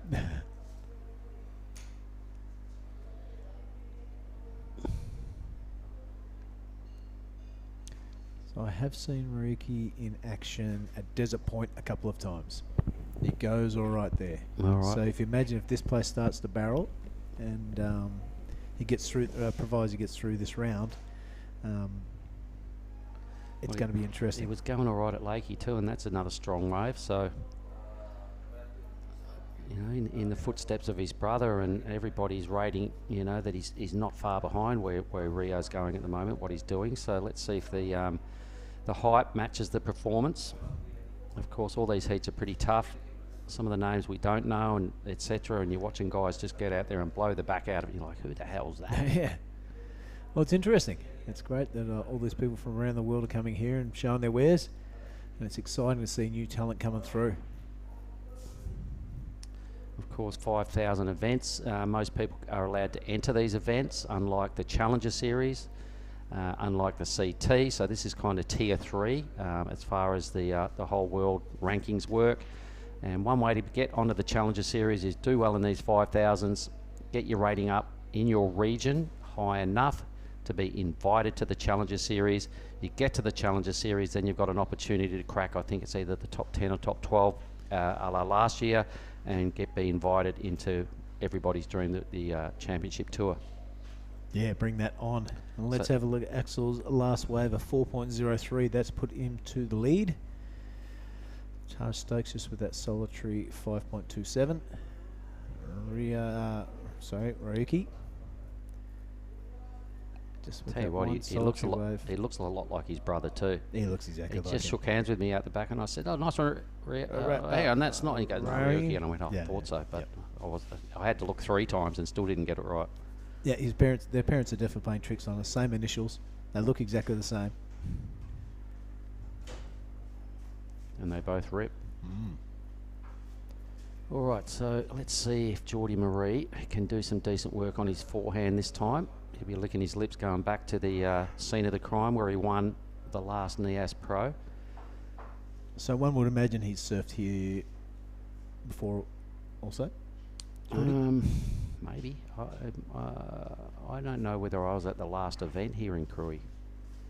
It's been a while between drinks here at Krui. Maybe I was, but Jordy Marie, I don't think I'd seen him surf live with the Rashi on, so maybe he hasn't been here. Gotcha. So I'm pretty sure I was at the last Krui event.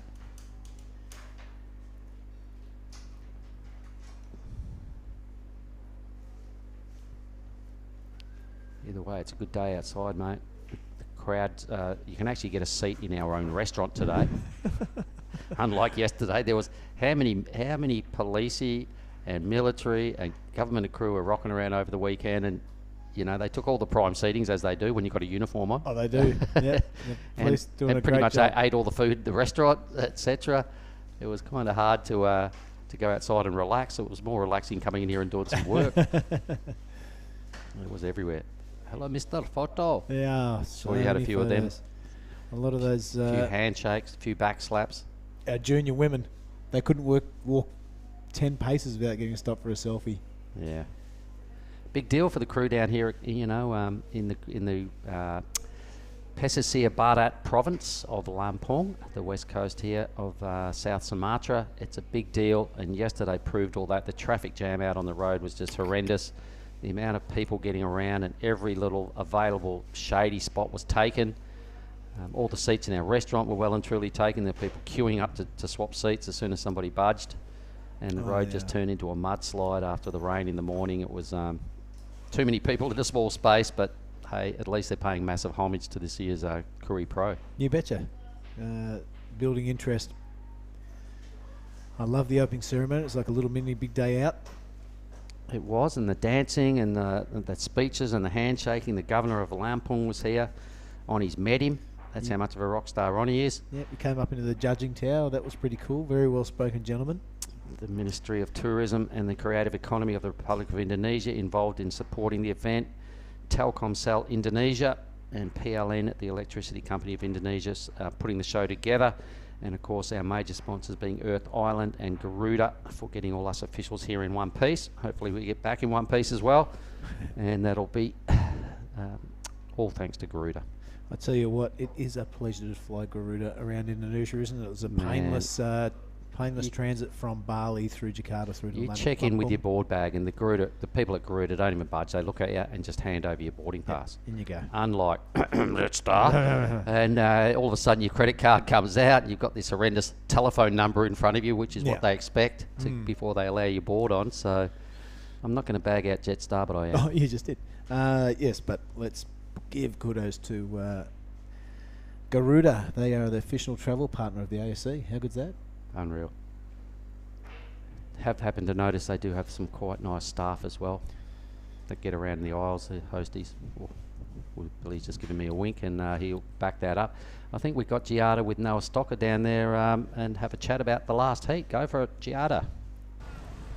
So we're here with Noah, the winner of our last heat. Tell us, being your first time here, what are your thoughts on Krui and the wave? Yeah, I'm loving it. I didn't really expect to get waves this good. Everyone kind of, who I spoke to, sort of said it was more of a kind of flatter wave, but from what I've seen, it's pretty world class and it's pretty solid out there. Would you say you'd be coming back here on a normal surf trip? Yeah, for sure. Yeah, I'd love to. There's so many waves, like 30 minutes drive each way. There's like at least 20 different waves that you can surf, so it's a pretty good spot to come for a trip. Would you say, did you have any change in equipment since the waves got bigger? Yeah, I'm basically riding my biggest board that I've got here, and even then it kind of, on a few waves it felt too small, but yeah, it's going sick. Pretty stoked. All right, thank you so much, Noah, and congratulations. Thank you. Well, Noah on his biggest board. I wonder how big that is. Probably a 6 footer. 5'9".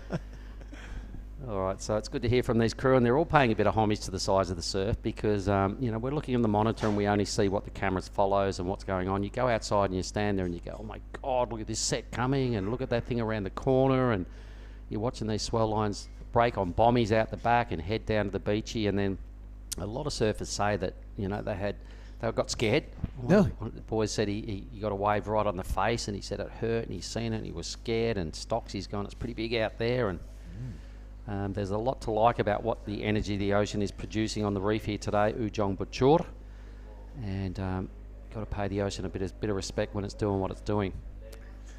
Yeah, well, it is Geordie Murray sitting out with priority. He only needs a 4.71. Mariki just needs a little stand-up score. So does Taj. And there's, 11 minutes remaining.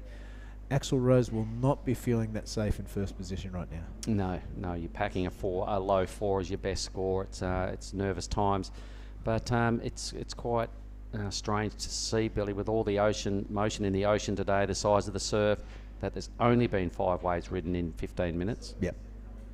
So the ocean does take a breather every now and then. There's an epic look at the lineup of this reef. Look at it just wrapping around. It was almost what we're looking at last week when we were in the southern tip of Java. Yeah. A very similar setup. The reef just bends in perfectly. It's got that nice hook on it. The swell lines just wrap in. And what a great look at all the way up the point and beyond. I'm loving the drone footage.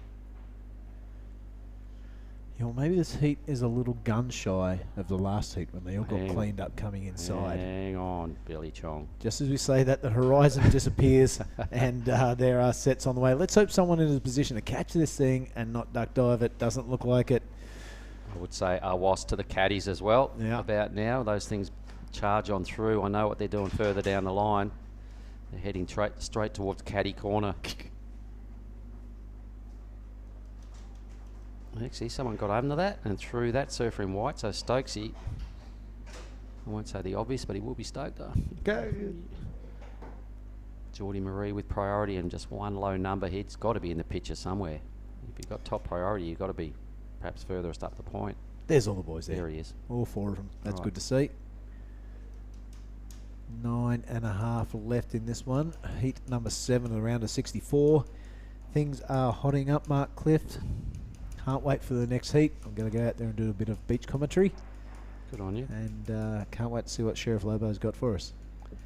Yeah, there's a lot of guys out there in their headphones and in the competitors area, blinkers on, staring at the ocean, listening to the beach announcing scores, coming up with their tactics. 25 minutes is not a long time to get your groove on, so your tactics have to be spot on. He goes white now, so Taj Stokes with 3rd priority. He's found himself a pretty decent wave. He's got a white watery wave, but it's still quite clean and whips off 2 really polished moves. He goes straight into the lead with that and probably be putting together a pretty decent, respectable number. He goes green. Yep, this is Geordie Murray, the South African. Beautiful wrapping turn to start things off. Again, white water and bumpy, but it looks like it's going to provide just only 2 scoring manoeuvres. So Geordie Marie, that's a lot better than a 0.57. He'll be thinking he'll need 1 wave at least. Oh yeah, he'll know he's nowhere near qualifying position. That wave just really seriously let him down. He sat there for a long time with top priority Bill, cashed it in on a pretty B grade sort of wave as it turned out, but you never really know when you stand up. But I like what White did here. Yeah. Just some sort of strong rail turns on a frothy wave, so it's not easy to ride. Finished with a bit of a bang. And definitely goes to the lead. It won't be a big number, so it's going to be a shaky lead for Stokesy. Here goes the South African. A bit of a wrapping turn to start things off, so nothing too exciting or too crucial or dangerous. This one, kind of the same, so the judge is not going to really get excited about that, I wouldn't imagine. I imagine they get sort of fairly similar numbers out of white and green. Maybe white with a slight edge. Stokesy to the lead, so was that the 487 or was that... Yeah, I think it was. Where is he? Number? Yeah, it was a 487, but it's yet to be confirmed on our monitor. We can see it right there though, and green, no, blue. So let's have a look at this one for me, Billy. Yeah, this is Axel Rose, the lip presenting at the self-time, and he sticks himself under it, wrapping around through that piece of water that gets really full in that part of the wave. He's going to be patient with it and stick with it and rattles off another turn. Hopefully this thing stands up for him and gives him a lip to smack. It does. He does. It really drifts the tail. Can he come out the front of the white water? Can't see him. Don't think he's pulled it off. It's hard to tell from that angle. Yep. He did go for it. Right on cue, as you were saying. I hope he gets a steep section. He certainly did. Oh, there he is. To get any credit out of a move, though, you've got to ride out of it. So he goes green. Now it has to be green, the South African. It is. So Geordie Marie, wave number 3.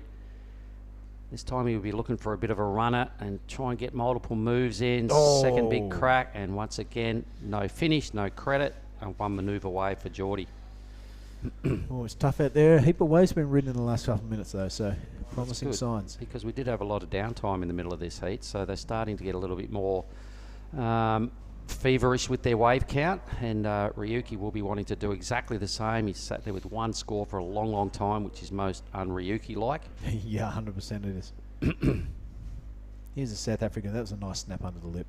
Yeah. This one would have been great to finish off. He really was upside down, but no luck. All right, so time for Ryuki to respond here. He will no doubt drop into fourth position. He won't care one bit. He's been doing it long enough with the Ration to know you've got to maintain your composure and do not panic under any circumstance. He goes blue.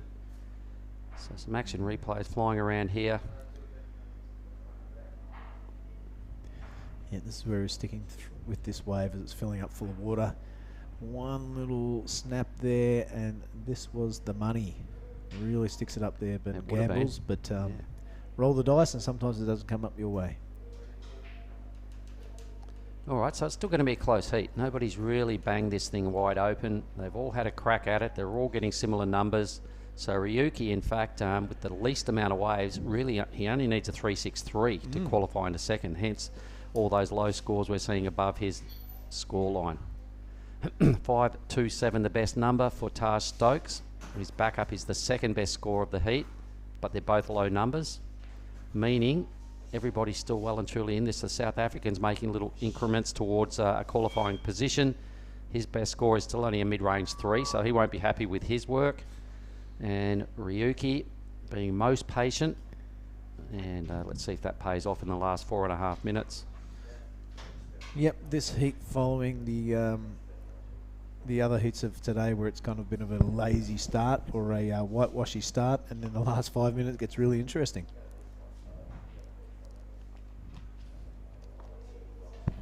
Well, there's been enough in the day, enough waves and enough sets to give everybody a fair chance. In 25 minutes, most people have been getting the required 2 really good waves. You can't afford to mess up any of your opportunities. You can't afford to get cleaned up. You've got to make sure you're on the right board and that your leg rope's strong enough to deal with getting cleaned up. Bronson, I'd have to have a look at that. Yeah.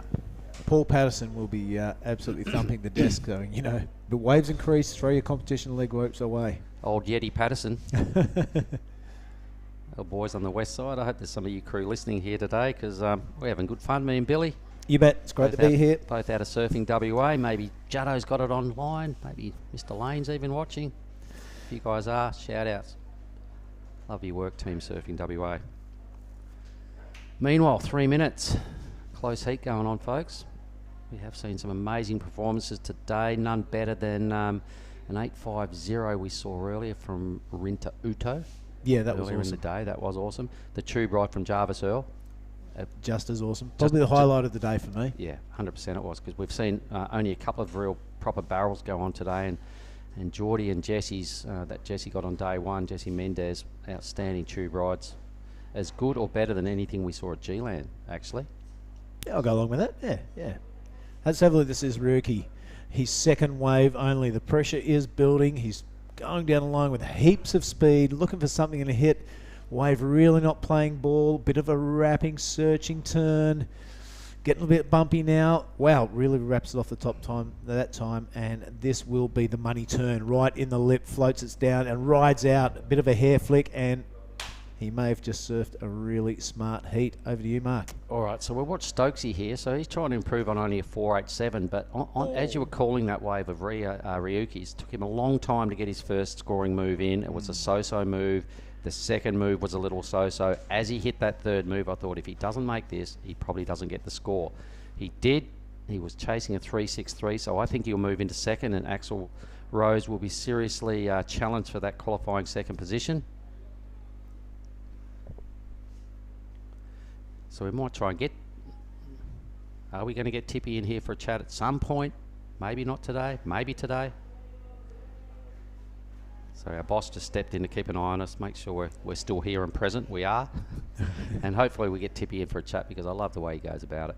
So Ryuki did move into second. Here it is again. So have a look what we're talking about. It was a couple of early just check turns. It took him a long time to get some sort of score going on in this turn here, which was just a little how you going half sort of turn. And then he got another one of those sort of little things going on where he's trying hard, but the wave didn't offer a lot. And the fact that he rode out of that bang moved all the way to second. That was the money right there at the end. So what did it turn into? I think it was a 5, was it? 5.93. Yeah. All right. And he goes, the defending NIAS Pro Champ. That's not it. A lip to the face. That's never fun. With a minute to go, Geordie Marie may have to settle for a round of 64 finish. He'll be bummed. Well, a 6.57 is a substantial number, Billy. He's got 45 seconds. There's no one ahead of him with priority. Oh, actually, Axel picks it up right now. So Axel himself needs a substantial score, 6.07. Time is really challenging these fellas. Ryuki will be super happy he caught that last wave and turned it into a 5.93 and throw a fair bit of pressure onto these two now. Axel, who was sitting comfortable in second, would have just heard all those announcements and gone, oh.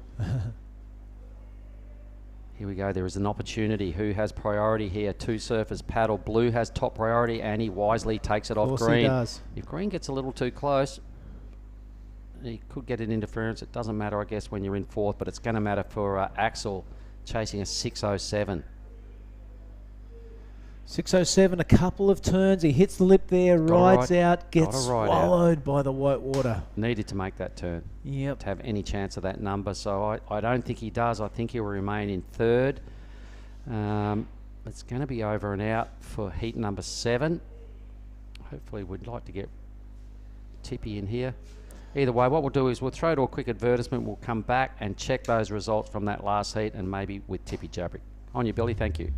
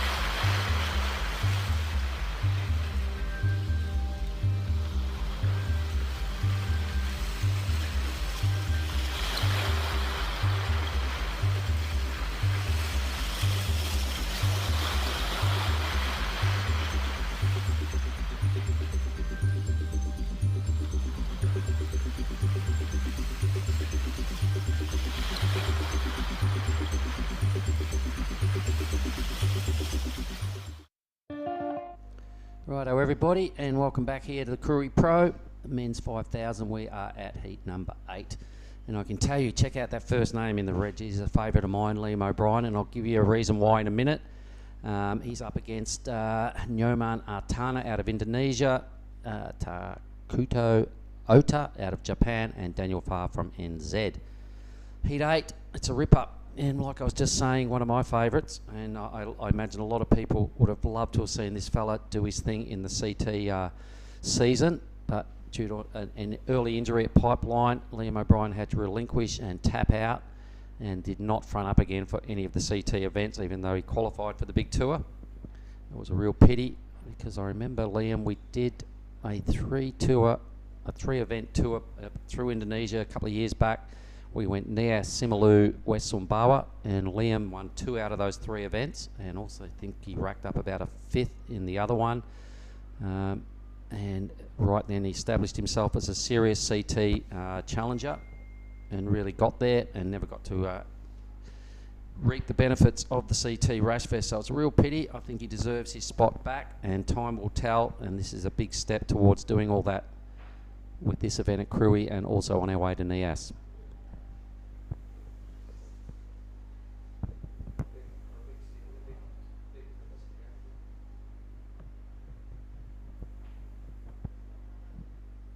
Hopefully we can get Oni Anwar back in here with me. It'd be nice to have a chat with Tippy Jabrick at some point. That doesn't look like it's going to happen. So Billy Hangen has tripled up and he's going to come and sit down again. Good on you, Billy. We'll find out what happened there, mate. We're a bit light on troops out the front. Look at these waves, folks. Pouring through. Clean, green walls. It's all good. We've got the heat up. That's all good, thanks. Billy, so what happened? Couldn't find somebody? Has Oni Anwar gone missing again? Well, Joey is surfing in the next couple of heats, so Oni's taken over the beach commentary duties, and I thought I'd come down here and join you again because this is ace fun. All right, and Jada's obviously doing the beach interviews. No one better at it. Tippy's being Tippy. Yep, he can do what he wants.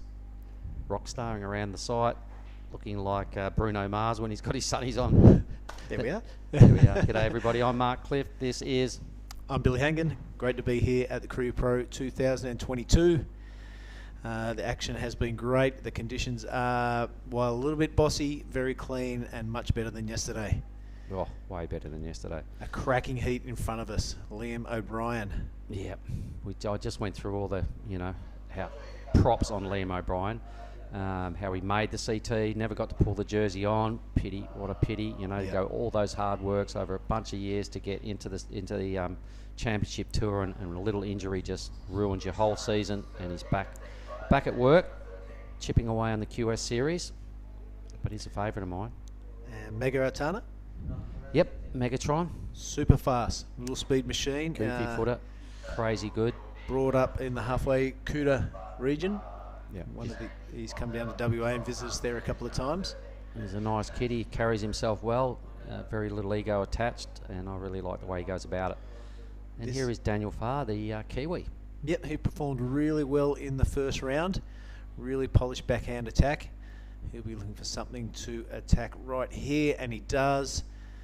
Love the way he grabs the rail on his bottom turn there. Really aggressive bottom turn. If the wave matches his intent, it's going to be big fireworks. Sticks with this one, hoping there's another section down the line. There it is. And just another squeezy. I'm not sure he'll be too happy with that wave. Look, it's a start, Billy. We know that. And when you got the Rashi on, you get an early wave, and you get to the point of finishing it, you kind of go, well, a few of the nerves fly out the window. It won't be a big number. Doesn't matter. It does wonders for your confidence, and no one else has a score on the board. So I'll tell you what I used to do when I was in a heat, and that happened, and I got a wave. I'd paddle back out, sit up near the other guys, not even look at them, and just go, "That was a ripper." And they don't know. They don't. God, I just smashed that thing. Yeah, okay, geez, boys, that was a ripper. And they'll, I try and play, that sort of game, and it might have been a 3, but I'll tell them it was an 8. Oh, that might have been the day before the PA announced it. It was, but you kind of just a little bit of mind game. It was back in the day of best 4 waves and all that sort of stupidity. But you do your best. It was only a 3. There you go. So Daniel will get out there and go, boys, what a screaming. You should have seen the tube I got. I did a tube. I just saw our water photographer Fetty out there, Federico. Tireless guy. As I was walking to work today, he was coming out of the lineup. So having a swim. He was filming. Having a swim with his camera and his flippers surfboard, on. Yeah. Surfboard, that's right. He floats around on a board, doesn't he? He goes the 3-point ride from Daniel Farr.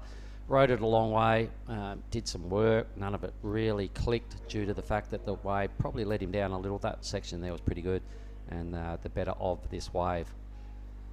But you never really know what you've chewed off until you're on it, and he gave himself every chance by hanging in there and hoping this next section did something. It didn't. You got another little half turn for another 0.5 adding to the total. 3 points there for Daniel. I'll tell you another good thing about catching an early wave in a heat. It really gets your hunger going. You want to get out there and get after another one. You know what I mean? If you sit there and kind of a bit selective and you're paddling to that at the 10-minute mark, it kind of puts the pressure on, and it's not a good thing. So yeah, catching wave early in the heat is always a good sign. The nerves creep in. The longer you sit there waveless, the more it starts to play on your brain, and you're not riding waves. You're sitting there thinking about it. Gets to the point where you can overthink it, and all of a sudden you're putting yourself under a little bit of strain. So Liam and Mega Atana. Mega, and of course the surfer in white, Mr. Ota, will be well versed in what it takes to remain cool and calm. You cannot afford to panic in any surf event because you never know what can happen. But you panic and you give yourself very little chance of recovering. So that is Takuto Ota in the white. Daniel Farr's in the lead. Megas and Liam O'Brien all equal second at this point. But you remember the Rip Curl search we did at Rottnest? Certainly do. Liam racked up a third place. Super impressive. Nerves of steel, had every move in the book, forehand and backhand, and was adding flair and fin wafts and all sorts of stuff to every opportunity, and really represented himself well to lock into that second position. So, And where's he from in New South Wales? Is he from Newey? No, he's a Queenslander. He's a Queenslander? He's a Queenslander. Because he looks exactly like Mark Richards when he was young. Mark Richards was never that good looking. Come on. Liam O'Brien. Maybe we can get Jada in here for the next heat. What about that? Not this heat. The next heat. Cool? Thumbs up. We're going to be hearing from Jada. Help us with heat 9. How about that one? So it's great to have a bit of girl power on the team. Yeah. Definitely makes our commentary booth look a whole lot nicer when she steps in. De-blokes the area.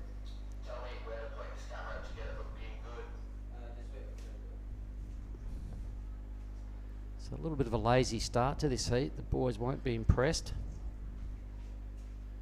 Daniel Farr's making that 3-point ride, looking pretty good. And looks like Giada is down with Charles Stokes, winner off the last heat. Take it away. Here with Taj. Tell us a little bit about your heat. Yeah, it was a bit tricky at the start. Like, all of us didn't really have the greatest of scores, and I just managed to get one good one at the end, and yeah, close the heat out. So I'm pretty happy with that. But yeah, it was a fun heat with some of the boys. So now that you've passed your heat, what are you going to be doing on your downtime?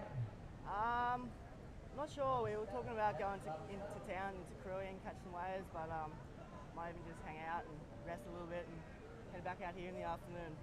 Have you been surfing any other waves around town? Not as much as I like to, but I went to Krui the other day and surfed the left hand. It was pretty fun, but hopefully get some more waves in the next couple of days on the lay days. So yeah. All right, Taj, thank you so much, and congratulations on passing your heat. Thank you. All right, well done. Hearing from Stokesy. He's loving the area. We won't see him perform again until tomorrow.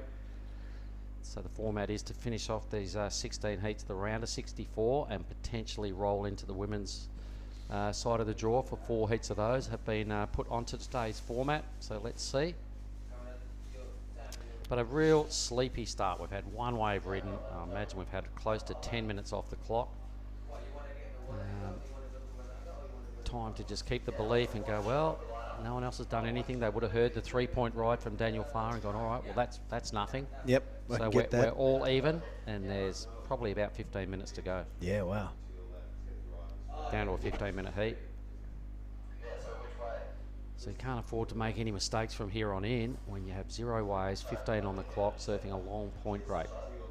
Everybody's going to have to click and get their next wave right. And there will be no priority for anybody apart from Farr. Will have 4th priority. That's right. So the other 3 guys have got to jostle and hustle, and they'll all be nervous and pretty keen to get their scoring campaign underway. I like that camera angle there. You can see the tide is dropping out and that reef starting to show its face. Let's keep an eye on this 3 at the end of the heat and see if it comes into play. So Dan's probably just keeping some distance from these 3 guys, realising that they'll all be keen. There is no priority. They're all going to be hassling like crazy for the next wave, the next set. He wants to keep his nose clean and just, you know, when you've got 4th priority, there's no point sitting with the other fellas. Might as well just fend off and hope a little wide thing pushes through, which is where I reckon he's positioned right now. So what do we got? Well, 12 minutes off the clock. Wow. It's going to make things tight and interesting. A 13-minute heat. Wouldn't be happy about that if you're Mega, Liam or Mr. Ota.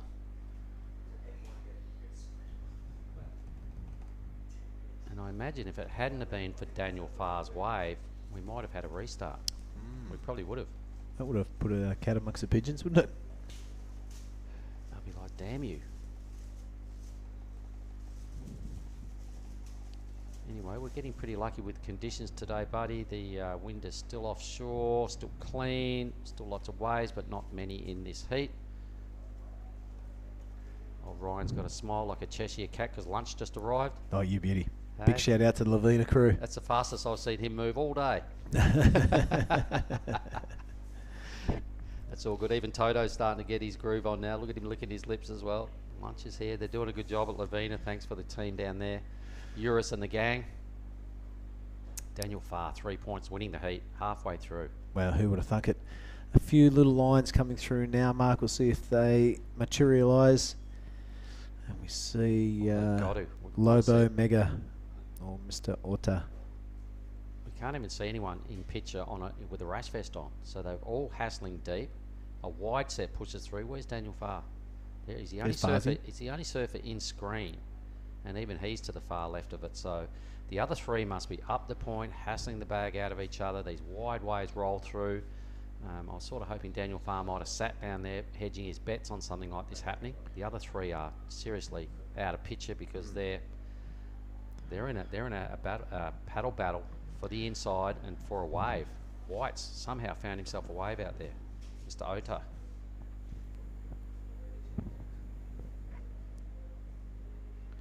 So where's Liam? Where's Mega?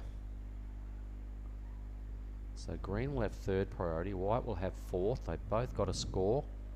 Yeah. And we'll have no priority, first or second priority. So probably for me, our two most favoured favourites in this heat, Liam and Mega, out of screen, waveless at 11 minutes on the clock. Ouch. Unheard of. There is Liam over there on the right of screen. Our surfer in red. All right, well, the good news for him is we've only had a 3 and a 177 thrown down, so it's kind of a bit of a draw, but not really when you look at the clock. Surely there's got to be some anxiety building up in the lineup right now, mate. There's some anxiety building right here in the commentary booth. Yeah. What's going on? Come on. There's our caddies sitting wide, trying to behave themselves and stay out of the lineup. Liam just misses an opportunity, so does Blue, Mega Artana. Boys will be like, 10 minutes. Sepuluh minute lagi. If you don't know who Mega Artana is, Megatron. Just head down to halfway Kuta, and the guy going 1,000,000 miles an hour on a wave, that's him. If it's not him, it's Gurut. But they're a big part of the furniture in Bali is the halfway board riders, and Mega's a big team player right there. So he's a famous surfer out of Bali. Yep, Ratu and the lads down there. Big shout out to you guys. I hope there's a few Balinese, a few crew lounging around today, watching what's going on up here in Krui, and given they're stoked to a few of the Indo boys. I think we've got Argus. Katut Argus coming up a little later on as well, so he's another big time player out of that area. Wow, who would have thought? 2 waves.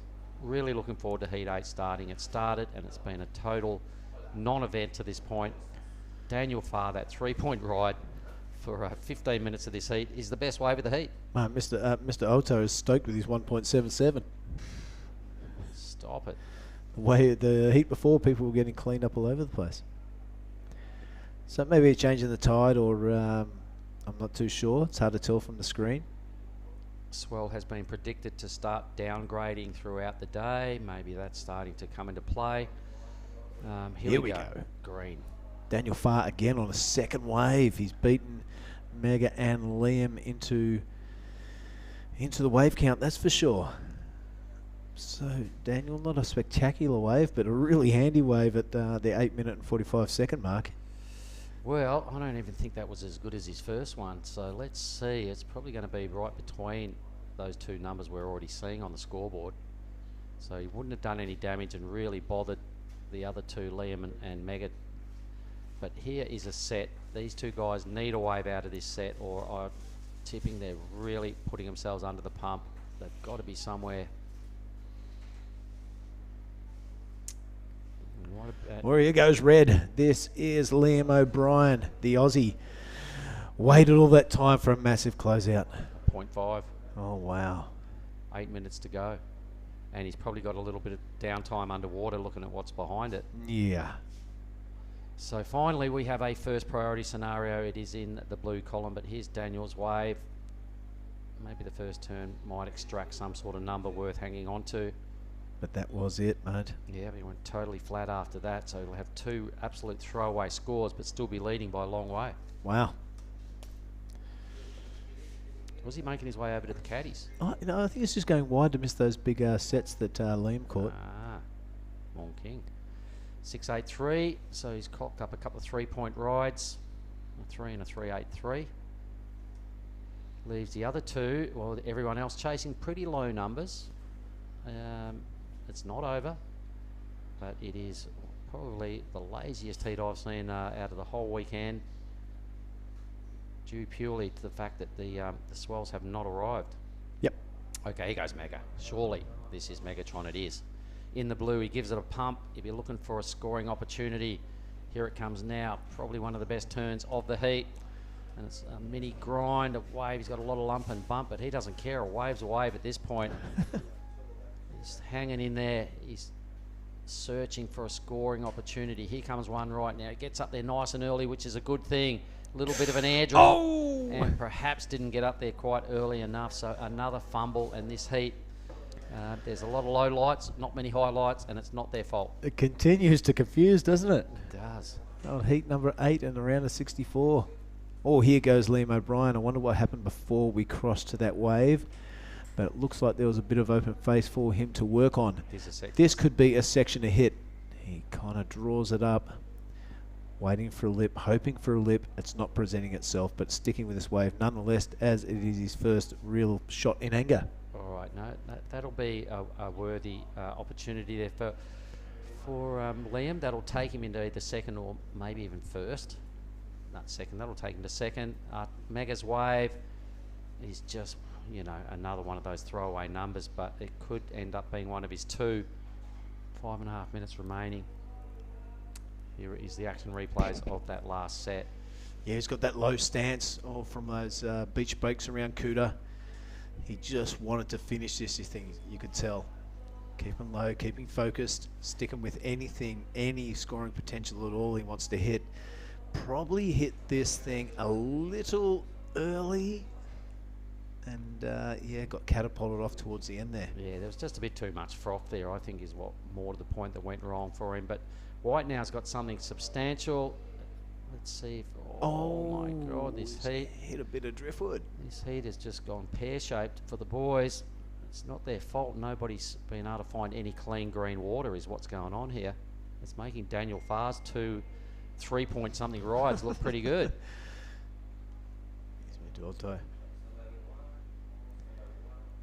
What a frustrating heat. A little bit of a scratchy turn, and then off he what? goes. This is the sort of heat where, if without beach commentary, everyone comes in thinking they've got 4th. Yeah, yep, for sure. Wow. We've sort of pumped this heat right up, and it has not delivered. One little bit. There's the judging stand there, the blue thing in the right in the middle of the screen at this point. I'm loving these drone shots. It's a beautiful place. There's no high-rise buildings. There's not too much fanfare going on down here at Krui. It's all low-key, but it's a good place to visit for a surf destination, trust me. Liam O'Brien has gone into second. I'm pretty sure we still have 2 scores to come. One for White, one for Liam. In the red. Yeah, Liam's score has come through what has on there, screen, just not through the tablet, so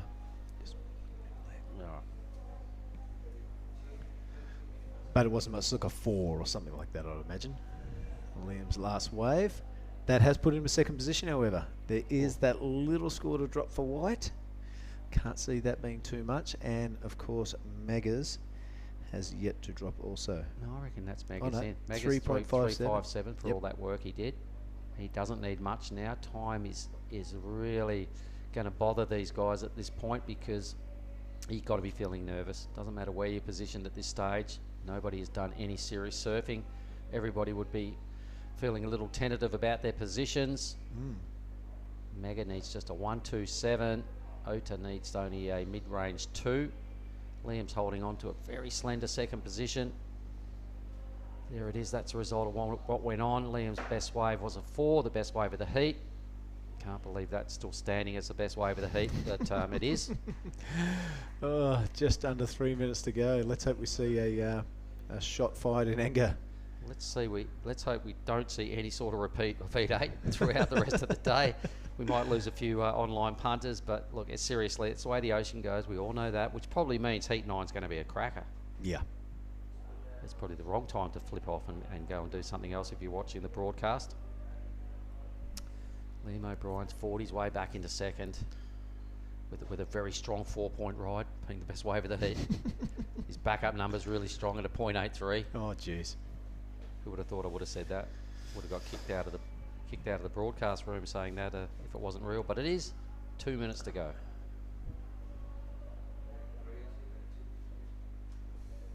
Someone like Mega, you know, he's been in the water 23 minutes and ridden one wave. That never happens. That never happens. He had a free surf this morning. He was looking great. He paddled over a wave then with a bit of intent, Billy. There must be something bigger behind this. Oh, hang on. Who we got here? This is our Japanese surfer, Mr. Otto. All right, he needs a mid-2. I don't reckon he's got it yet. He's chipping away, getting closer to it, but nothing substantial has happened. A third little mini whip. He's probably going to get the number just based on amount of manoeuvres. If he hits this and makes it, he moves in a second. Oh, swallowed. Oh, it's going to be close. He might have put some pressure, enough pressure on Liam O'Brien to move into that position. It's still going to be a very, you know, nothing score, but he needed nothing. Still a minute to go. Does Liam drop out here? Don't know. No one's got priority, so they're all well and truly off the peak. They're all looking around, wishing this heat had been a restart. Cursing Daniel Farr's 3. Oh my God, they'll be throwing rocks at him when they get on the beach. Uta's probably going to get, you know, he did 3 nothing moves. Does that translate to a 2.64? They're having a good think about it in the judging booth because it is an important, probably the lowest score today. That's going to be the most important score of this heat. Wow. 20 seconds. Still don't know the result of this. There it is. It's enough to move up and bother Liam O'Brien out of second position. Unbelievable. 10 seconds to go. That's going to be the result. Daniel Farr, 2 3-point rides, wins. Stop it. You did not hear. That was not a mistake. Daniel Farr first. Takuto Ota second. And that is the official results of Heat 8. Liam O'Brien is out of the mix. And I'm sure he'll come back with a vengeance at Nias. But we are going to throw to a quick break and we'll be back with Heat 9.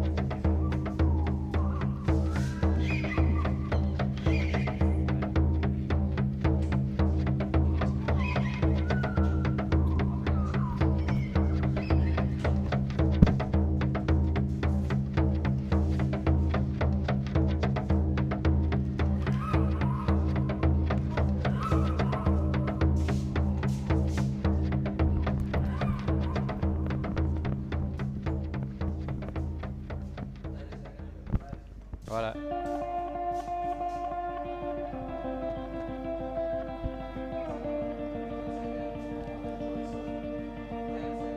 Yep.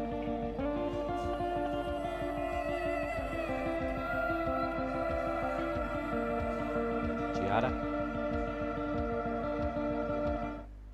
Okay, here we are. We have just started Heat 9, the round of 64. I've got Jada Legati in here with me.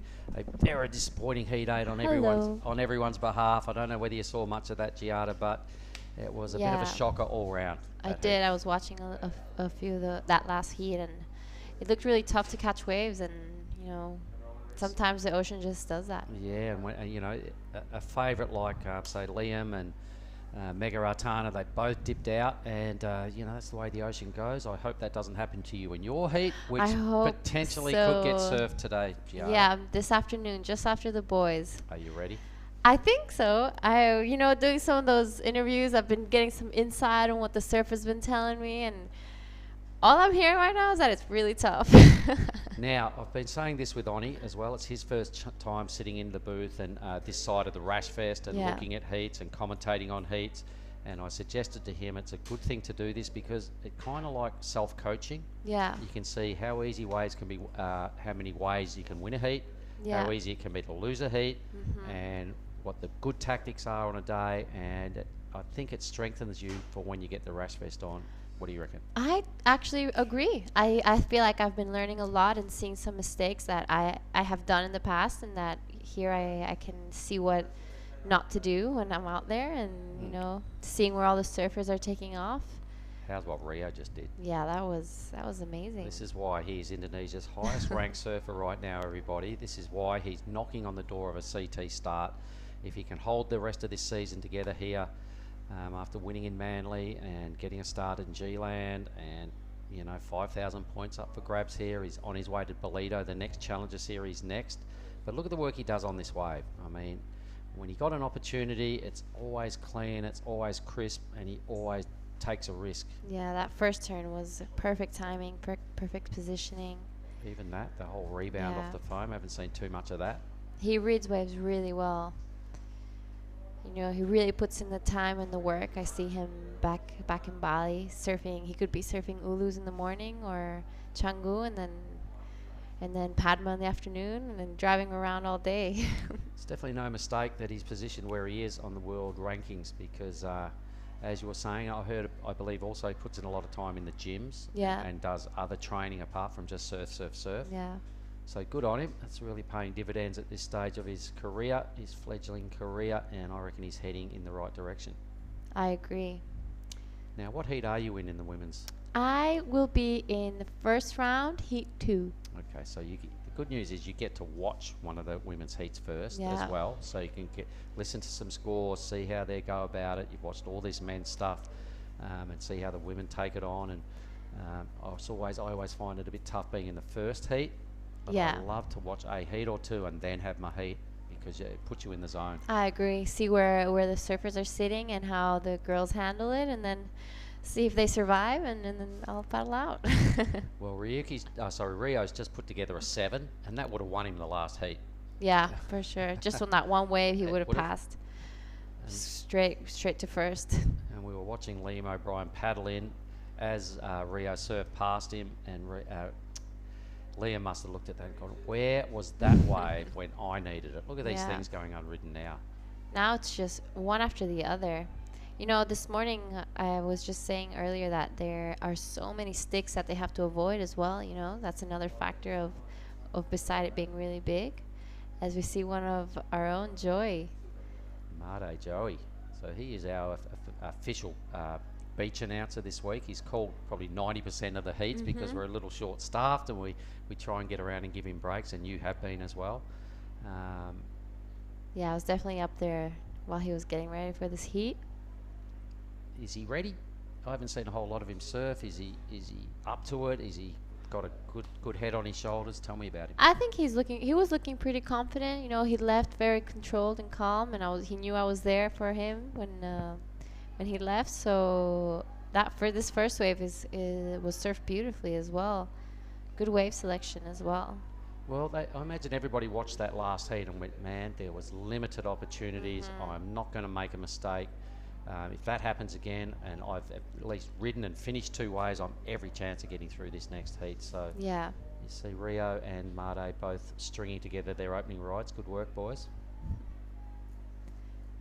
It's really good how it's still glassy out there, and the wind hasn't picked up at all.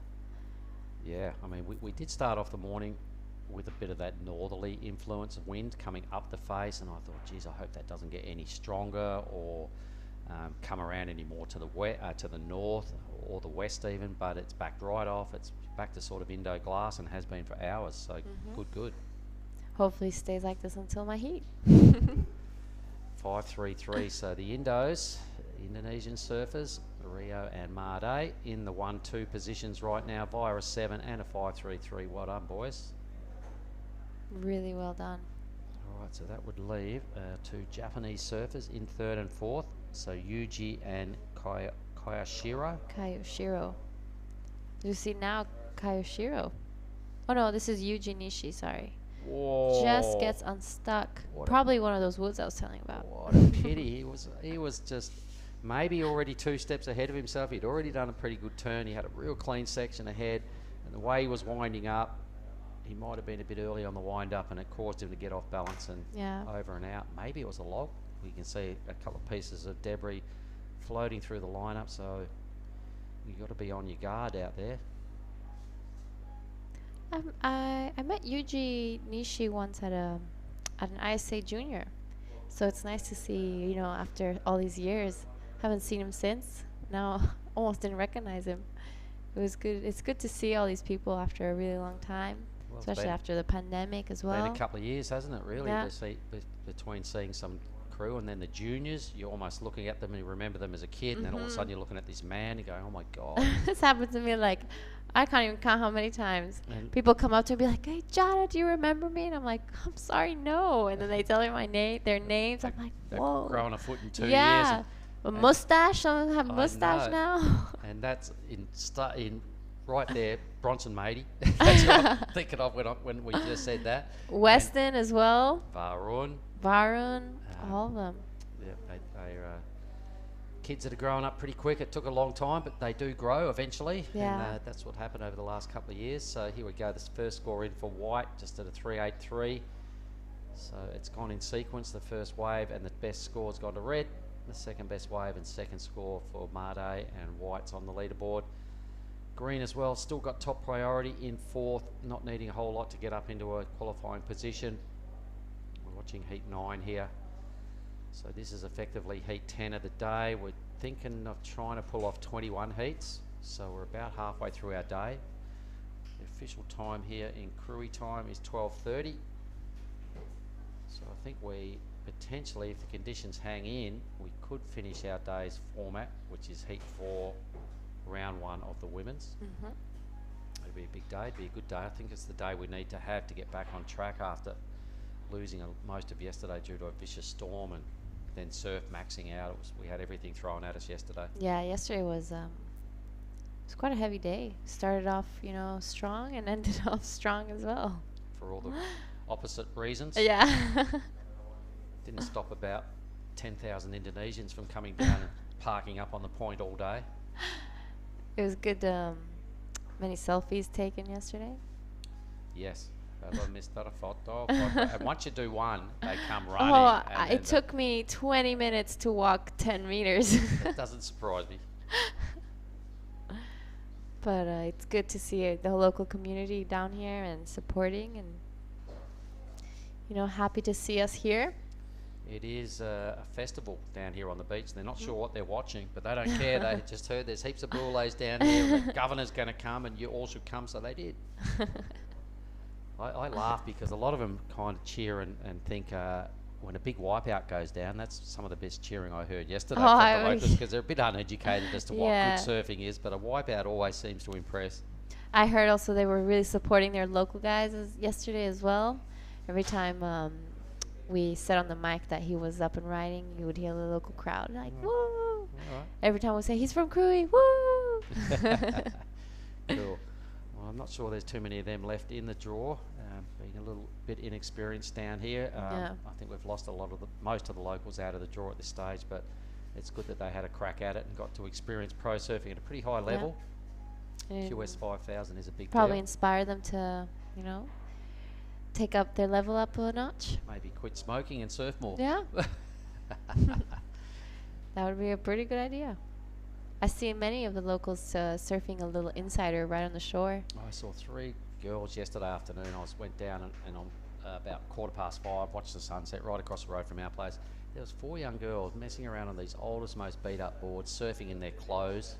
A couple of them had pretty good styles, and when they came in, me and Billy gave them a big rev up, told them we thought they were doing a really good job and love your style. They were all smiles. They said, yeah, we're coming back tomorrow. We're like, great, what time? We'll come and watch. They said, 2 o'clock. I was like, well, I'm probably going to miss it, but they'll be down there. They'll be down there chipping away. And So if anyone's here, go check the girls out. Put right opposite Lavina homestay down there on the shorey in the whitewash, surfing in their clothes. They were having a blast at it.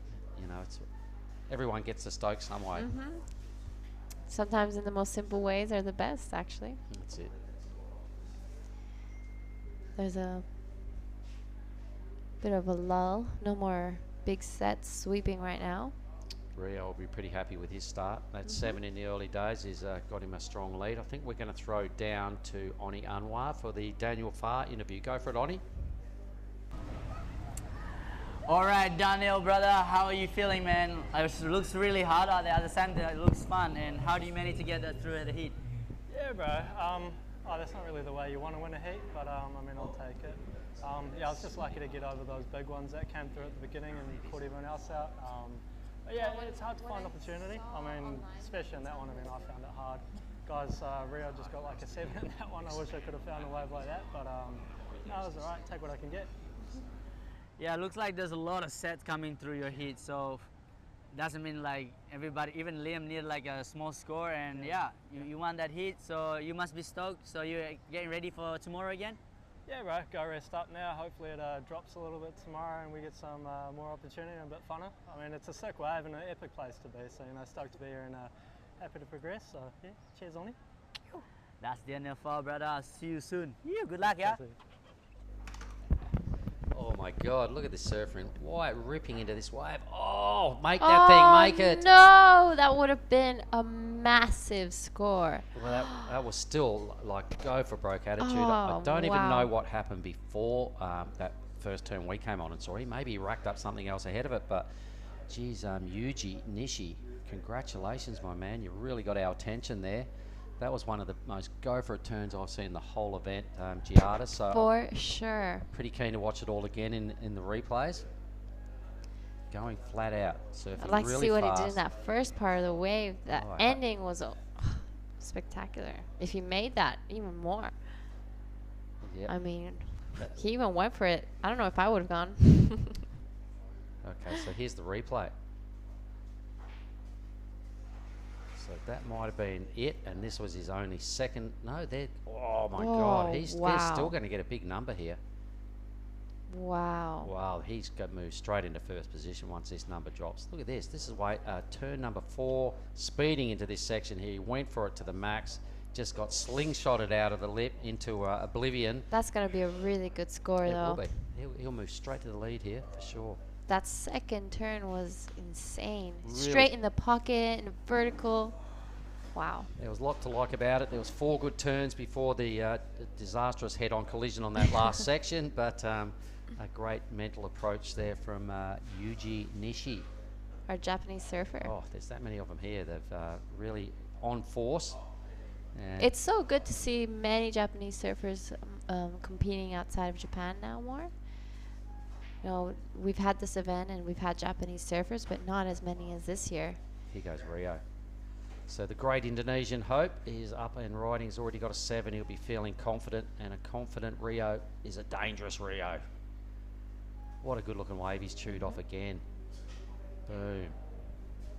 I tell you what, this guy has got some serious strength in them legs. He doesn't often fumble and mess up. He's got a strong core, strong legs, and he never fails really. You've got to go out and beat him because he won't let himself down. He's really turned himself into a solid athlete. Green now, Mr. Suda. Koyashiro. An 8.50, there we go. That's equal with the best score of the event on the men's side of the draw. We've had 2 of those today. And so well deserved, I mean. They're both from backhand Japanese surfers, just quietly. Oh, yeah? Yeah, the other one was that is very true. Rio Uto this morning. Unta. Rinta Uto. Yeah. He racked up an 8.5, and that stood as the best wave of the event. That's matched it. So there you go. Team Japan are leading the stakes in the scoreboard. Amazing surfing from Japan. Well, look, Rio's will get the lead back because Rio's wave was really good. Yeah. He needs only a 5.34. He'll no doubt get that. But the challenge coming is really mighty strong here, so we're all As you set. see Joy again. Yeah. Our rider. Big wave. That's a very big wave. That could be an outside corner wave. Look at that. Wow. If you said that's outside, whoa, watch out. Oh, my goodness. That was... He's got the full wrath of outside corner on the head here at Krui Pro. It's just swallowed him. That's going to test his leg rope, his fiberglass. Wow, that just Where swallowed is he? him I whole. can't even see him. Is he still underwater? Oh, he's probably up, but everything is still intact, more to the point. That oh my was goodness. a crazy wipeout. Wipeout of the event right there, For folks. sure. That thing just ate him up. Well, Completely disappeared. I'd like to see the replay for all the wrong reasons. I loved his wave, but it ended disastrously. And That had to be one of the biggest waves of this heat. oh my God, probably one of the biggest waves ridden in the event. Here it is, It just a kept replay. growing. And he was probably shocked that every time he looked on Yeah. it, it's 2 foot bigger than it was last time. Look at the size of this. Get out of here. No. Oh my God. You're not going to outrace that. Would have been a good time to eject there, mate. Yeah. Anyway, I think he's still paddling out, so maybe he's still in one piece and still got his head on his shoulders. That was definitely one of the... That could win wipeout of the event for now. Well, it'd be good to put all the wipeouts on a reel and go back and have a look at them again, because I imagine there's going to be a lot of them by the end of this comp. As well as leash snaps. We've had quite a few this morning. What a They're- brave effort. That was very brave. That Yeah. thing was like triple overhead. That was monstrous. It was bigger than triple overhead. It just kept getting bigger and bigger and bigger, and you already took off on a pretty big wave. Yeah. Oh my God. Anyway. I'm not sure. Didn't look good the second time around either. That looked painful. Yeah, it hurt to watch 2 times. So I don't think there's a scoring for that yet, is there? No, I don't think the so. Rio's numbers dropped either, so the judges are having a good think about it, because with only 6 minutes to go, important numbers. Look at the whitewash on those waves. Telling you. Rio will definitely go back into the lead. Oh yeah, especially after that last one. The 8.5, Yuri is still going to be well positioned, Yuji, because There we Made, although Made is challenging, the 8.50 is a hard number to overtake. To the tune that Made now needs a 7. He got a 2.77 for that beat up. As Rio's last wave 6.5, came in, yeah, that's a 6.5. Yep, all right. So a nice answer back from Rio, right on cue. But I'm loving the 8.50. That will absolutely be a highlight come the end of the day. In fact, I'm going to write that on our sheet so we know where we're going with highlights. There we go, 8.5, none better. The top wave out of the whole event. There's only been 4 rides, Jada, that have gone into the 8-point range in the men's side of the draw. And we're halfway through the round of 64, so they've been rare. They've been worth it when we see them. And congratulations to Yuji. So what have we got? 5 minutes. We need a 7.01 out of Made. We need a high 8 out of Mr. Suda. No one's got priority, so that shows me that no one's near the peak. No one's close enough to pick up either first or second priority, so everybody's still scrambling their way back out to the After takeoff that point. set? Yeah. Everyone's probably still washed out trying to figure out where they are. Yeah. So for sure, Made Joy's wave, the biggest wave ridden, I reckon, in competition, absolutely got belted there for a hard-earned 2.77. I would have given him a 3 at least. The judges are cruel. 2.77. At least a 3. I mean, that thing was definitely triple overhead for minimum. Yeah. Some of the debris in the water you were talking about, I Yeah. can see out the back. Look at that. There's a stick poking up. There's another one. The surfer in red's paddling past a couple of brown lumps. And something we haven't mentioned is the jellyfish. Oh, really? It's packed. What? Absolutely packed. That's the first time I've heard of that. I came in and I couldn't stop scratching. They attacked my arms. I've seen a lot of surfers come in and, get stung. Some debris from the rain as well out there. There's a little bit of everything. Yep. Makes it all more exciting. Plus you've got to contend with a bit of sunburn, maybe dehydration, dodge the logs. Yeah. It's a battlefield. Or snap It's the Hunger boards, Games. broken leg rope by Bronson, broken boards. Jarvis Earl as well. What He happened to caught him? a wave, got a 7 I think a 7, and He got on a that crazy 7, tube. He got a great tube. that one, his leash broke and had to swim all the way from the point to the caddies and back out, and still made his heat. All right. He got a really good barrel. Yeah. Right there, equal with Jesse Mendez's tube on day one. I've only seen maybe 3 barrels ridden during competition. The 2 goofies, Jarvis and Jesse, outstanding tube rides. And after being in G-Land for the event down there, I'm thinking they were probably 2 better tube rides than I'd seen out of anyone get in competition at G-Land. So this wave does stuff. Yep. As we see.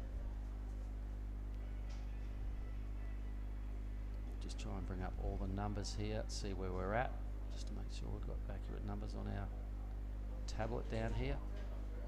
You see Rio back up on a really good looking wave as well. Wave number 3. Good work. It's rare to be able to catch 3 waves on a day like this. Well, he's a machine. He's a fitness machine. You know what I mean? If anybody's going to get, 3 good long waves in 25 minutes, it's Rio. Says a lot for his training discipline.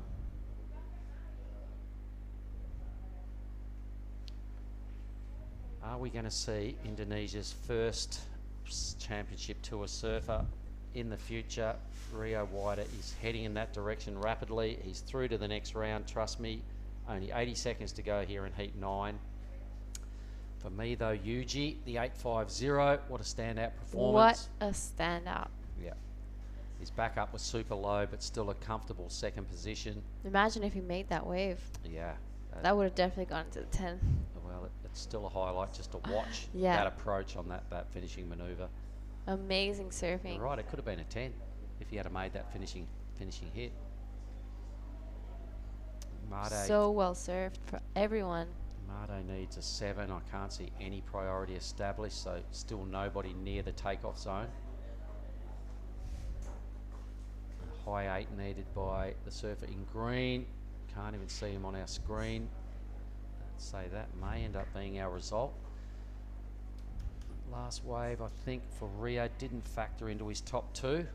Sitting with a 7 and a 650. Job well done. Just a business-like approach for Rio. Got the first wave of the heat, and at this stage, the last wave of the heat. Beautiful day here in Krui compared to yesterday. It's our best day for sure. This tide looks like it's still dropping. Will drain as they're rolling off the reef. As we count this heat off. All right, so that will be congratulations to Rio and Yuji.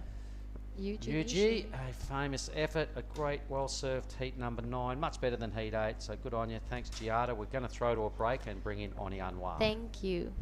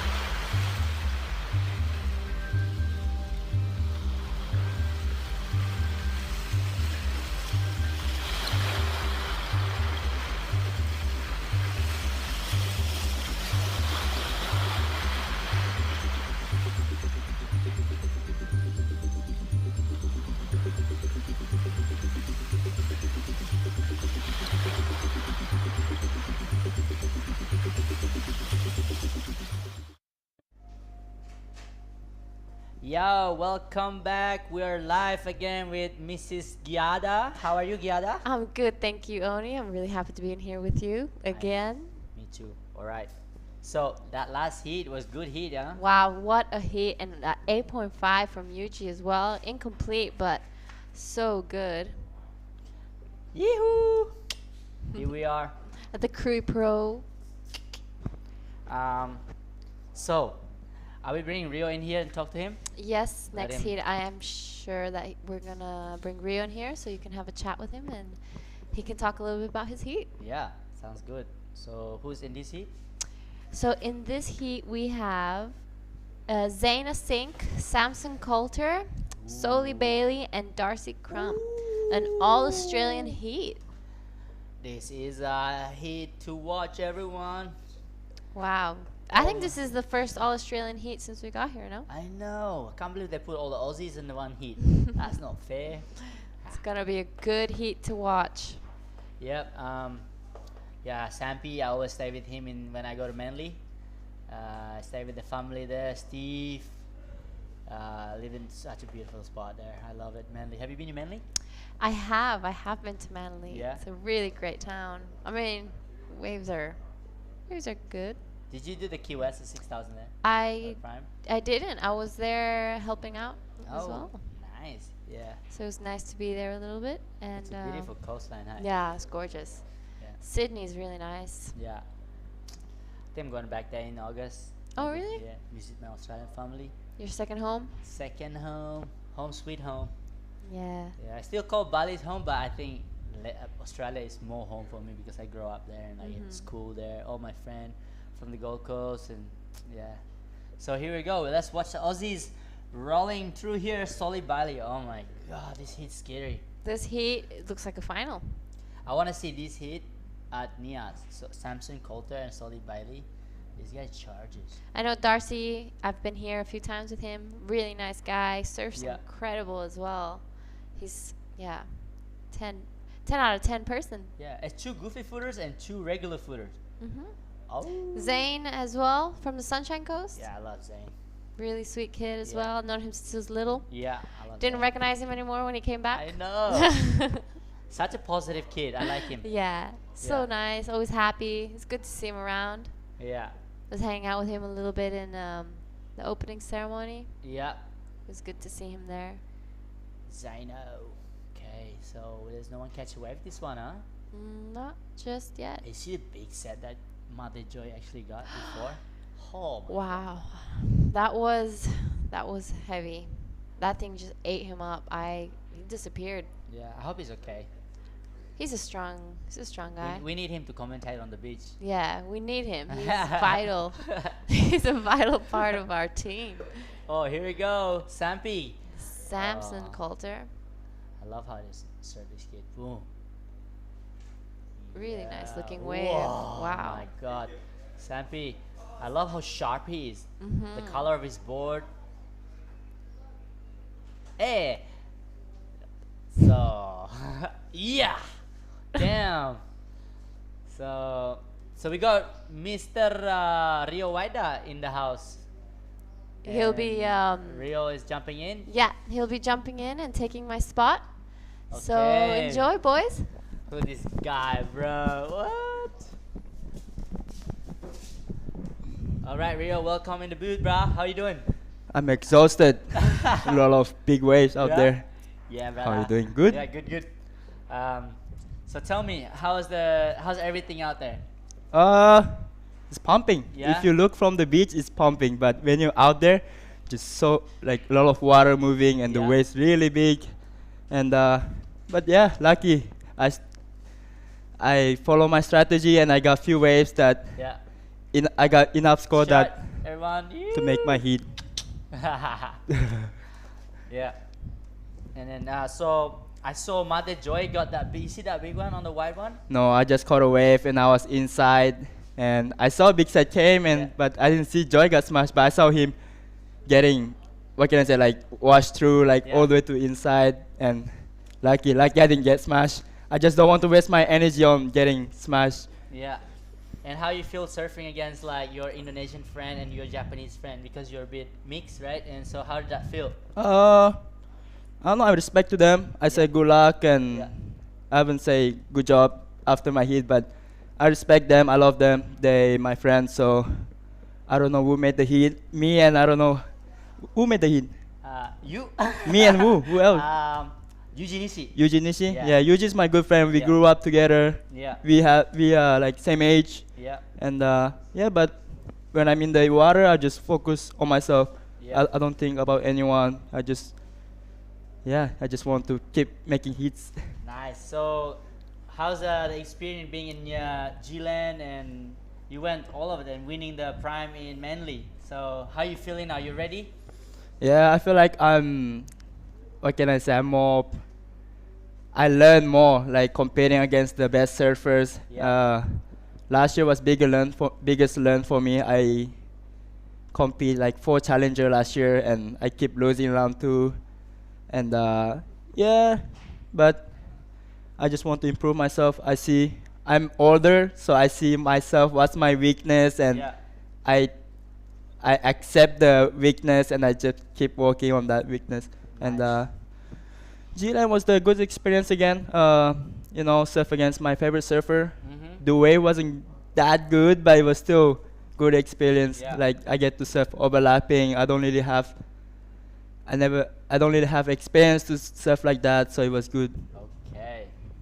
Well, really great to have you in here, and thank you for coming in and join all of us. Thank you. And do you want to say anything to all your friends and fans, everyone out there? Hello everyone. I'm doing good here, and I'm happy to be in Krui. Krui is I say one of the best waves in the world, so you guys should come here and visit. And hope you guys doing well. I'm gonna keep. What can I say? I'm gonna keep going big in my heat, and then I hope I can make to the final. Maybe I see you in the final. Rematch, yeah. Rematch, yeah. We made a final here together. Yeah. So everybody out there and cheering for Rio and us. So I see you soon. And if you want to stay longer here, it'd be nice. No, I need to go back. I need some water. Okay, thank you, Rio. Thank I'll you. see you Thanks so soon. much. Good Love luck you. for your heat. Thank you so much. Okay. Yee-hoo. Welcome, Jada back. Yeah, Rio.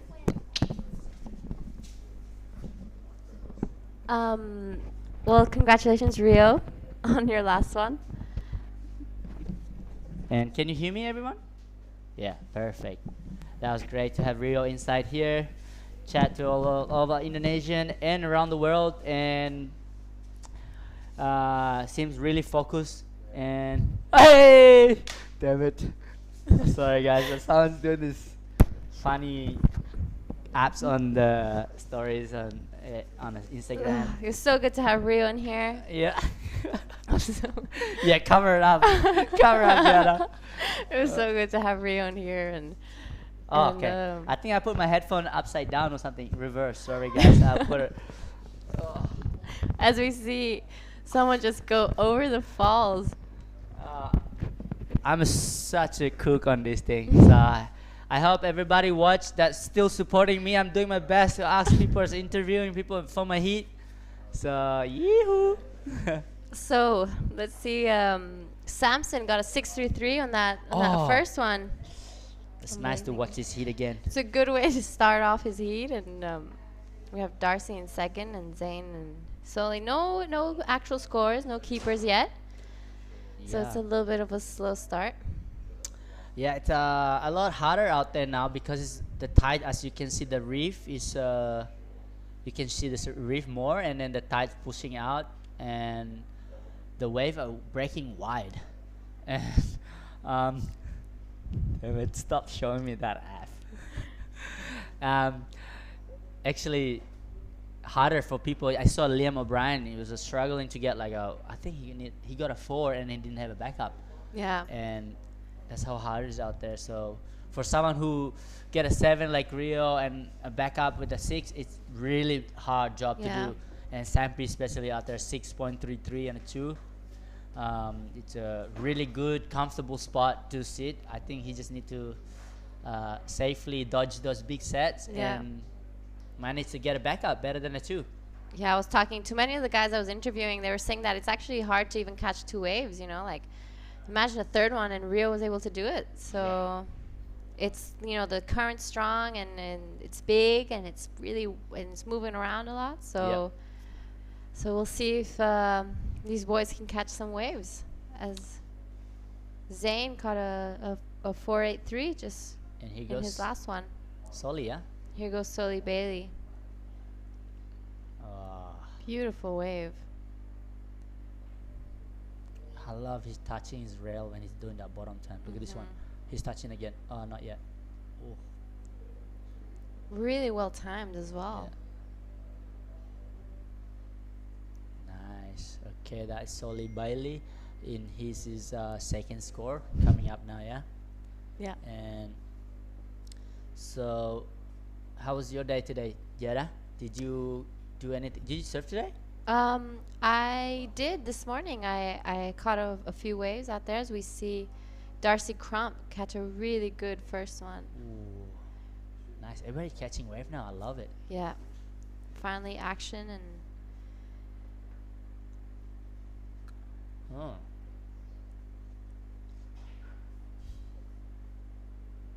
that's definitely gonna better his 2.83. Yeah.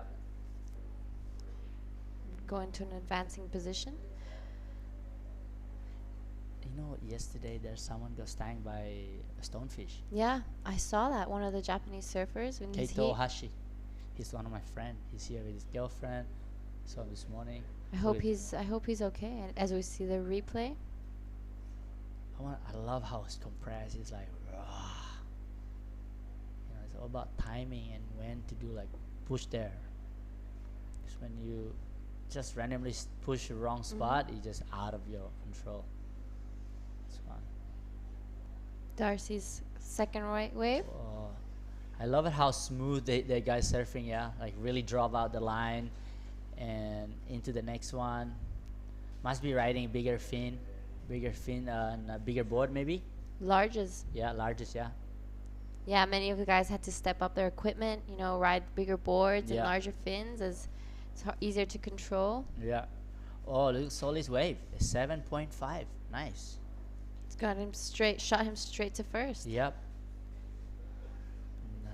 That's how you surf the city style, yeah.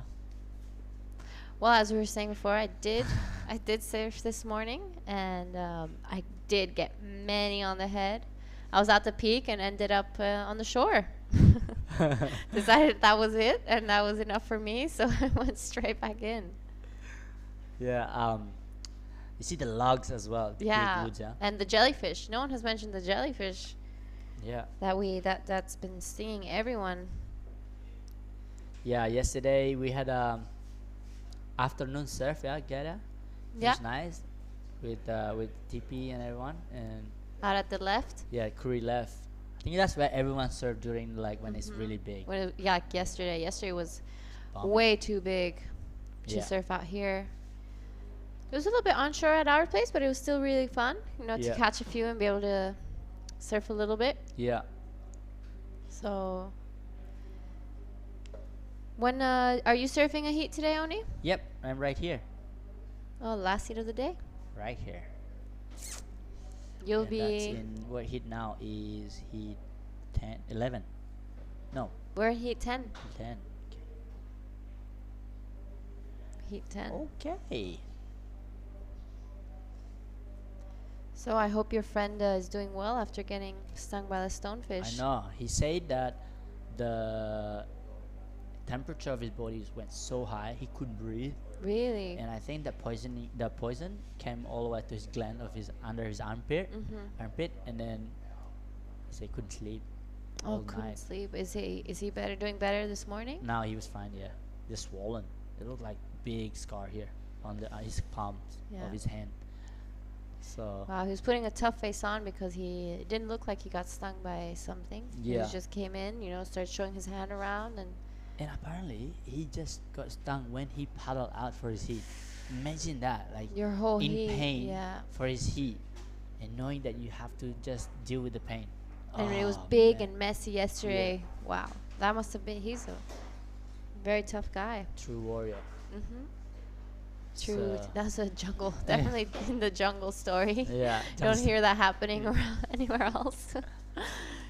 You know, it's actually very rare as well to get stung by a stonefish. It's not very common. Yeah, I mean, if you come around like this kind of this reef or stone kind of break, you do have a lot of them. In Lakey, we have some too. Have you ever gotten stung by a stonefish? Oh yeah, honestly, when I was little, me and my brother used to go down the beach and like poison the fish. It just sounds really bad when you're young. Like you poison with these roots, some roots in Lakey that Yeah. you dig in, and you take these roots of the tree. Yeah. And you kind of smash it to get the juice out of the roots. It's like the roots of the tree, and then you put it in the hole of any fish hole, like you can see in the reef, and the fish comes out. Really? Yeah, it's drunk. You kind of not poison them, but make them a little bit drunk Like for like 20, intoxicate.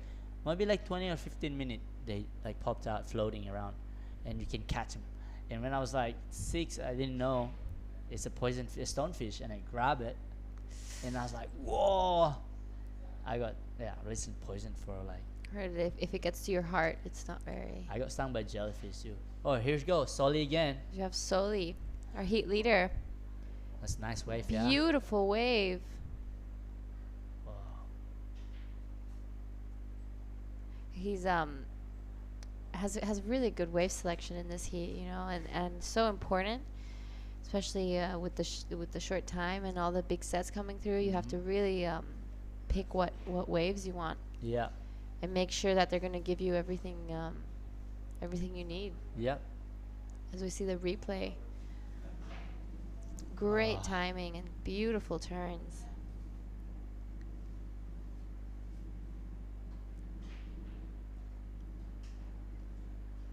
Very, very mature surfing.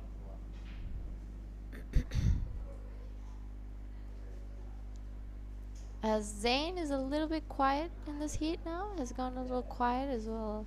Yeah, 5 minutes and he didn't catch any. Not looking for a big requirement as well, you know. And Sampi Coulter got the priority, so I think Zane is got washed by the sets. By the set. That's why he didn't have the priority there. Sign there. As Soli's wave improves. See, like straight away. 583. Yeah. Maybe Zane's Making sitting a wide. high requirement for Samson Coulter. Yeah.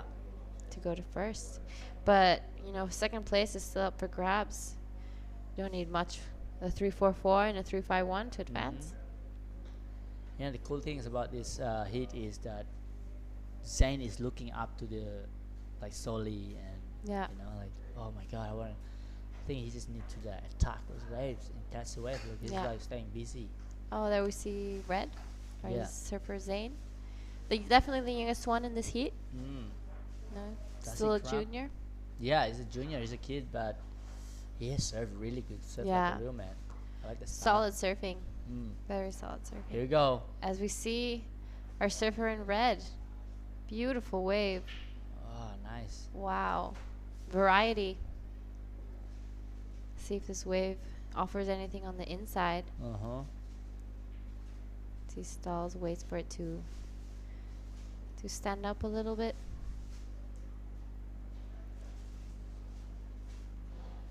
Oh, that's Whoa. nice. Oh, all right.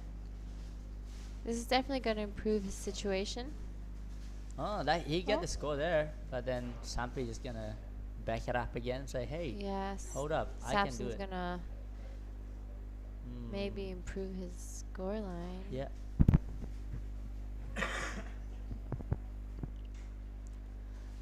Definitely got that to replace the 2, huh?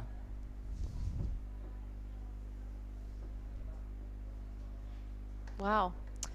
Very interesting what you're saying about the. Oh, here we have the replay. Samson Coulter's replay.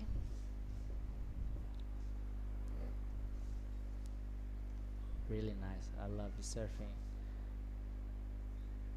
Here, replay. Here we this have one. Zane, much bigger wave. Wow, nice.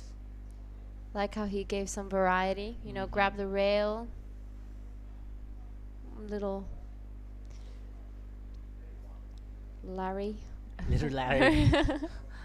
Little rider Zayn. Okay, here we go. I like this turn. Sa. Big cat. Kind of like stuck him.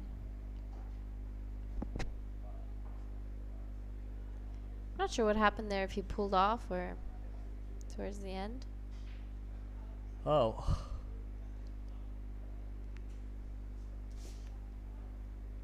Zayn went straight into the second place. Straight to second. They gave him 393 for that last one. Better wave, bigger wave than Sampy's wave. Well, we need to see what Samson Coulter's. Oh, here you It's a go. small requirement. We have our 2 surfer in blue again. Hit it. Just looking for Ah. 243 to advance. Okay, he got the score. Nice.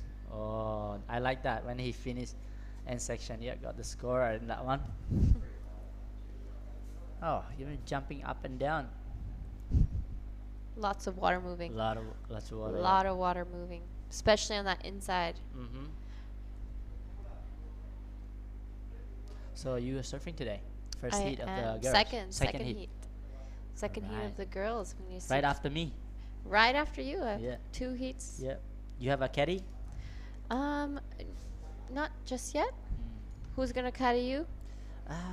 Sure. Maybe Ella can do it for me. Oh, she's in my heat. Oh, she's in your heat. Yeah. Oh, okay. So I'll be caddying and watching you guys on the shoulder. Be like, go girls! Probably ask maybe Kian to caddy. Kian, yeah. There's so many. Everyone can caddy. It's so actually being a caddy. When Mother Joyce asked me, "You want to be my caddy?" Yeah, for sure. I want to do it. But then, look, you have to walk on top of that reef to pile out. That's Especially caddies of people who've lost boards, and you Yeah. have to swim all the way back in, all the way from the lineup. yeah. You just hope you don't break any leash or break Yeah. any boards, because your Just pool caddy is gonna have to Swim all the way in. back in. You know, jet ski assistant here. No, so jet ski. It's this. This is It's the training jungle. day. Yeah.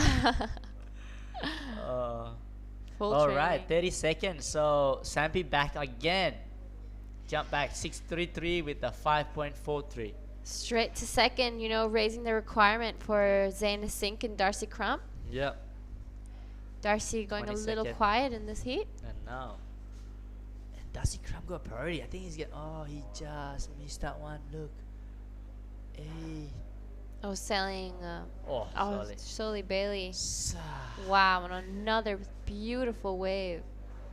I love this one. Such really good style.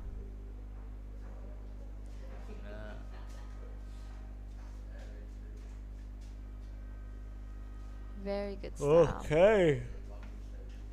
So that's That's Solly it. Bailey, ladies and gentlemen. You can see him how comfortable he is with this wave. Boom.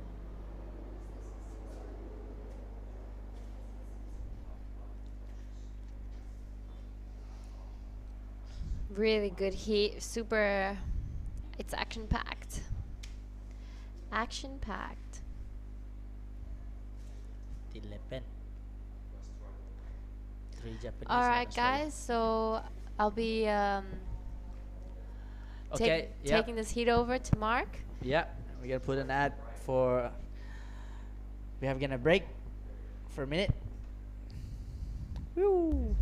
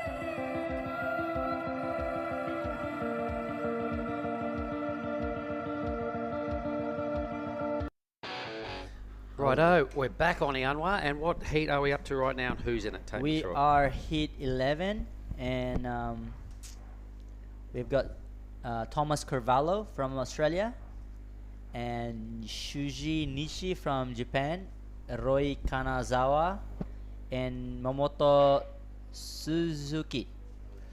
All right, so And, 3 Japanese surfers up against the lone Aussie. Yep. All right, okay, so we are getting... I grew up with this guy, Thomas Carvalho. Tell me about him. He's really focused, and he's So- He's growing up with Cullen Robson, who just qualified, and he won the Prime in Snapper. Yep. And Liam O'Brien, all this big crew.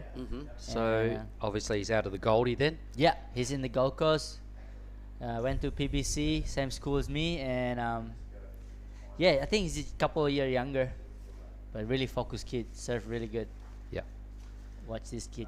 In All red. right, watch this space. No worries, I'll be watching indeed. So tell me who got through that last heat then, and let's just write those results in here so we can keep an eye on it. Last heat, we got Samson Coulter second, and guess. Solly guess- Bailey. Exactly. Yeah, all right. Good guess. Yep.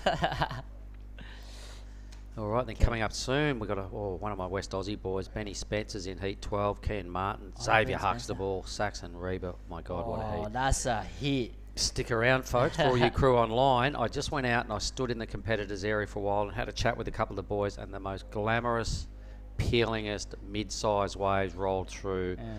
And I'm talking to Reef Hazelwood, and I was like, Reef, oh my God, look at this. He goes, I'm in the next heat. I said, oh, this is as good as I've seen it. It's his first heat. It's his first surf at Krui. First time he's been here with a rashy on, and he's about to surf his heat in these conditions, and he's just licking his lips going, oh my God. And where the boys are taking off right now, if you sat in there this morning, for sure you're going to get smoked. Yeah. You didn't sit in there this morning. Now it's possible to sit deep. You've got these things hugging the reef, standing up, the sun's shining off them, man. It looks like just a glamorous scene out there when you're watching these waves. Oh, this is Nathan Carvalho. Thomas Carvalho, sorry.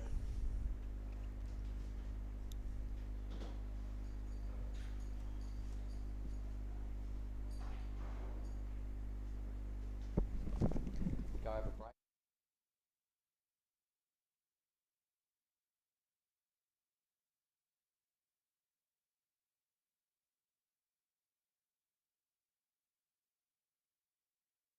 You thinking it? Hey? A Bupput shirt, maybe. Sarong, no. It's a really nice sarong. It's so wrong. It's not a sarong. So it is so wrong. Oh, that airdrop. Do you see that? I did. Well, I'm still trying to get over Made Joy's wipeout before. Everybody out there still talking about it. Has anybody, and everybody's going, has anybody seen Made since that heat? And nobody can confirm that he's back on the beach. I'm tipping he's 4 inches smaller than when he paddled out because that thing landed square on his head. Yeah. But nobody's actually seen him yet. I'm starting to get a little bit concerned. Yeah. Okay, he's Suzuki. Suzuki. What a wave he's picked. Yeah. That section is doing a fair bit. You must be so pumped to get out there on Ianwa. Look at this. Hey, compared to what got dished up on, say, Saturday afternoon, our first day. Sunday afternoon was absolute crap yesterday. Look what you're about to paddle out in about an hour and a half's time. Very excited. Out of 10, how excited? 10 out of 10. You've got to be. 100 out of 10. You're damn lucky. All right, so this is only heat 11, so you've still got a bit of time to help us out here and think about it and go and get your board and stretch up maybe and watch some waves and take some water. Oh man, look at this lips coming Listen through. to some more scores. All right, so it doesn't appear as if anybody's done any major damage in this heat at the moment. Maybe Thomas's first wave. Look at the way it ends. Upside down. Haven't seen too much success pulling off that manoeuvre on the end section at this stage, but you've got to go for it. And the opportunities are well and truly out there, folks. It looks really good. Once I got out of the booth and had a live view of it, it's pretty damn good out there. It's like that and a ball at Bells Beach that everybody has to complete that to get a big score. Pretty much, eh? That's a tough section to hit, but this doesn't have the lump and bump Yeah. that you generally associate with the end bowl Yeah. at Bells. It's, you know, your Indo perfection. It's pretty glassy out there, and it's coming down a groomed reef as opposed to Bells. It gets it's quite often got lump and bump and chop on it. Yeah. And you're right, that end section is very hard to hit. So something else we haven't talked about with you yet, which I wanted to, so we'll do it now. It's not every day I get to sit next to an Olympian. Oh yeah. And I am. So tell me about your Olympic experience, Oni, starting from the opening ceremony. Yeah, it's really cool how Indonesian people, Indonesian government are really involving surfing now.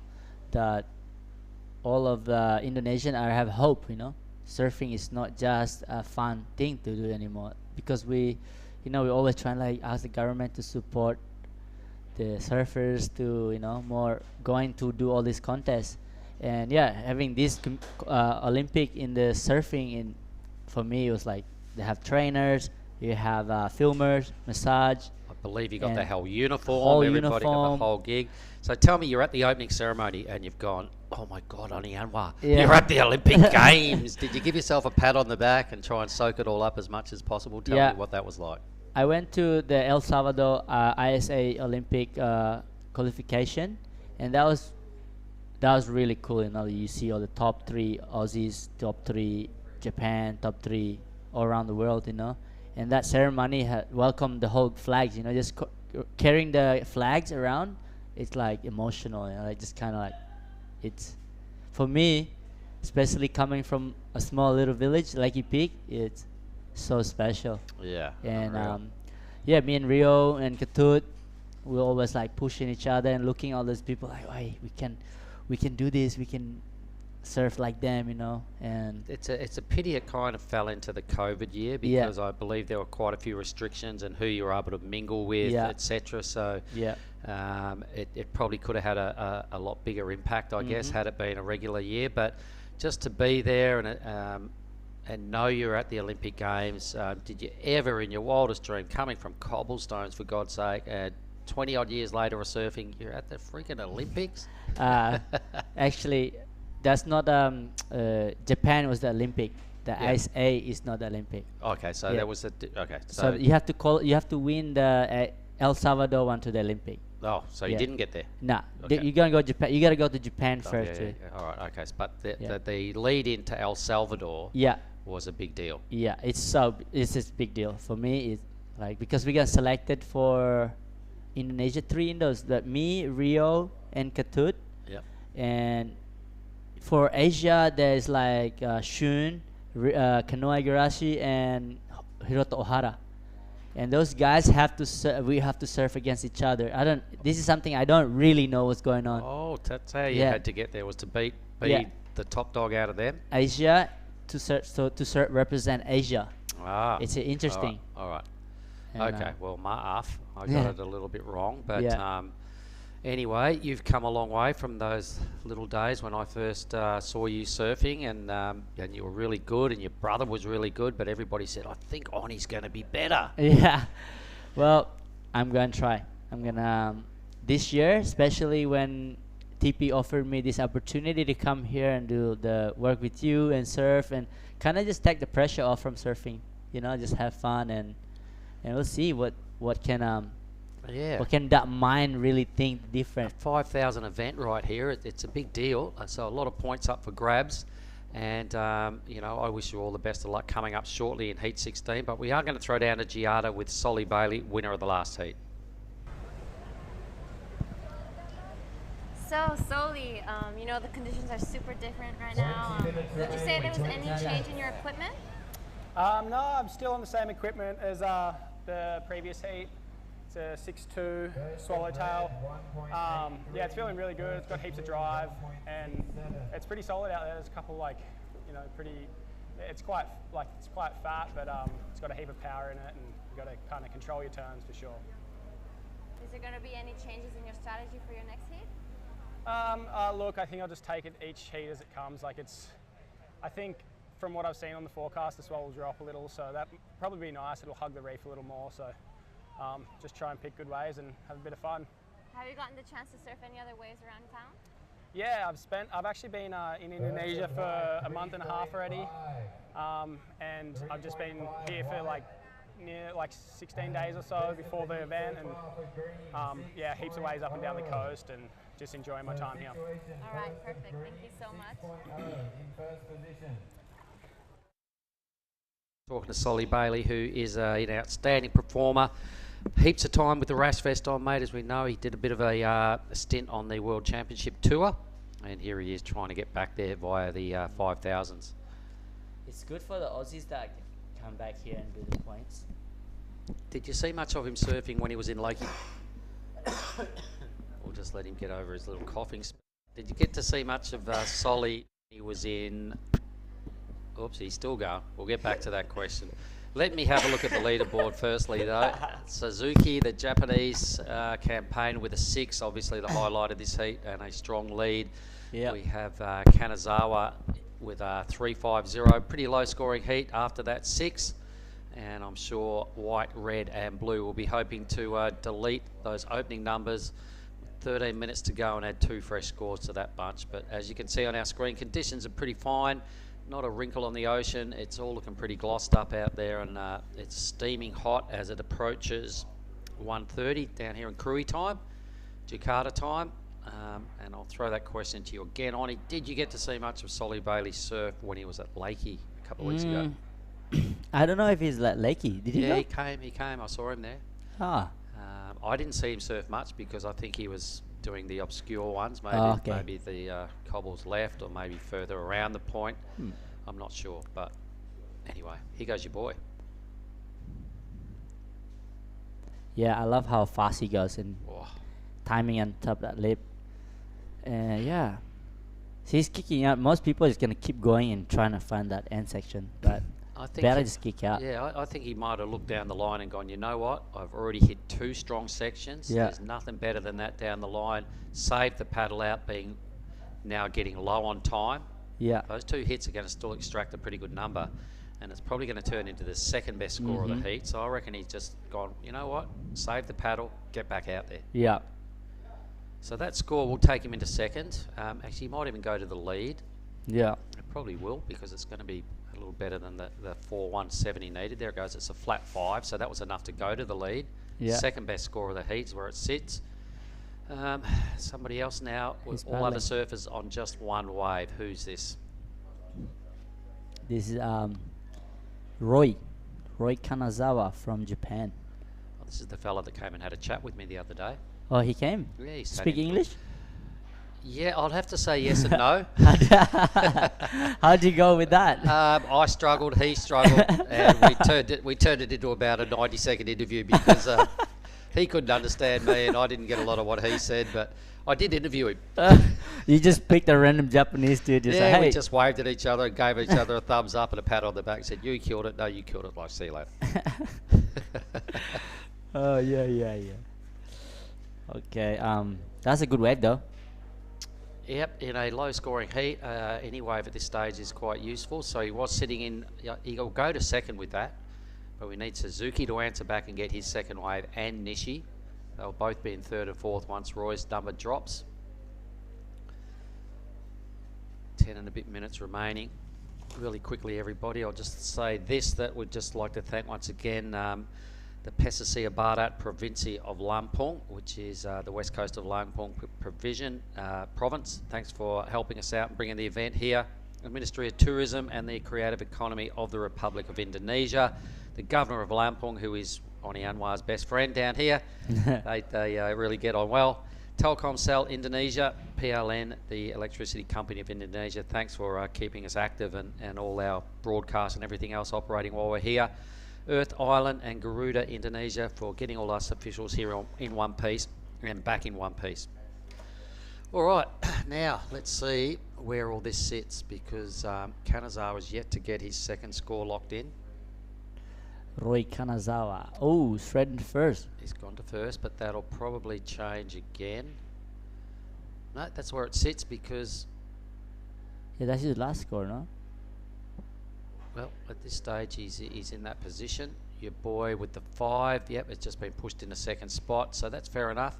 But as you can see, between third and first, 1.2. Yeah. 1.2 separating those three surfers.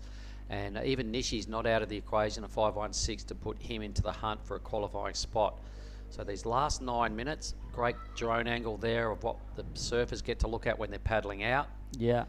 And how it all looks side on. You can see the reef is well sculpted, bends around the corner. I know. Angles into the beach and provides this long running left. Ujong Buchur. Tanjung Setia is the name of the beach.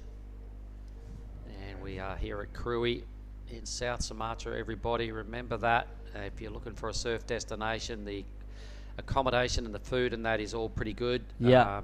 You know, it's you're not your regular Bali standard perhaps, but it is way good enough for your travelling surfers. And bring families here. And Mandiri have some villas, and Krui area offers a lot. Who have we got here? I love how this drone angle. The drone's great. So this would be Suzuki, I think. No, it's not. It is blue. So Nishi. I love this angle because you can see the wave. You can see the wave running away from us, and you can see the steepness. It's like paddling out from the right at Lakey Peak and looking at the left. Yeah. Do you know what? That angle you get, it's pretty cool. Idyllic backdrop there as well. The white sandy beach.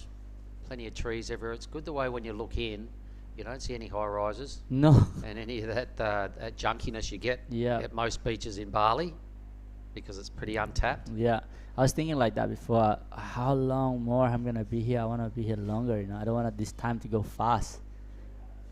Like this guy's going fast. Where is he gonna hit right now? So he was in fourth. I can't remember exactly what he needed to get up into second, but he's done some pretty strong work. Whoa, a little bit late on the hit there down there at the end of the bowl, but he's definitely going to add to his total. I'm not sure he's done enough with it to get into second. 7 minutes to go. Look at these conditions on him. I hope it stays like that for your heat. Look at it. Yeah. It's clean, yeah. It's probably about a half a knot onshore wind on that ocean. Just that minor ruffle coming from Western Australia. That's you add another 15 knots of onshore, and then we might call it onshore because it's a windy place. This is great. We're getting pretty close to the equator where we positioned up here, which is why it's steaming hot outside right now. Water temperature sits at around 29 degrees. It can be pretty tough sometimes to keep wax on your board in this kind of an ocean, eh, Oni? Yeah, I do. I can't wait to be in the water, Bunga. I'm just like daydreaming about this wave. Sorry about telling you that. No, I'm hearing your enthusiasm, buddy, and you know, heat 16. So we'll get you to go get your board after this heat. Maybe come back in and help us with maybe heat 13 would be good, and then you can go and just focus and get in your groove and paddle out and do your Oni Anwar things that you do. Yeah. And we'll know shortly whether you've moved through to the round of 32. Yep. Is a game on? The women's division is also penciled to get a bounce in this afternoon, as well as our last 4 heats of the day. Yeah. So what are we at? Heat 11 right now. So this is effectively heat 12 of the day. 21 on the format. So we're over the halfway mark on Monday down here at Krui. Time is just after 1:30. It's all looking pretty good, particularly if your name is Thomas Carvalho. He just needs to improve on a 3. He can't really see him in the lineup at the moment. But this wave, this guy's taken off really deep. Watch this wave, got green, Suzuki, 2 deep as it turns out. Needed a 1.2, may still get it. Probably goes into second.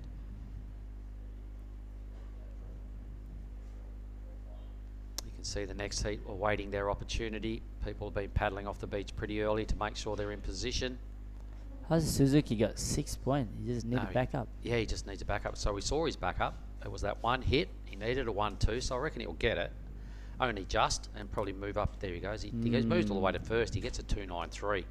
So in a pretty low scoring heat, one manoeuvre was enough to get him from third to the lead. Yeah.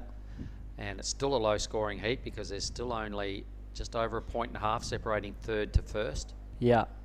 So low requirements from Carvalho to win, a low requirement from Kanazawa to go into second, and an even lower requirement for Nishi to get out of 4th into 2nd. Yeah.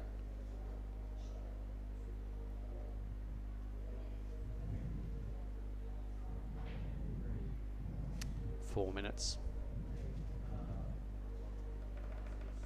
I'm looking forward to this next heat. Heat 12. I Heat know 12, Kean Martin's in there, and I love the way he competes. And he's go for itness. One of my boys out of West Oz is in next as well, Benny Spence. So for the crew on the west side down there, stick around, pay some homage to Ben Spence coming up next. His buddy and Jack Thomas got through in the last, in the second heat of this round. So Jack is through to the round of 32. Be nice to get Ben in there as well. There's our shoreline. That's what we look at when we're sitting in the lineup. That blue thing there is the judging tower. Nice white sandy beach, as we said, no high rises, all trees. Yep. That's a good thing.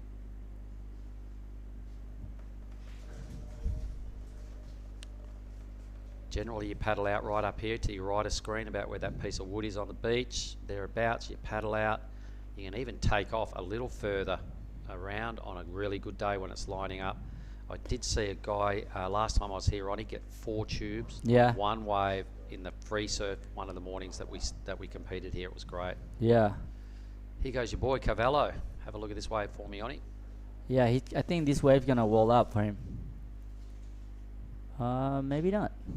Well, there's still a chance. Oh yeah, He maybe. seems to like what he sees down the line. Yeah. Here you go. That's what I'm talking about. Whoosh.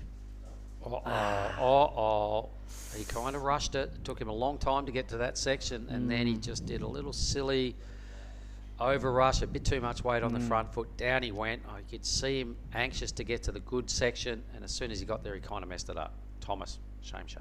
Yeah. He probably still going to improve on his 3.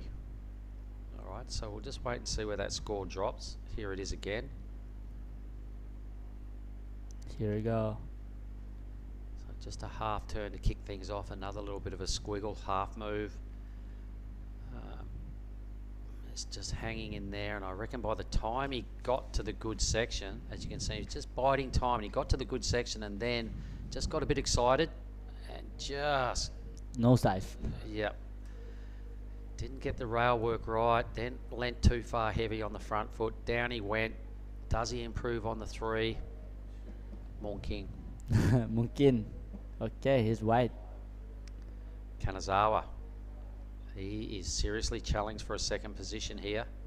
They dangerous, these guys, Japanese. They beat Liam O'Brien before. Yeah. This That was a tough heat. small, That was yeah. a real tricky heat. And Mega went out in that heat as well. Don't forget, that was a tough one. Not a lot of quality waves, not a lot of waves ridden. In fact, the guy that won that heat we're talking about, Liam Yeah. O'Brien, a 3.83 and a 3. That was his 2 scores, Daniel Farr. All right, well, that wasn't an ideal finish for Kanazawa with 50 seconds to go. Still not sure of the result of this heat.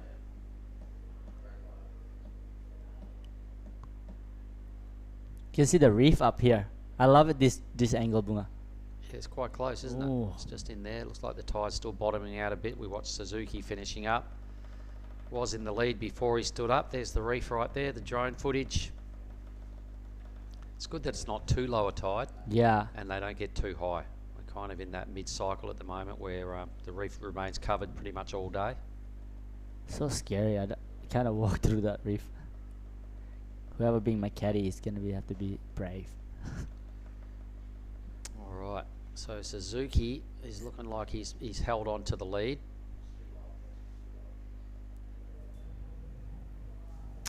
Cavallo to maintain 2nd. Kanazawa and Nishi are probably going to have to sit on the sidelines for the rest of the Krui Pro. So that's the end of this one, ladies and gentlemen. We'll throw to a quick break and we'll bring in Billy Hangen to help us with the next heat. We'll see you soon.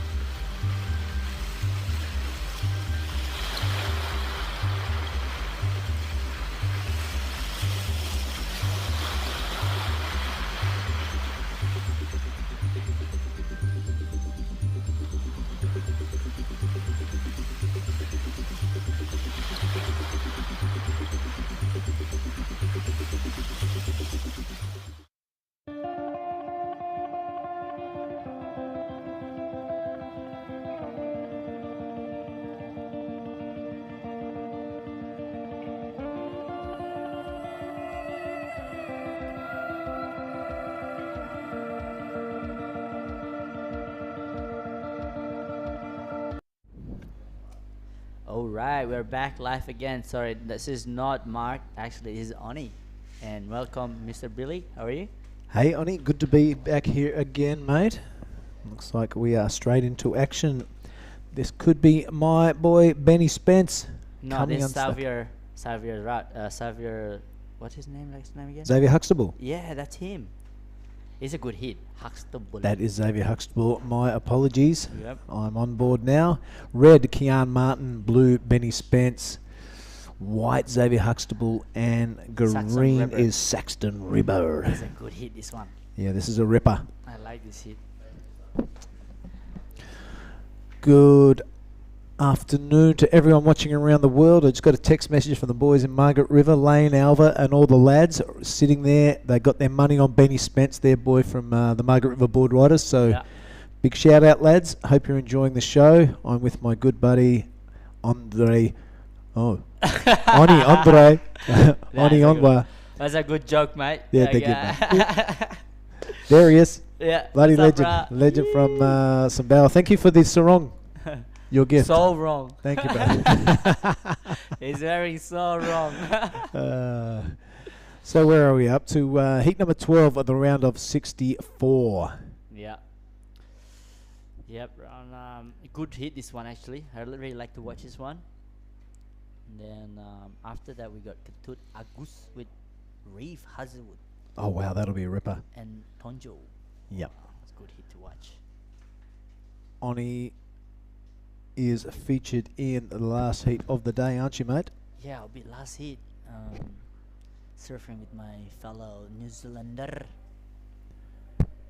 Yeah, Brady. There you go. Can you hear me, mate? All right. All right, that first wave for Xavier just came in at a 2.83. Yep. Oh, actually, it sounds better now. I put the speaker closer to the mouth. Yeah, we can hear you now. Thank you, Toto. Toto Andika. Yep, big shout out to all our production crew, Sam, Toto, and Rhino. Ryan. And Sean. And Sean Gilhooly. Yeah. And Fede. And Fede. Fede, our water photographer. Oh, Mention he has all- been out there all day. I know. Good old Fede. Yeah, we went for surf yesterday. It was fun.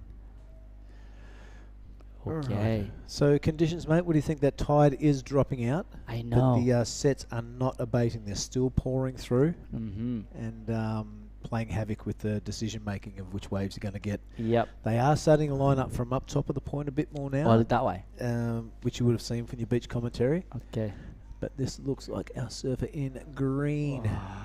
That's Saxon coming unstuck on his first turn. Good looking wave though. Look at it ruffling down the reef. And this is the boy from Margaret River, Benny Spence. Nice little swack around for his first turn. Looking for something to hit there. That's a better one. Kind of releases the fins. Really offering his back hand up towards the sky when he does those bottom turns. Have a look at it. I want to go there. I want to hit that. I don't want to land it that way, but he doesn't. Comes unstuck and makan karang. Eat some reef.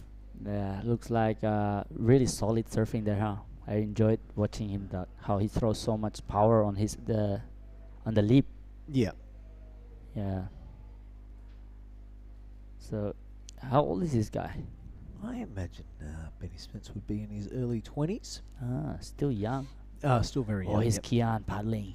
Yeah, I Kian love- Martin. I love this guy surfing. I've been surfing with him a lot in Canggu. Yep. Okay, here we go.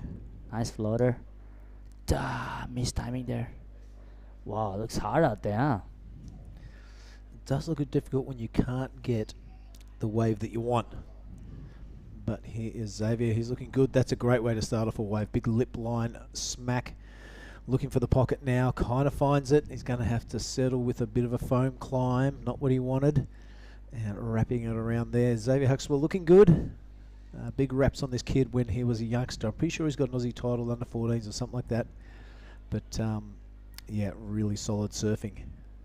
And he got a couple wildcard at Bells, yeah? Yeah, I'm pretty Yeah. sure he's from down that way. Nice surfing. Love that right here. Yeah, what do you think about this? Yeah, I love that how comfortable his feet is under his board. Just really nice flow and timing turn right here. Whoa, almost fall off there. Crazy how powerful that whitewash is on the bottom. You know, you don't want to kind of catch there. Yeah, that tide is dropping out, but it's not a really dangerous wave like deserts or No. or one palm or anything like that, is it? It's got a bit of forgiveness in it, so the guys can really push their turns and Yeah. push their luck right to the inside. Yeah. Having said that, there has been a couple of free tattoos. Yeah. Yeah, this morning, a couple of the girls and break their board leash, got cut on their back. Yeah, pretty. It's not that nice. Nope. It's not really friendly to say it. All right, let's have a look at this. Ticking towards the 18-minute mark. It is Saxon sitting out there with first priority and Kian with second priority. Kian grown up in Bali town. Bali, yeah. Father from Brazil. Yep. Mother from Sweden. Sweden, yeah. That's right. Yep. He has been around since he's been knee-high to a grasshopper.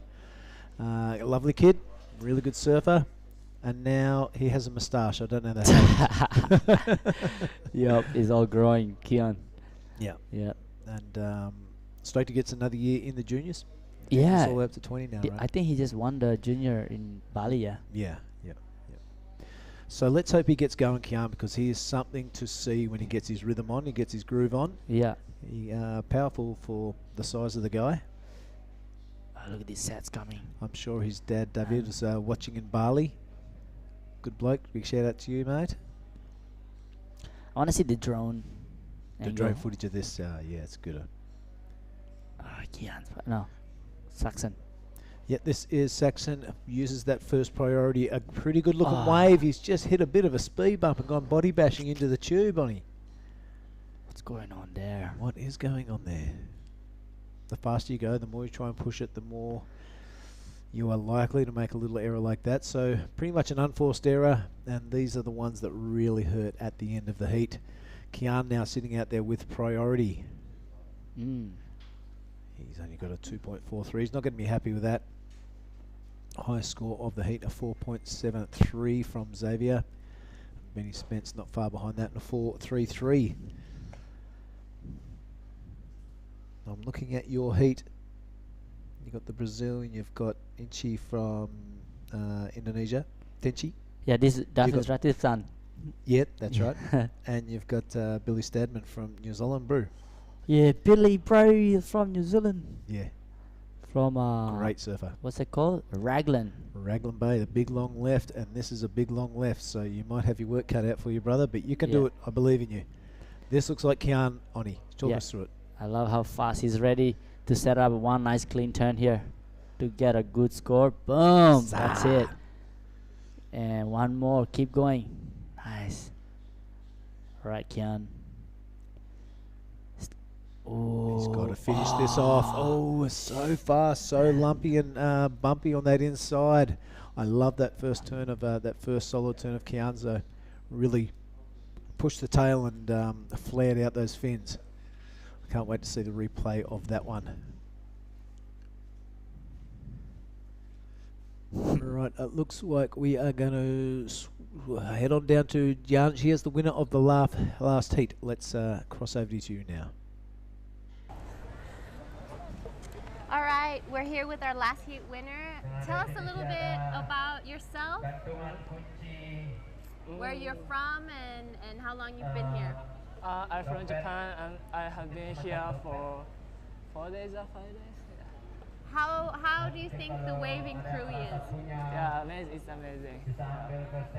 Tell us, do you want to say something to your friends and family in Japan? 応援ありがとうございます。波いいんでこのまま楽しんで頑張ります。All right, thank you so much. Right on, thank you, Jada. Winner of the last heat, he'll be pumped. He's going straight into the next round.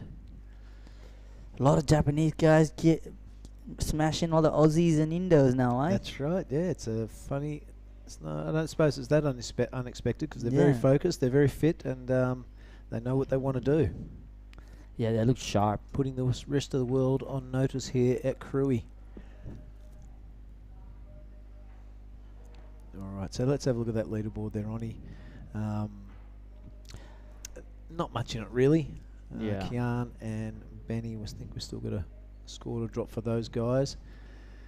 But Kian with a 5, he only needs a 3 to take out first position, and Benny Spence variable gettable score as well. Mm.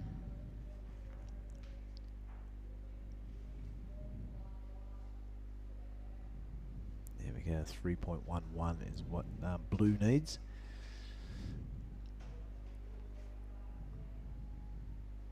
Who we got here, mate? Hard to see in that glare, isn't it? Ben Spence. Hard for the judges, but that is the familiar style of Benny Spence. Wraps that around, looking for something to stand up. Takes that high line down below now. Grabs the rail for the bottom turn. Finds a little bit of a pocket, bit of a skip out. Not sure he'll be too happy with that one. Looking down the line for something. Really goes under the lip there, and for the second time in a row gets annihilated by the end section. So Ben Spence putting it all on the line. Hopefully he's got another few chances to get that right, and we'll see a really decent score come through. Hasn't bothered him all on. He's there paddling and duck diving already. Here's Xavier.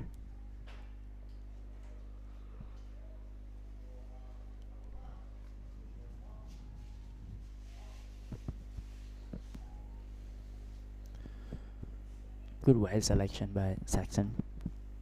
Think this he has still priority. Yep, still there with first priority. But he don't want to sit there for too long with that priority, because he should have gone. Yeah, he's only got that one, or those couple of smaller minor scores. It looks easy to watch here, right? But when Very you're easy from our chairs. Yeah. Yes, you don't get wet at all. Here's a look at Kian's last wave. I'll tell you all about it later. That was a really good hit. Drifted the fins right there on the top on the way down. Just wish the wave had a few more sections to do turns like that, and he would be licking his lips. Look at this one. He had to land it, free fall down, lost the fins, and came off the Buck and Bronco. So sketchy. That end section is like... Still got a 5 though for one turn, huh? Yeah, I think it's well deserved. Right, here goes Saxon on his forehand. Nice deep bottom turn, finds the lip on. That's a beautiful wrap. Held his rail for a long time, which I really liked. Got to show some patience here through that lazy part of the wave. Now gets steep and it gets ugly, and he's got to deal with it to get those points, and he does beautifully. Really nice lip line maneuver, and finishes off there. Probably the first person to finish off a wave in this heat, so well done, Saxon Reba, on the rebound. Xavier, this one. That's a really good angle, huh? Yeah, I like this angle. Looks like he's hung onto it. I can't wait to see Climb it. the first half of that wave, because he had a bit of a finger snap, didn't he? Yep. He got that. He will stand his lead. Kian to get another one. Whoa, Oh, look at that shot, huh? Indo Dream right there, Ronnie.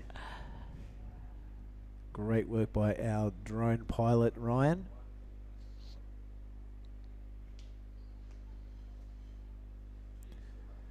So it's been a great day. A few more heats to come. Maybe even get into the women. A few, 4 or so heats out of the round 1 of the women's surfing. Yeah, that's going to be interesting to watch. We bang out those many heats as we can. Of course, this would not be possible without the support. We'll get into that after we watch Saxon's wave. Really good way to start off there, Hayoni. I like how he served. This is the wave that it's kind of like links up all the way through the shore. I like this one. That's a really well dealt with turn. And this one, beautiful Adriano de Souza-esque finish. And this is the Xavier's wave that you're talking about. Oh, yep. So starts off with a floater. We haven't seen this one yet. That looks like a good section to hit. Oh. Yeah, beautiful little air drop down into the next section. Big score, this one. He's kind of licking his lips, sharpening the axe on this one, and then bang, upside down, rides out. That's the last turn we saw. No wonder he has a bit of a finger snap at the end. Yep. Xavier Huxtable on fire here in heat number 12 of the round of 64. Krui Pro 2022, we would like to thank the governance of the province of the west coast of Lampung. We'd like to thank the Ministry of Tourism and the Creative Economica of the Republic of Indonesia. Thanks for your support. The Governor of Lampung, thank you, sir, for your support. PT Telkom Indonesia, Telkomsel Indonesia, the PLN, the Electric Company of Indonesia, Earth Island and Garuda Indonesia. They are our travel partners of the ASC. How good were they on the way over? So good. So good. Good movies. Everything smooth. Yep, everything smooth. No hassles. Yeah. You have 5 million surfboards, no problem. Bring No them along. problem. Yep. Yeah. If you are traveling through Indonesia domestically, I highly recommend the Garuda Airlines way of traveling. Yep, that's correct. And also, Xavier got an 8.33. Wow, let's get back to that scoreboard while I was rabbiting on. Yeah, an 8.33 for that series of turns. And the wave of Saxon got 5.77 too. That has really shaken things Look how up. small Saxon Nida. only needing a 1.66 now to take that second place off Kian. Also, Benny Spence only needing a 3.11 to advance. So it's all on for second place in the last 8 minutes. Let's keep our eyes on green and blue. They'll be looking to overtake the young kid from Bali, Kian Martin. Oh, it's getting exciting again. Wow.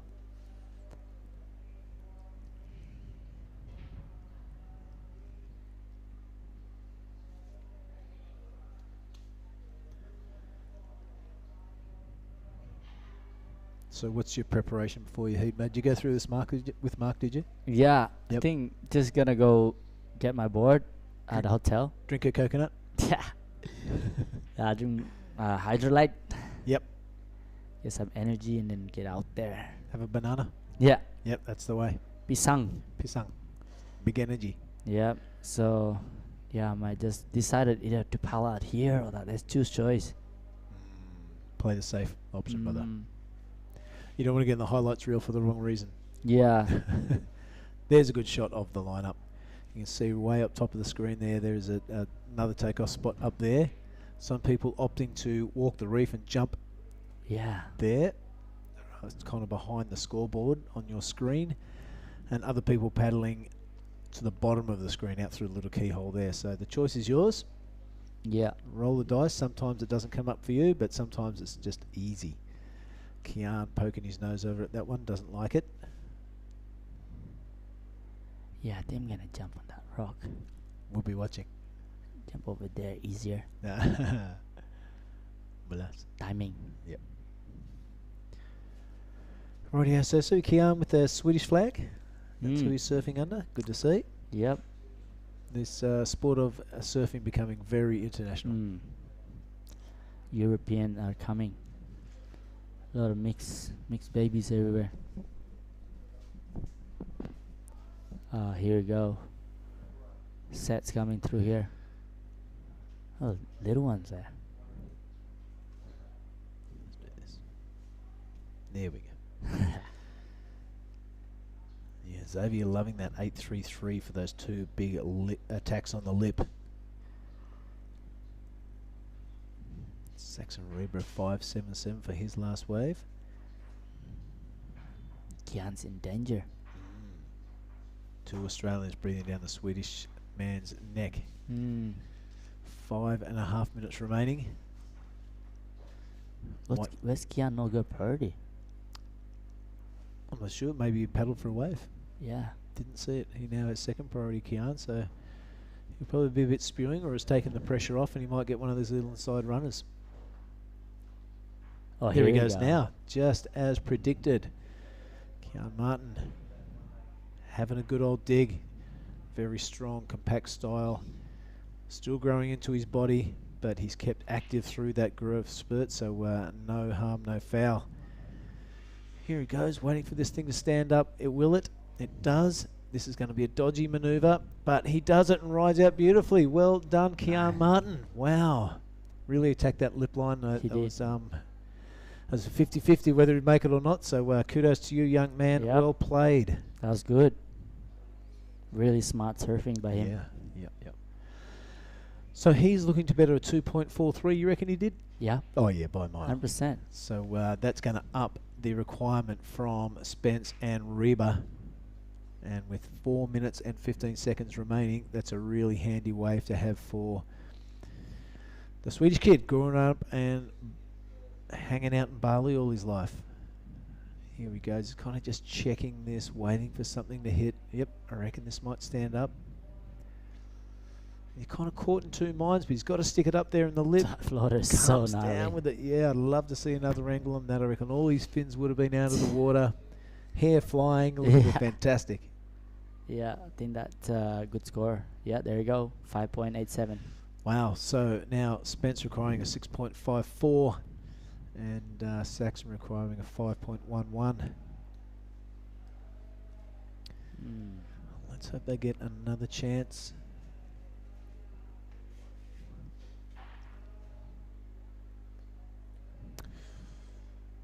Well, you get seeded through to a round, but sometimes that means you just get to surf once and go home. Yep. You know what I mean? If you're not seeded, you get to surf a couple of times, get the feel of things.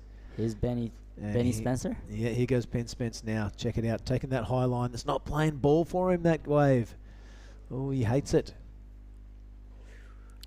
A little too deep, no? I can hear Lane Alva and the lads now from Western Australia complaining, holding their head in their hands. No! Is that his dad or something? Lane Alva is a local shaper down there at Margaret River, big supporter of Ben and all the local surfers. He's getting a tight-knit group down there now, so it's great to see. Yeah, I love that how Aussies like really stick together and then make it much more exciting surfing. Yeah, it's kind of slackened off for a little bit now, but I think we're back. I think the Brazilians have come in and snatched a few world titles and shown us what team bonding means. Yeah, that might remind us of how Australians were when they first came onto the competitive scene. Yeah, always stick together and always back your fellow countrymen. That kind of slipped away for a little while. Let's hope we've seen a resurgence of it now.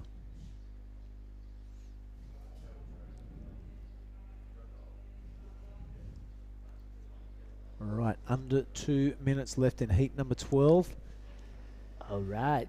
Oh, See, yeah, see you after my heat, yeah? This is going to be my last commentating, so I'm just going to watch a little bit of the live, and I'll go get my board, get ready, and go for a paddle. Well, good luck, mate. I hope you do well.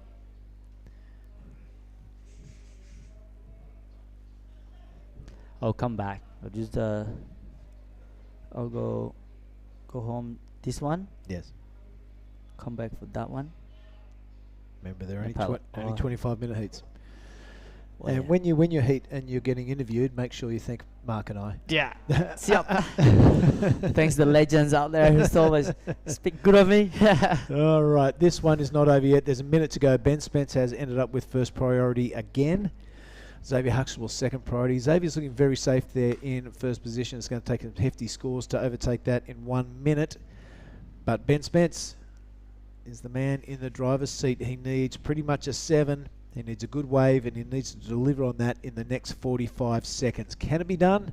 We've seen it done before today, so don't go anywhere.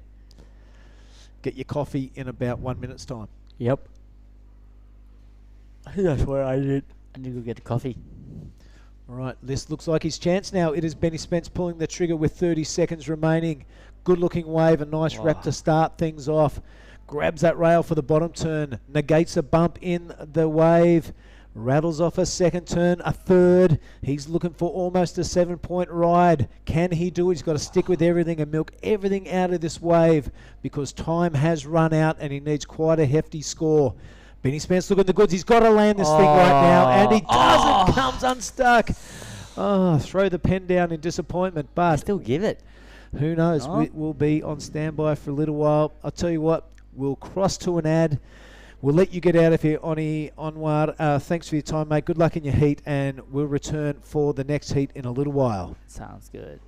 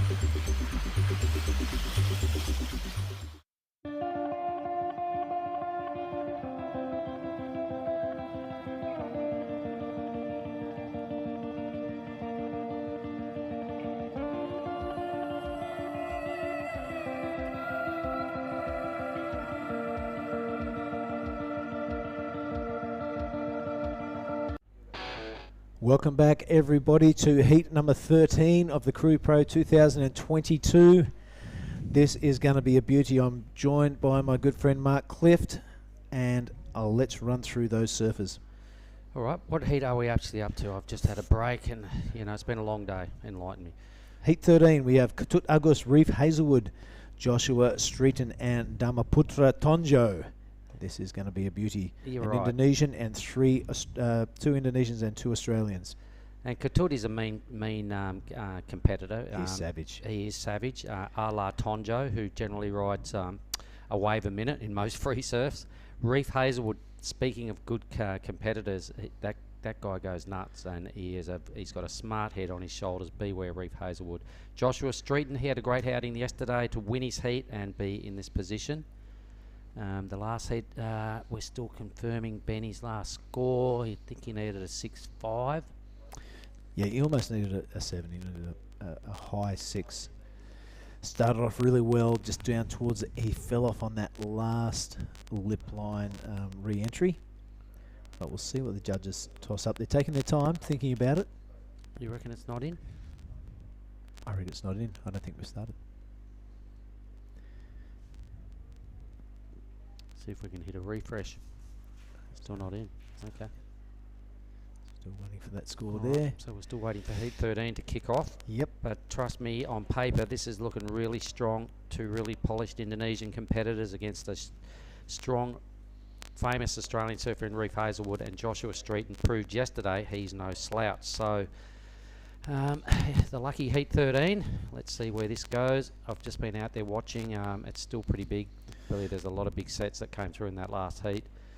I did see some pretty outrageously good surfing from Kian on the way that end hit. I'm sure here's our results. Benny needed a 6.54. He didn't get it, so he's going to have to settle for 3rd place. But congratulations to Kian and the X-Man, Xavier Huxtable. Xavier Huxtable surfed a really good heat, really solid.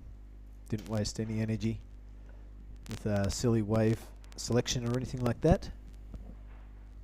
But yeah, here we go. Heat 13, everybody. Welcome to Krui in the south of Sumatra on the western province of Lampung. And the governor was down here the other day for the opening ceremony. We've had a lot of fun. It's absolutely steaming hot outside, so it's so nice to come back into our AC room here, Billy, and sit down, comfortable chair. There's no fuss. We can sort of focus on what we're doing, and it's kind of like being on Gogglebox, because we're watching TV, and there's people watching us watch TV.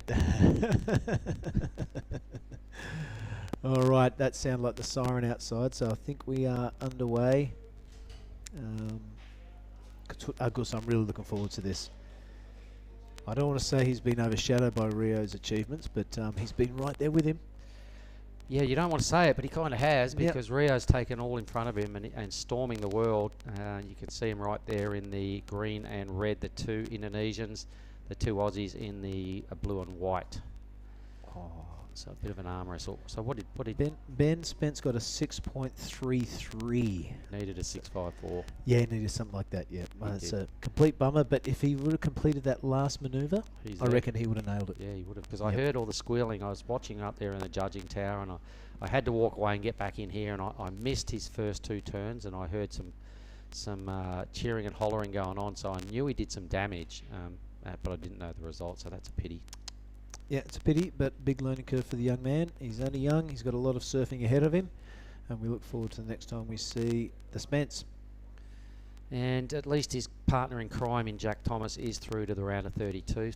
So for you Westsiders down there in Australia, out of yelling up, your boy is still alive and hunting here in the Krui Pro.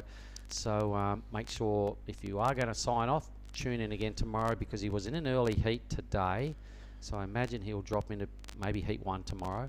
So when we reboot the men's round of 32. So for all you yelling up Arians, make sure you tune in next time the men's kick off, because Jack Thomas will be in that first heat. Let's hope they can hear us all the way up north there at yelling up. you Redgate Arian, you Witchcliffian. Goodness me. Well, it's been a long day, Billy, but it's been a good day. Conditions are totally hanging in there. We've been a little skunked the last couple of afternoons with the northerlies and the rain busting over the ridge out there. But for me, it's still fine as we're at 2:15. So we're doing pretty good to still have clear skies, and it's looking good for the rest of the Arvo, I reckon. Yeah, you bet. Yeah, there'll be a lot of people watching around the world looking at that lineup and thinking, I don't want to get in my 4-3 wetsuit to go surfing. I'd love to be there at Krui. Yeah, and who wouldn't be? Because, you know, you're 29 degree water. It's probably 30 plus degrees outside, steaming hot. And big issues here are keeping wax on your board and drinking enough water. Yeah, and not getting sunburnt. Stay in the tube. Don't get sunburnt. So a completely different set of rules up here when you're living in the tropics. When you're at home, it's about the scarf and the beanie and the Ugg boots, I've been told. I don't know a lot about those things, but that sort of equipment, but I don't want to. I twirl my fin key in my board shorts up here in Indonesia. Oh, look at the crowd right there. So it's a Monday, folks. Yesterday was Sunday, of course, and thousands of crew down here yesterday. Yeah, thousands. Sunday is beach day. Hello, so Mr. Day, effectively. I reckon this is a lot of the local crew who were kind of forced out of their own beach yesterday by the visiting throms. Oh, this is 10% of yesterday's crowd. Yeah, and I reckon they're here checking it out. There is a surfer up. Let's see who it is. Backhander. Could be Red, could be Katut. It is. I think it is. The Agus. Beautiful, reminiscent of Uluwatu racetrack looking wave. They're very used to surfing those sort of things. This is Katut Agus. Looking for a steep section, a bit shouldery on that one. I'm not sure he's going to stick with it for much longer. Let's hope he makes a liar of me and get some really good turns down here. This wave's doing the righty. Bang. I've got to say, this wave's giving him a lot of love until there. But didn't he do well at Manly as well in the Challenger Series? He really did, yep. He was featuring up, I think, pretty close to the quarters, maybe the round before the quarters or thereabouts. But that is a good result in a 10,000 points on offer event, Challenger Series. This is what happened. Let's have a look at this wave. I'm not going to rabbit on about that later on. But yeah, a little foam climb by the looks of that thing. His first attack. That's a pretty handy wrap. I reckon you would have seen the fins out of the back of the wave there. This one kind of just checking into position, waiting for this thing to offer something to hit. Not really there, and this last turn was probably the money turn of the wave. However, it was at the end of the wave, which is the judges don't really like. But really good, really released the tail there and showed the fins to the back of the crew. You know, to get a big score sitting in the up in the judges' tower that last heat, at some point on your wave, you've got to hit the lip. Yep. And if it's just cutbacks and series of those fatter sections, it doesn't matter if you do it 4 or 5 or 6 times, your number is still going to get torched and it's going to come in as a low throwaway sort of score. 617 for Katut. Lots of surfing to extract only a 617, and that's what we're talking about. You've got to really get up there and tag it. And I have seen 2 turn waves go into the 7s and 8s today. Yep. And so the judges keep it real. If you're not taking a risk or getting those sections that offer a risk, forget about it. Good luck getting a big number out of them. That's an intelligent way to start your heat, though. He's a really crafty competitor, Agus, and that is a pretty good way to start your campaign. He'd be looking at that as maybe his backup score. So be going out the back now and trying to get a big bombing score. Yep. And then try and improve on that 617 after that. Well, very calculated. We know he's a sniper when he's in any lineup, mate, because good luck getting a wave off him. If he's out there as well, he knows how to get to the inside. He paddles fast.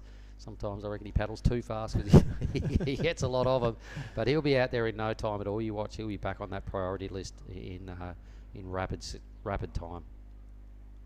And Reef Hazelwood, I've watched this guy surf from way back in the TARS Small Fries days, the Subway series as junior stuff.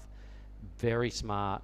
You know, he's been a sponsored high-profile surfer his whole life because the kid is seriously that good. So it's his first visit to Krui, he was telling me earlier. Really? So it's his first heat out here on the Krui Reef, so he's learning on the run. But given his background and his competitive nature, keep your eye on that space, Reef Hazelwood in blue. We know Tonjo, we know what he's like, Dharmaputra, Tonjo. He's mischief. He's trouble whenever he gets on a surfboard. Put it this way, when you get Katut Agus and Tonjo in the water and you're having a surf, you pretty much don't get waves. Yeah, no. So good luck for Reef Hazelwood's going to have to use all his smarts. Joshua Streeton's going to have to just use the priority board to his best advantage to get a wave off these two. The good news is, Mark, that Tonjo has penciled in a meeting for us, the three of us, after his heat tonight. And you know why? We know why we're having a meeting, is because he came to this event not in the event. Yeah. There was somebody got injured. Samson Coulter got into this round, left the space open in yesterday's round. Tonjo got through the heat. He's in the prize money round, and I said, "You've won some money." Have I? I said, "Yes." And he goes, "Oh, meeting." Yeah, we're going to have a meeting. So we've sponsored quite a few meetings with Tonjo over the years. It's time we got a little back. Yeah, it usually involves a round table and a lot of Coconuts. bottles of refreshments. But So we anyway. do digress. Let's get back to the action. No, let's get back to the meeting. Yep. That's what happened this afternoon, courtesy of Tonjo. Looking forward to it. One solitary wave of a 6.17 from the crafty Katut Agus. Let's hope these guys get a few waves each. It's great to see. At some point, it's going to fire up. Geez, you're watching the mid-size runners out there, mate. There's still a lot of those wobbly, dodgy things going on, but the mid-size waves are hitting the reef just perfect. Yep. And there's less of those big, dodgy things going on, so it's you still have to keep your eye on the horizon, but not so much as this morning. Here goes Reef Hazelwood. He's out of the Mark Richardson camp up there on the Goldie. Reef been knocking on the door for a Challenger Series spot for quite a while. You can see kid's got skills. He had to take that wave as time was ticking away and approaching sort of the halfway mark of the heat, so he got it. 2 spicy moves. It's a good enough score to relieve some nerves, get him on the scoreboard and into a top 2 position. Yeah, you really don't want to get half through the heat. Have a 3 donuts sit next to your name. Well, we saw stuff go kind of pear-shape earlier for Liam O'Brien and Kuturagos. Yep. Not a Kuturagos, Megatron. And you could see how easy it happened. And if it can happen to those 2 guys that easy and time ticked away and got the better of them, you don't want to leave it to chance. So this is Reef's statement to get himself into the heat, to release some nerves. A couple of high-speed moves, gets his teeth stuck into this one here. Boom. And then the wave just denies him any other opportunity, but pretty decent. He'd be happy with that. It's probably been a 4 range-ish. Yeah, I kind of go with that. There we go. Scores in 4 points. 4 points, yeah. You should be a judge. No, it's way more fun in here, mate. Hey, that judging tent, it's stressful. It takes a lot of concentration. 2 things I'm not good at, and we have fun in here, and it's AC, mate, and we get to interview surfers and all that. So, fantastic. This is me. Forget that judging caper. I've done it before, and it sucks. Big ups to all the judges out there. I'll never get a score off them again if I ever surf in the heat. But no, that's got to be the toughest job on the block. So, me, good boy, hard worker. I'm happy to sit in here, mate, and chip away in the AC, to be honest. Right, this could be a world's first for down to the 14 minutes. Here he and goes. Dharmaputra not getting a wave. He's Here he about goes. to kick that in the tail. He's always a fast surfer on rail. Very hyperactive, a lot of extra joss, and this one is no different. Here he goes, the lad from Padmar. There's 2 of them. His brother looks exactly like him. He did real well in that Pro Junior in Bali that year, 2012, I'm pretty sure. But he won't be happy with that. Meanwhile, this is Josh Stritton trying to get something going on this wave. Now he finds a bit of speed and a bit of check turn action. These waves kind of breaking out to sea and filling full of water.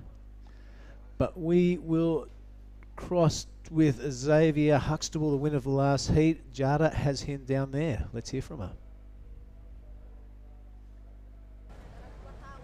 So we're here with Xavier, our last heat winner. Tell us, you're used to the rights. What's it like competing at a left?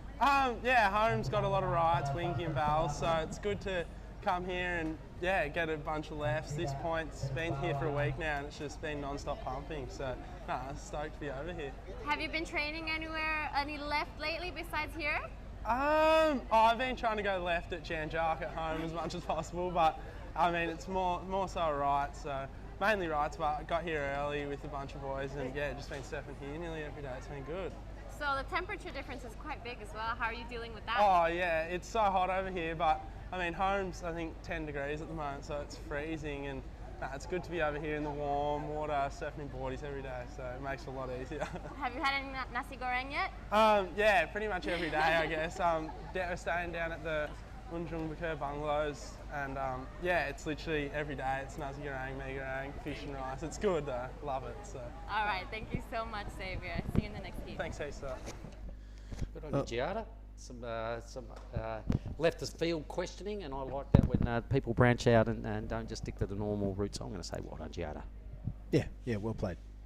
And Xavier, how funny was that bit of seaweed on his chin? Yeah, he doesn't care. He's still that cheeky 14-year-old we used to know. Yeah, he's cool.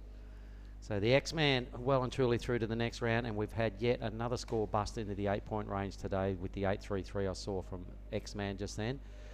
Into the top 5 scores of the whole men's draw. Right on. We'll have to write them down over the meeting today. Yep. All right. I'm actually going to put that in there right now because I didn't realise he'd had an 8-3-3. So we've had 4 of those numbers today into the excellent range. One of them over here for Rinta Uto. Somebody else got one, Yuji Nishi. We've had a young fella just bust into with an 8-3-3, the X-Man. And also the Tube Ride, I think from... My God, I should know who he was. He was Earl Jarvis. Earl Jarvis, sure, yep. I'm pretty sure he got into the 8s as well. Yep. Jarvis Earl. Earl Jarvis. Well, when you got 2 first names, it could go either way. Earl Jarvis, I'm calling him. Yeah, Earl it is. All right, let's have a look at that leaderboard. Everyone with a wave to their name. Katut Agus, the best of it, at 6.17. Dharmaputra, just that 2.83. Mr. Stretton, a 3. And Reef Hazelwood, a 4. Katut sits out there with priority. And Dharmaputra got some work to do, the little fella. If he wants to pay for a few more meetings, he better get going. Well, it's just a bonus for him. He came up here to look after the Rip Curl team. Yep. Ended up in the event, ended up in the cash round, so all bonus. He should have just been sidelined for quite a few days, and he's having his second heat. There's every chance he's still going to get through here because we know he's a good surfer. He's a great surfer. He's a quiet achiever, a silent assassin when you're surfing with him, and for sure he's going to get at least 2 more waves on tipping in 10.5 minutes. You can't keep a surf machine like him down for long.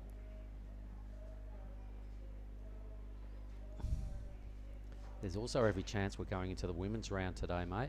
We're looking at heat 13 at this point. 3 more men's heats to go, and then the decision will get made. But yep. I know Will and Ty, the head judge, are looking at it. They're weighing it all up, the pros and cons. Giada said she's ready to go. She'd be happy to go out there in this stuff. Let's go then. Yeah, so I reckon let's do it and stay ahead of the curve regarding how many heats we've got remaining in this event. Considering we're chewed off 4 divisions. Yep. Men's and women's QS 5000. We also have men's and women's juniors. And they both consist of probably 100 grommets there ready to froth out and do their stuff as well. So it's a big draw. Yeah, I had a little chat with Jean Hardy and Willow Hardy before. Mm-hmm. And when it was big and bombing through, Willow's they wanted in. Willow's ready to go. Yeah. Let's go. Sure, she was up there trying to get the rashy off the beach marshal, but even though it was a boys' round, she loves the big heavy stuff. Advantage Hardy. Straight out of the ISA World Juniors over there in El Salvador. I think a few of them have come over here to homage these events. Yeah. You know, they all see got stars in their eyes. They all want to get in on the Challenger Series, and they all want to be like the new crop of women doing the rounds on the CT. There's plenty of them, and they all seem to be doing pretty well, the young rookies up there on the women's tour. Meanwhile, the stage is set. They've all got 1 wave. They're all got some sort of start going. The best of them, Katura Gus. No real big numbers as yet, so they'd all be feeling pretty nervous and all be hoping to use their priorities well. So this is Katut cashing in that top priority. The wave does not do him any favours at all, so he'll drop a 1 as his backup score. Maybe a 1, maybe less. There we go, 0.83. Who's this? This looks like green, maybe. That's Hazelwood, surely. That is Hazelwood, yes, with that long board. Sorry, the blue and the green are getting messed up. You can't mistake that bottom turn, though. And that little check turn at the top is setting up for this speed run. Looks like a long board that he's surfing. And that's a great snap under there. A lot of rail in the water and makes the out front of the whitewash. So, advantage Hazelwood for me. Well, that was really good. well timed. Had to finish that second move because it was only his second turn. You don't want to turn it into a one manoeuvre wave. So it's going to give the judges something to think about. It's going to be Hazelwood for the lead, and just some smart surfing there from Reef. As I was saying, he's been a good competitor for a long time, and I've heaped a lot of praise on him for obvious reasons. I've seen him do some really good stuff over the years, mate, and level-headed stuff. He's a great competitor. Great competitor. He's really good in the air. He is. All of a sudden, it was like a one-off season. He came back. He was an air guy. Yeah, but that's just part of his artillery, really. As we watch this wave again, now I'm seeing shades of outside corner ulus and this sort of stuff on these camera angles. As the wave goes down the reef and grows, it's starting to remind me of that section of reef at ulus. Yep. Look at this, right under the lip, a little bit of a free fall drop there, and straight through the whitewash. I reckon it was that longer board gave me the advantage at that. He at really that turn. measured that hit. Yep. To give himself enough time to get out in front and not clob it on the head by the lips. So a great read, Reef Hazelwood. White here, that's the other Aussie, Streeton. He'll have to kick out and cop a 1-something. That leaves our little mate Look at Tonjo out the back with priority. 717 Hazelwood. Boom, there we work. go. Good work. Now, I'm also going to go there and say well done, Mark Richardson, coaching Reef Hazelwood. A touch of the Richo smarts about what I saw from Reef. So good on you. Richo, if you're listening in, I'm sure he is watching his boy right here. What time would it be in Queensland? Add 3 hours, it's about beer o'clock. I imagine Richo's sitting there soaking up the action. 4x gold in hand. A 717 and a 4, good work. Kutura Gus, he's going to have to burn off that 0.83 because the other two breathing down his neck. It's going to end up a bit of a shootout for second spot, I'm calling, with only 6 minutes to go. Well, let's have it. It is 6 minutes to go, Mark, and everyone pretty much needs a 5. And they'll be in a good spot. And then to track down Reef, those other two at the bottom of the pile are going to have to put together sort of 8-point rides, north of 8 points to seriously challenge Hazelwood to get dismissed out of this qualifying position. Good score, that one. Still a bit shy of the excellent range, but very, very good surfing. For two turns, it's almost as high as we've seen today on 2 hits. He's the first one I've seen today does that, the top turn, but then releases the tail in time enough to recover and set him up for the next turn. Everyone's been holding that rail down and getting caught behind the section sometimes, you know. He comes up and snaps that tail and then sets him up beautifully for the next section and the next attack. Just a sec. So Jada, can we get you in here next time? Can we get you in here next time? Yep. Can we do one? And can I get the break? Yeah, of course. No worries. Okay. Thanks. Here we go, red. So right on cue, Katura Gus trying to pick up the pace here and burn off that 0.83. It's probably already happened. Didn't see how the wave started off, but pretty easy to upgrade that second number. Now he's a long way down the line. He's only just kicked out, 4 and a bit minutes. It's hard work and it's deceiving, and you can't tell. You're watching the TV screen, everybody. You can't tell where he is right now, but trust me, that's every bit of 150-metre paddle to get back to the peak. Oh yeah. In a steaming afternoon, glaring sun. It's and he's probably sweating right now after riding a wave down to that point. It's a long way back from here. Here goes our little mate, Tonjo. Yep, anything's a bonus for him at this point. Yep, zigzagging his way through that wave, waiting for something, but doesn't play dice for him. He probably smiled his way through every one of those little mini moves as well. You know what he's like, mate. He can't stop smiling. Has he ever taken anything serious in his life? I'm not sure, because when you look at his face, it's always win, win, win. Yeah, life is good. Life is good. Tonjo, who we got here? Streeton. Nah, body language over and out, he says. Having a shocker. So Tonjo won't get the 4. Might move up into third, but that's no good. You've got to get to second. Second or nothing. Here he goes. Out right on the shoulder. That's a long way from the breaking part of the wave. Same with this turn here. He's just not liking life there. So out he goes.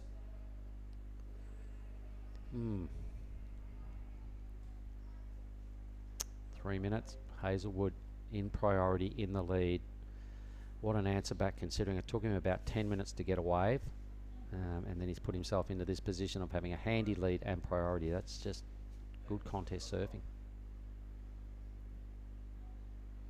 Katura did in fact get rid of the .83s, made life a little harder for Tonjo, who has in fact moved into third, but as we were suggesting, that's no good. What it does, and he'll look at it this way, he's gone, well, I get third, it's an extra $100. Oh, that's exactly right. It is an extra hundy, and that's Yep. a lot of rupiah. Something to smile about. Look at Hazelwood up there with 2 minutes 20 left. He has the lead and priority. He'll be singing very comfortable. I reckon he'll ride another wave at some point as well. He won't be happy to sit there and just watch the clock wind off. Yep. Because he's learning about this wave, first time into the Krui zone. He'll be well aware of how long's remaining, that he does have priority. And I reckon he's going to ride another wave, and I'm going to go out and say he will improve on his 4. Rightio, I like that prediction. Kuturago's sitting next to him. I can't see why he hasn't scooped up second priority at this stage, but maybe they're both sitting kind of wide. As we know, Billy, to gain priority, you've got to be on the peak. You've got to get back to the certain point. The priority judge Streeton gets second priority somehow. I can't even see him on our screen. But he needs a pretty big number as well. A 6'11" is pretty big. A couple of hits. Can't even see where Josh is. He might have gone right up around the corner a bit. Yeah. Yeah, you can see Reef standing on his board. He doesn't want to waste a minute of this heat. You can see a swell. Is he tracking down this thing here? How could you resist? He kind of got that horrible wide lump on it, so he wisely turns it down. On the inside, it looks like Streeton having a crack at it, though. There he goes. Good looking wave on the inside. That offered a good shoulder to hit. And see what comes. Hit a bit of a speed bump, a bit of driftwood in the line up there, and has to reassess and reset his attack on this wave. It's kind of worked out for him. Finds the pocket there. And this one still continuing to work on down the line. Hard to tell from that angle, but he looks like he gets another turn away. Nah, he'll be bummed at the end of this. He'll be bummed, yep. He'll know that's, you know, you can't make fumbling errors like what happened on that, you know, somewhere along that wave, because the boys upstairs, they don't like that. They're scoring and judging some of the world's best surfers. They're in a QS 5000 event. They take little slip-ups seriously and don't rate it. But big hits like that. Look at our little mate. He's trying to burn off his 283. He did every bit of that. That was a sick upside-down move. He's still claiming it. All right. All right. He's got to be our favourite, doesn't he? It's a classic. All right, so that's going to be a job well done to Reef Hazelwood. And I'll pencil him into first position. Katuk will hold on to second with his effort, because for sure Josh, without scorching him too much, won't get the required 6.11s. And heat 14 is about to bounce down shortly. We'll throw to a quick ad and get back to you in a moment.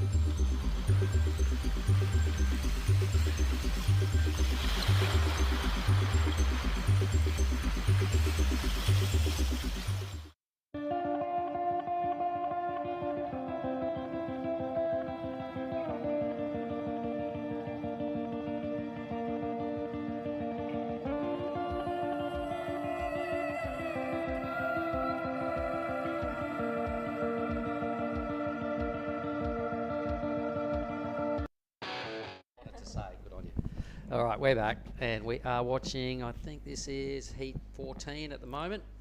I have Jada Legati welcoming back into the booth. Jada, what a day we've had. It's been a long... What a day. Seriously. Look at these conditions. You are out there in about an hour and a half. Yes, and I'm very excited. I'm So very, you should very be. excited. Correct answer, because look at this, and those drone angles are absolutely perfect. We have Jada Bartholomew out there in the red, the Australian. Out of Indonesia, Made Ariana. He'll be surfing in the blue. In white is Blake Necker, and another sort of Indo-Aussie there. He'll be surfing in the white. And in the green, out of the Philos, it is Neil Sanchez, the sole remaining Filipino in the draw, I think, apart from the women's round. So the women have been waiting a few days for this, watching a lot of heats go down. Yes. And are they all excited to have a go, or are there some nerves out there? What are you sensing? Well, there's more excitement, I feel. There's a lot of excitement. All the girls are ready to get out there. I saw a lot of them out there this morning as well. So, you know, everyone's really keen, and you know, what more could you ask for? The waves are perfect. It's glassy, and you know, everyone's here having a good time. Middle of the afternoon, there's a big crowd, steaming hot down on the point. Exactly.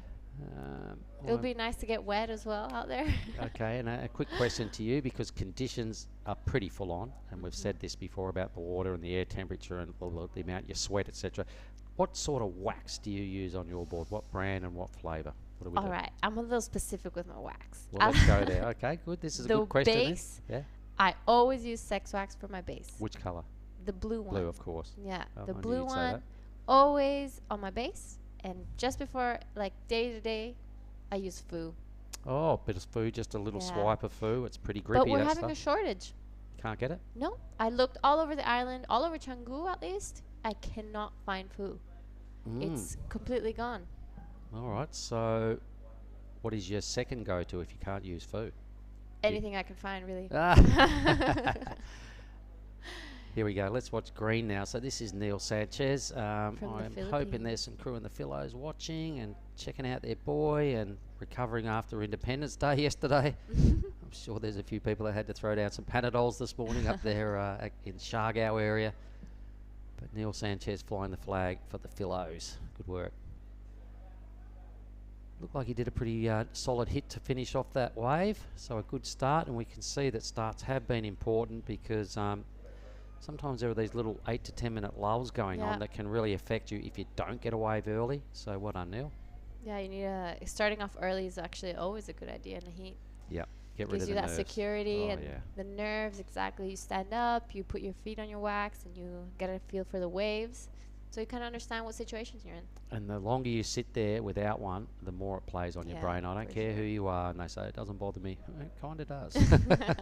Gets under your skin at some point. And You know, you see everyone catching waves around, even in a free surf, if you think about it. In a free surf, if I see everyone catching waves and I'm the only one that's not, I start getting stressed out too. I used to play that game as well, paddle back out, sit near the boys next to me in the heat and go, geez, that was a good one. Wouldn't even look at them, but just tell them. And I would be lying most of the time. It wasn't. I wouldn't let them know that. Okay, geez, you guys should have seen that one. That's actually a good one. I might use that one. You know, you're allowed to. We'll just take some royalties from that, and you can use it. So this is the Neil Sanchez ride. It's not a bad opener. Got a little busy. Had some good sections. Some strong rail work. When he did a turn, he kind of didn't fumble around, which is a good thing. It's probably Cut not going to. straight to it. Yeah, it's probably this turn here looked pretty interesting. This final turn, because from here, all as we see is spray Yeah. fly over the back. Not really sure how high or hard he hit it. That one there, I'm talking about. Yeah. And then he flicks off. So I would have to say it's going to be, you know, in the mid-range zone somewhere. 517. There we go. So a good start for Neil. Yeah. It's good.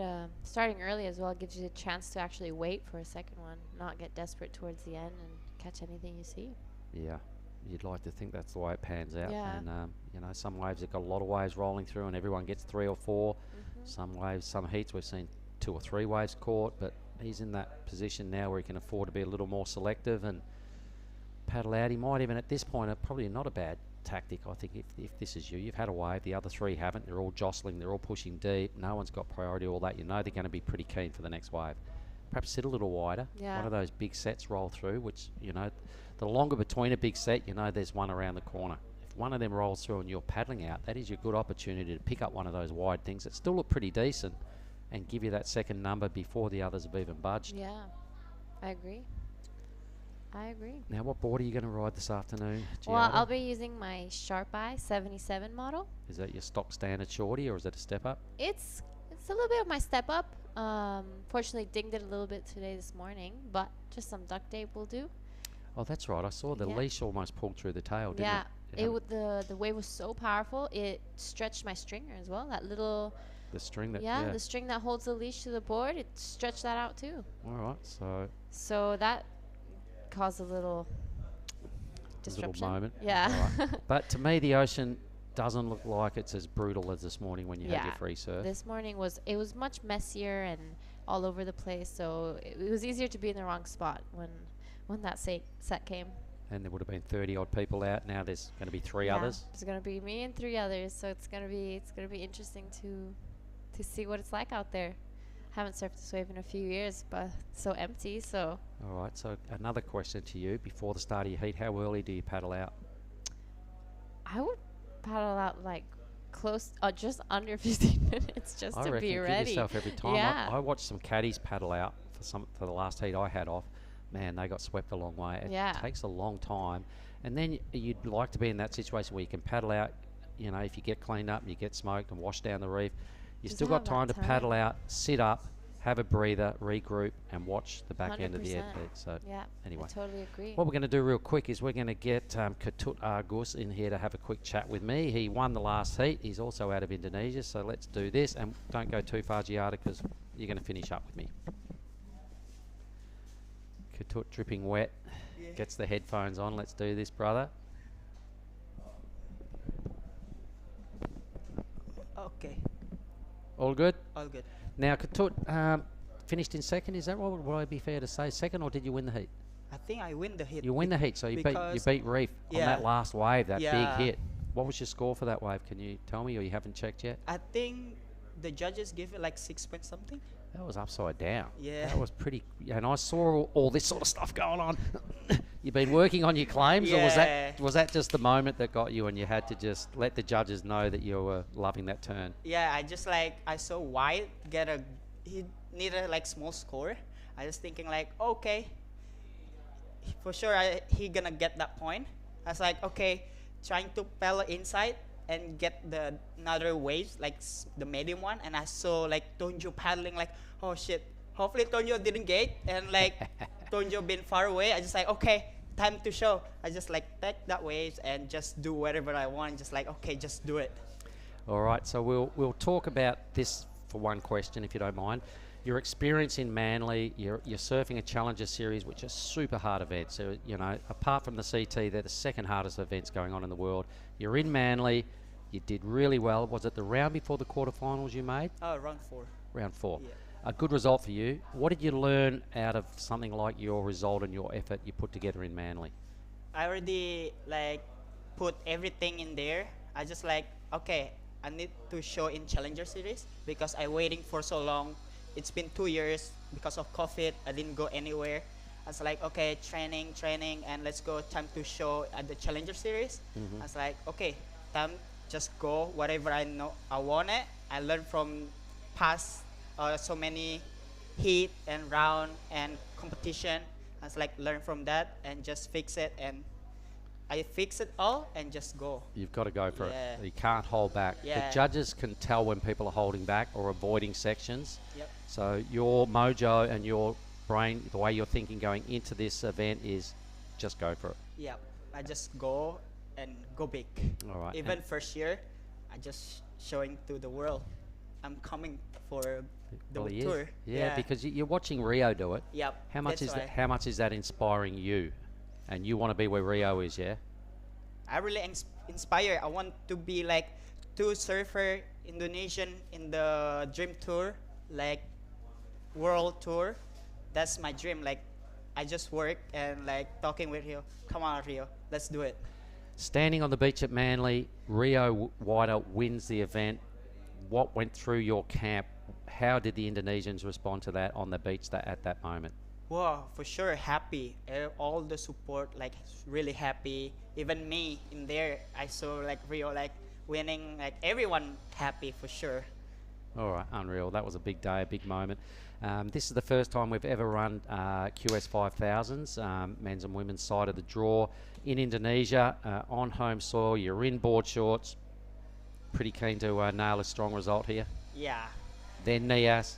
Ooh, I'm trying to go Nias, but it's short time. I need Between to go Balito, like yeah. between Balito and Nias. I just thinking like 5,000 Nias.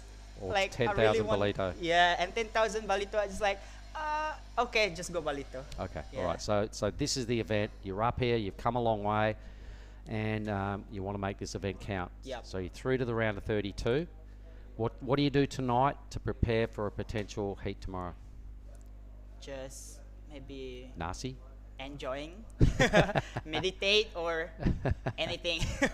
Just enjoy the important one. Well, I'm going to say a job well done and shake your hand. It's Thank good you. stuff. I enjoy watching you surf, Thank and you that so was a much. smart heat. And I'm going to say all the best of luck for tomorrow's round. Thank you so much. Okay, Thank Katut you. Agus, thank you, my man. Thank and you. we'll let you go and regroup and take in some water. You're still feeling quite hot in the hand, and the skin still feels pretty warm to me. So go and relax, recover from that heat, and we'll see you tomorrow. And we'll get Jada to come back in and give me her thoughts on what's going on this afternoon. Look at this pan back lineup right here. Have a look at this, Jada. Look at the drone view we're looking at right now. Wow.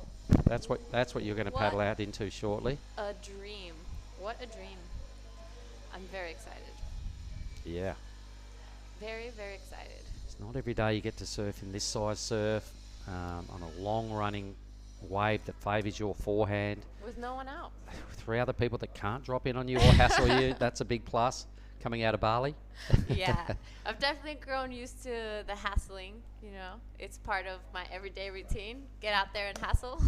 Well, you know, Bali's a pretty busy spot, and every spot has Super its busy. locals, and everybody has, you know, an agenda to ride the best waves and to get as many as they can. So Bali, it kind of fusses me out a little bit when I come out away from the jungle where I live in Sumbawa and come over and find your place. A little bit of struggle town, really. I mean, I remember last time I saw you in Sumbawa, it was pretty good out there. Well, you know, that's what we do down there. It was We have good times. We pretty do. good. We have good fun. It's a great wave, and it's breeding ground. And it was still that time of the year where there wasn't that many people around. I enjoyed my COVID year, I must say, and yeah. I was lucky enough to have a key task and got home once during it and came straight back. And God, you love Indo. Yeah. Especially empty like that. How long I you- forgot how it was actually. How long have you lived here? I was my whole life. Your whole life. Yeah, Wow. I have never lived anywhere else. Oh really. my goodness. It's You've been home. spoiled rotten your whole life. Yes, definitely. Good work. Definitely. I got my mom to thank for that. So we'll get to this heat again in a minute as well, because we're starting to watch our surfer in white get his groove on here. We'll confirm exactly who this is. That's Made Ariana. No, it's not. That's blue. That's Blake Necker. So there's Blake. Oh, have a look at this thing. That blue's just dropped in there. So this is Made Ariana. Great looking takeoff on this wave. The thing's still bowling out. He's still got some scoring opportunities here. really good first I turn. can see he's in the Rip Curl stable. What else can you tell me about Made? Do you know much from him? I don't know much from him except for the fact that I didn't recognize him when I saw him again, because last time I saw him he was half my size. So now he's double. So he's actually a grommet then. He's Yeah. a youngster. He was ripping at the Krui left the first day we arrived and catching actually all the sets and the bombs and taking off right behind the peak. Well, he really put it together right there. He was sitting in third. He didn't need much to get Jagger Bartholomew out of second. He surfed a smart wave. There was some spicy turns going on that wave. So I imagine once we see the replay, we'll confirm that. I think he'll probably go to the lead because he was matching Sanchez's 517. He Yeah. only needed a 218 basically to go to the lead. So that wave was, more than double that. Yeah, for sure. Did you could- see the drone shot? Might even turn into the best wave of the heat. That first turn was... It was pretty sick, wasn't it? Yeah, it was pretty And the good. wave bowled out when he dropped into it. It just looked like such a good opportunity, and he didn't waste any of it, and he finished that wave and strung together 4 or 5 pretty good moves. So I reckon Ariana goes into first position here. Yeah, he only needs a 0.04. Well, that's for second. He only Yeah. needs a 2:18 for the lead. He'll well and truly do that. I'm thinking it's probably Yeah. going to be the best wave of the heat. But everybody has a bit of a starting wave. Yeah. You know what I mean? They're all sort of in the high 4s, low 5s. It's all the same, you know. It's Yeah. still a really close heat. You know, there's not an actual. But I think that was a point of difference so Well, far. that So one, yeah, that'll so be I for think sure. that wave will come in at this point as the highest score and give him a solid lead. And 9 minutes to work on it. Where I find second is still up for grabs, really. Now, how good is drone footage? You know, it's a real game changer for filmmakers and Yeah. coaching tools and all that sort of stuff. You see breaks in a whole different light since that whole drone angle has come out, and it's Even it's that turns, good. you know, seeing them from a whole different angle is amazing. From the top. And I did see you on one of our highlight clips of a left-hander you caught at Krui left the other day. It The looked only pretty left-hander I caught that day. Well, you made it count. You got on the highlight reel. Yeah, I did. I was Well done. pretty happy when I saw that. I was like, oh, I Yeah, recognize that's that me. board. I was here. I was here when it first came on. You were sitting there. You're about to move out. You're like, oh, that's me. Jeez, it is too. I was excited. I didn't know I made it. You know, catching only one wave of the day, but they always tell me it only takes one wave to make the session or It the makes heat. one good wave to make your Yeah. day. That was it, and we're seeing it about 10 times today because it's on the highlight reel. So good work. But was- drone footage, there it is again. Look at this. You Yeah. know, you can see the backdrop. You can see the reef. Last time I was here and it was lined up that good, you could take off right up just on the very corner where the reef goes out of picture. Yeah. That's where you could take off. So Wow. this wave, you know, there's close to half the wave that isn't being used at this point. So when it does really get its act together, yep, you can take off right up there on the tip of the reef. That's amazing. It certainly was. Guys were getting the outrageously long rides. I saw a guy get 4 tubes one morning on a wave. really? Before we started competition. Yep, it was crazy good. Just like deserts. A couple of years ago, yeah. It's like Deserts with turn sections. Yeah. So we're still awaiting Blue's number to confirm how much of a lead he's got. I'm sure he'll be pretty anxious to hear as well, but I really liked it. Oh, the score still hasn't come out. The judges No. are really thinking about this one. Yep, there must be a couple of scores there to lock in. I think Blake Necker got a wave as well, surfer in white. So they also have the opportunity to have a look at action replays on the big monitor up there. So quite often they do that just to make sure it fits into the scale in the perfect spot. Yeah. Yeah, the judges working really hard, you know, with the light, the sun coming straight against them. It's hard to see those colors as well sometimes, you know, especially looking out. Oh, all Arvo day. glare. And we're Yeah. going to run into beyond 5 o'clock today. So Yeah. Billy's like, oh, Mark, you should get up there and do some judging. I said, no, it's way too hard. Why would I I want would to never leave the AC. look into the Arvo glare and the concentration's that heavy, and I'd prefer to sit here and just, you know, And it's just hot. dribble. Bit of blah blah, that'll do me. It's so hot out there. Yeah, it is. It's steamy. Oh my god. You have a heat off, and you're like, I might just go and sit back in the the broadcast room. I sit here most of the time if I'm on a break, I'm in here with you guys. Look at the next heat preparing themselves. So yeah, get out there early for your heat. You can sit Yeah. there as well. Recover from the paddle out. Watch some waves roll through. Mind surf them, and really get yourself ready for a quick start in your heat. And now with the bigger wave, you actually have to take the long way out because before we used to be able to go out the back now. Yeah, no, I reckon paddle out and go wide and go around and go out 20 minutes early. If you've got 5 or 8 minutes to sit there and watch, great. Best seat in the house. Yeah. Get a feel for it, understand what's going on. Yeah, get your breath back after you paddle out. Those little things. Yeah, I would paddle out way earlier than you think you need in case you get cleaned up, and just to get a bit of that recovery time and So just to watch. And There's that current on the inside that actually Yeah. pulls you down. people get swept so far Yeah. down on their paddle outs, and caddies were getting cleaned up this morning, and I think a caddy broke a surfboard. I saw that. Oh, he snapped one right in half. I'm feel pretty bad for my friend. Like, man, sorry, I snapped your board. Yeah. Giving it back in half. Hard work being a caddy this afternoon, so I imagine people are finding it pretty tough to find someone that's going to say yes to being a caddy. Yeah. Yeah, I've asked a few friends and they're like keep making excuses. Oh, you know what? Yeah. I've just got a meeting on. I've got to go and I've got to get my nails clipped. Oh, I was looking looking at these monkeys, man, and I kind of want to go see them again. That's what I heard. I was like, Oh, no way. Somebody nice." pulled that one? Yeah. But I wouldn't want to do it. You got to paddle out. It's a long way out. You got to sit there in the sun. long If way you out. do have to respond and swap boards, you then got to swim in. Yeah. That sucks. I've So- definitely seen a few people swim in Yeah, me too. Yep. all this morning. Yep. I've seen a few broken boards and a broken leg rope, and the caddies, they've just got to hand over the craft they're on, and the mate says, I'll see you back on shore. I'll probably get back in before you, but good luck. You're on your own. Thanks. There ain't no caddy for a caddy. Righto. Wow, this is a good-looking wave. Neil Sanchez. So he was at this stage, I think, with the score still to come from Blue. I'm not sure why it's taking so long, but he was still in first place before he stood up here with just 3 and a bit minutes, so it'll be his last wave. Pretty strong hit right there. He's got another section here. What's he got? Has to bail out. That was an unhittable section, so we're still not confirming where Made Ariana sits. I was tipping he would have gone well and truly into the lead. So for some reason the scores are taking a long time to come through. I'm not sure whether there's had a little malfunction on the computers.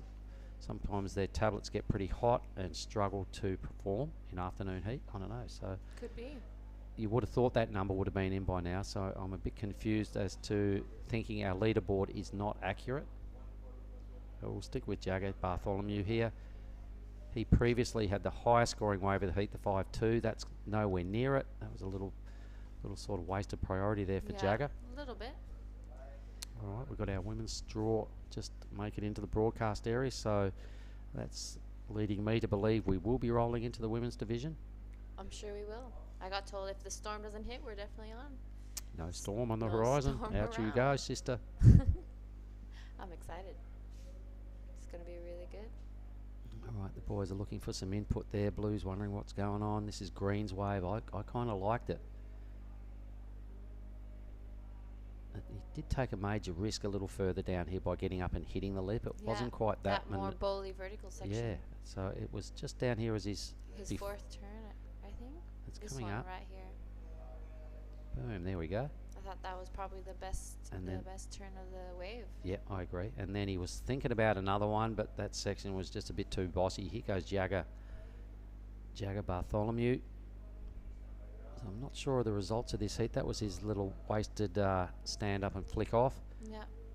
I'm hoping Quick in and out. I'm hoping the leaderboard clears itself before the end of this heat. I'm pretty anxious to see exactly who wins this, because I'm pretty sure Blue will still be in the lead. Green's probably right there with him at this stage once their second waves drop in. All right, we're probably going to have to look at our on my phone to find out the results of this heat, because I think something's gone wrong with our computers here. We're definitely a number of scores behind. There's definitely a score for Blue and White which aren't on the scoreboard. That last wave of Greens was still one of his better ones. We've got nothing on our tablet. Maybe those were the waves. No, because that was Neil Sanchez has ridden 2 good waves. Ariana has ridden 2 good waves. 35 seconds to go. I'm pretty sure we're behind on the scores. This is our surfer in Green, is it? green or blue? It's really This hard is- to tell, especially This is blue, you know, this is blue. if all he needs is a 217. He's definitely got it.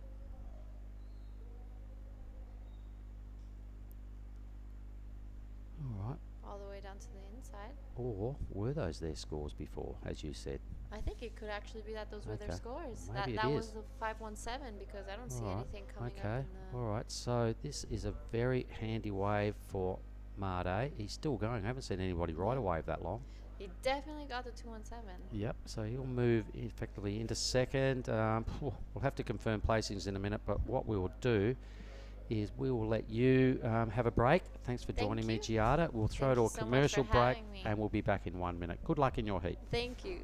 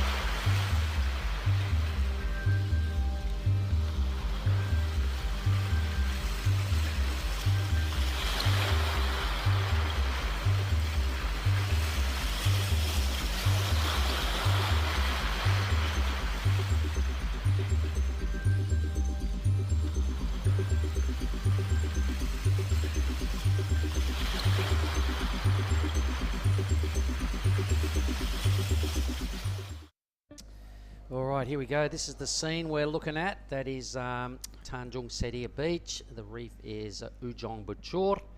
This is heat 15 of the men's round of 64, and welcome to the Krui Pro 5000. Billy Hangen, good afternoon, mate. Good to be back. Been out there amongst the throng for a little while. It's still a good little scene out there. Gus got a rousing round of applause when he got back to the beach after that buzzer beater. All right, and let's have a look at so Neil Sanchez out of the Philippines won that last heat. Yeah. Wow, How that's cool. awesome. James O'Donnell and team up there, and Made Ariana, the surfer who was in blue out of Indonesia, banking him a spot in the round of 32. That's a big deal for him, so really good work. I think Blake might have got dragged right down the reef. And who got second in this heat? So Roy, our Japanese surfer, will be the surfer in green.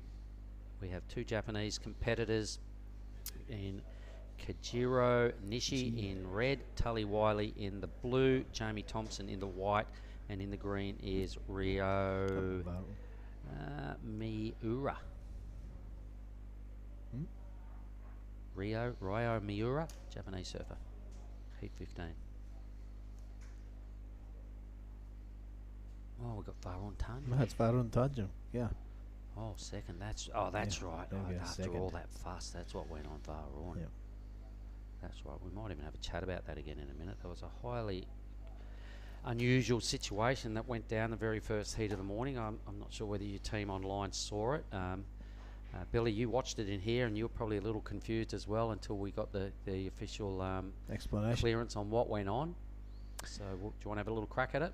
Yeah, it's really the easy way to explain it is that once the siren has gone to end the heat, there is no priority. So if you have a surfer stand up before the end of the heat, the siren sounds, and then the surfer with a higher priority stands up after the siren, that priority is null and void. So it's back to old school rules, and you dropped in on him. So basically, that's how it what is. happened to Rio, who was sitting in second spot and could consider himself mighty unlucky. There was a lot of confusion going on at the back of that, and Varun Tanjung was in third spot. He'd come in, his head was down, he was all like boo, boo, bum, bum, bum. And all of a sudden, he just got flicked into second spot, and white and red both got dusted. Misha Margison and Rio, the one I was just talking about, the Japanese surfer, through no fault of his own, but beaten by the clock, did drop in on red, got an interference. His priority was null and void, and Misha didn't get the score he wanted because white was in his way, and it was a bit of a lose-lose situation for white and red, and a win situation for blue, who was Varun at that time. So this is why Varun Tanjung has got a bonus surf into this heat. I'm sure his dad's watching again, and he probably was confused as us at first, but Rizal, trust me, it's all above board. Your boy's got the green rashy here, and we wish him good luck in heat 15. Well, it was probably one of the highlights of the G-Land campaign. I went for a free surf and was about to come in. Heard the big party going on. I stayed out when Tom Carroll paddled out at G-Land, and joining him was Rizal. Yeah, right. So I sat there and I didn't get any waves. Just watched these two trade waves for half an hour. It was one of the highlights of my trip to G-Land. Apart from, of course, JR taking out the title. It was would have been like watching a surf movie in front of your eyes, and you're part of the cast. Oh, spectator fantastic. on the side. Fantastic. Fully fanboyed over Tom Carroll. I hope I didn't embarrass myself too much. I took a selfie with Tom on the very first day I was there. I'd been there about 2 hours, and we were both having our first surf check. I said, Tom, come here, please. Had to. It's Tom Carroll. Rightio. But that was a great time down in the jungle, and this time we're in a different sort of jungle, and it's called the Pesisir Barat province of Lampung, and that equates to the west coast province of Lampung area. So thanks to you guys for having us. Oh yeah, let's do this. Neil Sanchez, come on here. Can I have a quick chat I with am Would You going to Mind? make way for one of the greats from Filipino surfing, Neil Sanchez. Sit on down, brother. Let's get his team in here as well. So you guys come on in. Yeah, in here. Let's get your team in here. Neil, we have never met each other, but I'm going to introduce myself. My name is Mark Clift. How are you? I'm good. Would you like to tell everybody your name and where you're from and how old you are and stuff, please? I'm Neil Sanchez. I'm from Baler and I'm 24 years old. How long have you been surfing, Neil? I'm 18 years. Been surfing for 18 years, yeah. or you are 18 years? No. How old But, are you? I'm 24. And you've been surfing for 18 years. I'm starting in 5. Oh, wow, Yeah. good skills. I can see where you're getting your skill set from now. You're in the round of 32 Yeah, in a thank you. QS 5000. How does that feel? I'm so happy to win this hit. Um, the wave is good and it's so big. It's pumping, and I don't know how to explain my. Yeah, You I'm don't. so happy. I can see your stokedness is explaining everything loud and clear to everyone online. I saw you had a heat here with your good mate Marimar yesterday. Would you like to come into the picture, Marimar, and just get your head here?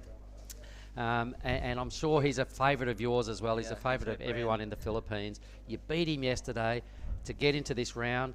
You've now through to the next round. My God, you are representing your nation very well, my I'm man. so happy to represent my Philippines, my country. So who has helped you? Who has helped you the most to be here? I'm sure a lot of people in your life has encouraged you and given you, say, financial support and help to be here. Who would you like to look down the camera and thank back in Siargao? You're not It's from okay Siargao. in Tagalog. Sorry? You can say it in Philippines. Yeah, go for it. Papasalamat po ako sa nagpadala sa amin dito, UPSA, PSC, Next Gen. Alam ko po kung sino po kayo. Masyado po marami. Sobrang nagpapasalamat po ako na nandito po kami. At isa rin po ako sa nakapunta dito. Sobrang thank you po. And sa Aliyah, kay Ninong Roy, na laging nakasuporta sa akin. Sa Cemento Surf, Vans, lahat po. Sobrang thank you po sa inyo lahat. And what about having someone like I spoke with John Carby yesterday in here to have him in your team and bring you guys down? Yeah. He's a good man, yeah? Yeah, it's a good coach. I thanks to Coach John Carby to help me my strategy, my what I'm doing in a hit. It's so big thanks for my coach John Carby. And which part of the Philippines are you from, Siargao? I'm from Baler, another country. Okay, all right. And who are the guys that you surf with every day in Bel Air? Say good day to them. Hello sa inyo lahat. Salamat sa mga suportang ginagawa niyo sa akin. Ingat kayo. Mas lalo pang gagalingan. Yeah. I love the fact that you are in the round. I never knew you from a bar of soap before this event. I now know who Neil Sanchez is. Woohoo! Go the Phillies. How good's that? Thank you, Neil. Got a second manoeuvre away too. That was hard for us to see, but it did catch all the spray flying off the back, so that wasn't his only hit. He did get a good solid backup manoeuvre there. Goes into the lead with a 7. Wow. So we've been putting plenty of hype on Billy Stearman throughout this heat for a good reason. The guy is one of my favourite competitors over the years, who has been knocking on the door of a CT livelihood for some time, hasn't got there, got mighty close, and you can see why. Yeah, Bali full of Kiwis. None more high profile than Ty Graham. If he is watching, a big hello to him. Oh, yeah, thanks good for all your call. effort at G-Land. Absolutely killed it with the water patrol. Heading up the water patrol there. Yep. Good work, Buddha. And also a big supporter of Indonesian surfing as well. All the transplants like yourself and Ty, and really put in hard work and time into the Indonesian surfing. It's got to be credited, I think. It's hard not to keep coming back here, mate, when you know how good the surf is. It's all done in boardies. We love an afternoon meeting, and this place is good for it, and it's cheap, and there's good people. It ticks a lot of the boxes coming to Indonesia for sure. So, It does. you know, sit at home and be freezing cold, or come and do your thing and do your best work of the year. It's a no-brainer. Indo for me every winter. Oni Onwa coming up with a 4.43. That has got him into third. Leo, that's 6.83. That's a pretty good backup score. He'll be looking to better that in the next 7 minutes. And Tenchi coming up with a 3.93. So still very gettable scores for green, blue and white. But all eyes will probably be on Oni and Tenchi trying to get that second position off Leo. Don't need much. Yeah, so there's 2 spots up for grabs in the round of 32 tomorrow. This is our last men's heat of the day. And Oni sat here for a long time watching heats. He's done the Rash Fest thing a lot of times. He's hasn't done his best work just yet. The waves I feel he's caught haven't really offered multiple big moments. He's had his couple of little mini brashes, flashes of brilliance, but it hasn't really strung together perhaps a combo like we've just seen out of Billy. The judges sending that message all day long. They've been consistent with it. If you get up there on a strong wave in a big bowly section and give it a good crack, they reward it every time, and that's what we got out of Billy's wave. Oni hasn't had those opportunities yet. Leo's had some on his first wave, and Tenchi has yet to really experience a good bossy section in this heat as well. So that's why him and Oni are sitting in third and fourth. Should they get those type of waves, I'm confident both of them can get themselves into a qualifying position here. But for Billy and Leo are both languishing on a pretty low second score, so there's room for improvement across the board. 5 minutes and 40 seconds, last men's heat of the day, and this is looking like Tenchi. Yep, a good medium-sized wave, but it's got a really good pace to it. Finds the lip, drops down. He's going to be loving life right now. Finds a bit of a stumble at the bottom. The judges won't like that, but finishes the wave off. So not all is lost, but not all is gained. Tenchi. Yeah, those little fumbles separate, you know, they're all good surfers at this level. It separates the okay surfing from the guys that are doing the good surfing from the very good surfing. The very good surfers don't sort of make little errors or don't have this little moment where they go, oh, what was that? Yep. It does get frowned upon at this level, and that's fair enough for me. It's a QS 5000. There's no room for below par surfing, really. Yep. There's a lot of good surfing going out there. I'm not saying that they're similar surfers, but there has to be a point of difference, yeah, or it's going to be a draw. and that quite often what separates the people that win heats is those to get third or fourth. Here goes Billy. Check it out. He knows what to Hoping do. this one stands up on the inside. We can see more of that aggressive attack. Here's a good looking section. Really tight arc surfing on that one. Finding another one. We'll see the back of his board and the spray fly out the back of the wave. So another good two-turn combo for the New Zealander. Here goes Leo. Meanwhile, the Brazilian mark. All right, so Leo, the good thing for both Billy and Leo is they're both trying to drop ones. They've both done that. So the bad news for Oni and Tenchi is their requirements are about to go north substantially. Leo's still tagging the pocket well and truly, and a well-structured wave as well for Leo. So Billy and Leo are about to consolidate and just about lock out this heat with those last two rides for sure. Yeah, polished performance. Both of those surfers. Oni Onwa does sit out there with priority. So I reckon there's scores similar to what they've already ridden, both coming through in these columns. So there's substantial backup numbers are about to drop. They'll be happy with their performances on these waves because they were both languishing with 1 point somethings. All that stuff is dead and buried. This is a much better way to round out a heat, going into tomorrow's draw with some confidence that you're shredding, that the judges are liking what you're doing. You're finding the quality sections, a la Leo and Billy. Boom, boom. It is going to be really tough now for Oni and Tenchi.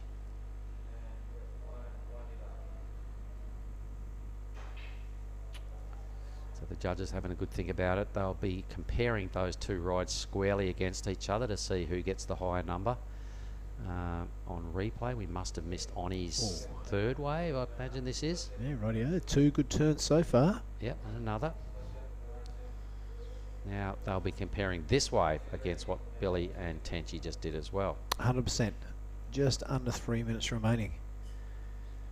So quite a dramatic finish to this heat, the last men's heat. Women's QS 5000 does kick off next. And we'll get to that draw in a moment, but quite a tense moment here to see who does get that all-important second position. Wow, it's getting exciting. We've got to see that Leo's second wave might come over the top of Oni's best scoring wave at the moment with one to drop. And that could make things difficult for the young man from Sumbawa. Well, for me, Billy and Leo have caught the wallier waves. Oni, when he's had a pocket, has tagged it, but he's had limited pockets. And Tenchi has also had some reasonable waves and just not quite converting those good waves into the scoring potential that was offered. So he needs a little lift, and Billy and Leo for sure will do the 1-2 here. I'm confident of that. About 100 seconds to go in this heat. Men's round about to finish. The women's out there in the lineup. We'll be sitting out there watching eagerly 2.5 days they've waited for their opportunity. They've got the rashies on. 4 heats of those coming at us in 90 seconds. It's almost 4 o'clock, so we will finish. It's going to be late, mate. It's going to be late pretty one. Dark. Yep.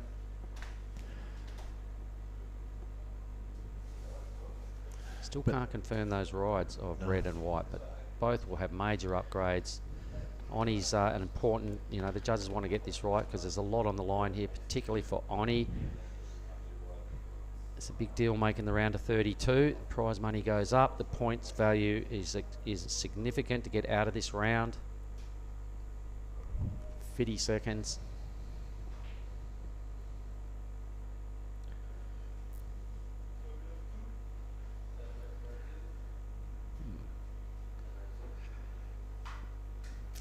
Looks like we are going to get Billy Steadman in here for the that'd be post-heat great. interview. I've had a few post-heat interviews with Billy, and you feel the love come off him, mate. He's buzzing. Oh, look at this, Mark, please. Sorry to interrupt. The 5.97 on my goes straight to the lead. It's not accurate. Oy. Red and white do not have their numbers in yet. Temporarily, we're waiting for the red and the white. This is super exciting. So temporarily Oni Anwar in the lead, but for sure both Billy and Leo will jump over the top of him.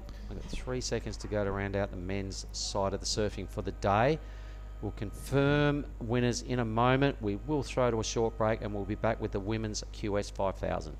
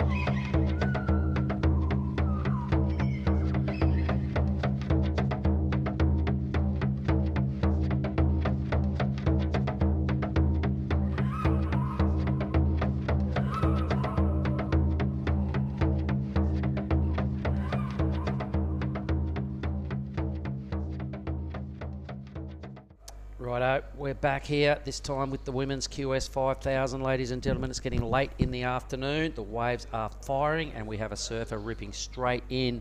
To me, it's either the green or the blue. It's hard to tell in the glare. We'll have to wait for a little zoom in. I think it may be blue, in which case, if it is, it's Sara Kurogi, Japanese surfer. Yep, it looks like blue to me. So a ripping start, mate. There was about 3 seconds off the clock and she's just paddled over the top of that thing. Straight into it. A number of turns. A little cut back out there in the channel. A long paddle back out. We'll be facing Sarah, but she won't care one little bit. That's a good start. She's up against Sai Maniwa, also from Japan, in the red. Piper Harrison, the Australian, in white. And Sheldira Nisha, another Indonesian, there in green.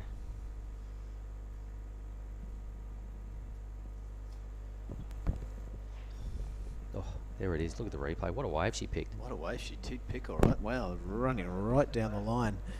Keeping that size the whole way too as it wraps the reef. Not getting smaller. And a lot of surfing happening. Not much turning, so we'll see what the judges are going to say about that. Here comes a bit of a turn. That's all right.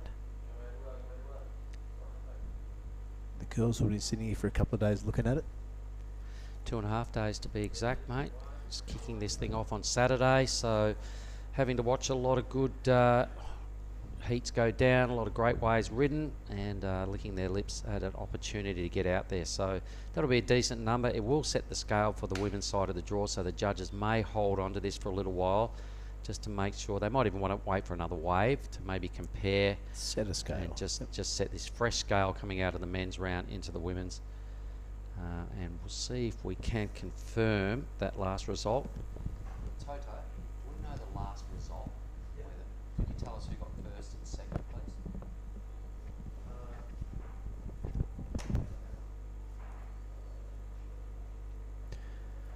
And surfer in blue, I'm sure probably that's that old mate Sarah from Lavina that's been hanging out with us. Yeah, this is our surfer in white. Looks like Piper Harrison working away on her backhand. White first. White first. Red second. So Mark, you have results from that last heat, mate? Yeah, Toto just confirmed that Leo Casal, the Brazilian, overran Billy Stairman for the lead. They did the 1-2. Oni would have finished in third, and over and out for Tenchi in fourth. Rightio. So we get Leo to come and have a chat. Fantastic. Yeah. Yep, he did a good job. Like, he got 2 real good waves. He's strong on his forehand. His last wave, I'm not sure what number it was, but he had 3 or 4 pretty good bowley scoring sections, and got up there and did the righty and registered some big points on all those sections. Good work. Yeah, and as confirming that judges are going to sit on this number of Sarah's for a while, given the fact we've got a fresh scale about to be set. They might even want to watch another wave or 2 potentially before they throw down that number, because it's important to get the scale right, especially coming off the back end of the men's round of 64. The first round of the women's, it's fairly different, so they've got to be accurate.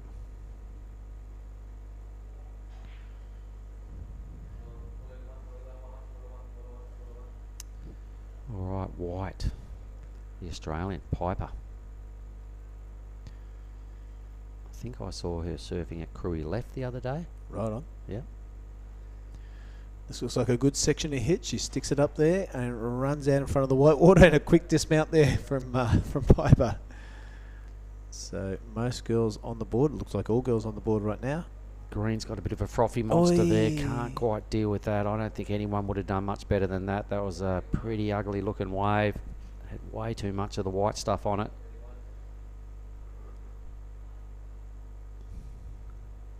So that would leave, yep, there we go, surfer in red with top priority, waveless. And I'm not sure what she'll be chasing at this stage, but plenty of time to sort it out. We're still rolling out 25-minute heats here this afternoon. So watch this. This gets really ugly, this wave. Yeah, a few speed bumps there. The whole thing just went to mud. But this is way better. Pipe up. Yeah. Picked off a pretty good wave. She got up here, and although she didn't hit the lip, she got pretty close. And good timing to get out there and ride out and actually bank the manoeuvre. So she's just setting up this end section. She had a good look at it, rotated at exactly the right time to avoid the lip on the way down, and then just pin drops to safety, and we'll be paddling back out. Good work. All right.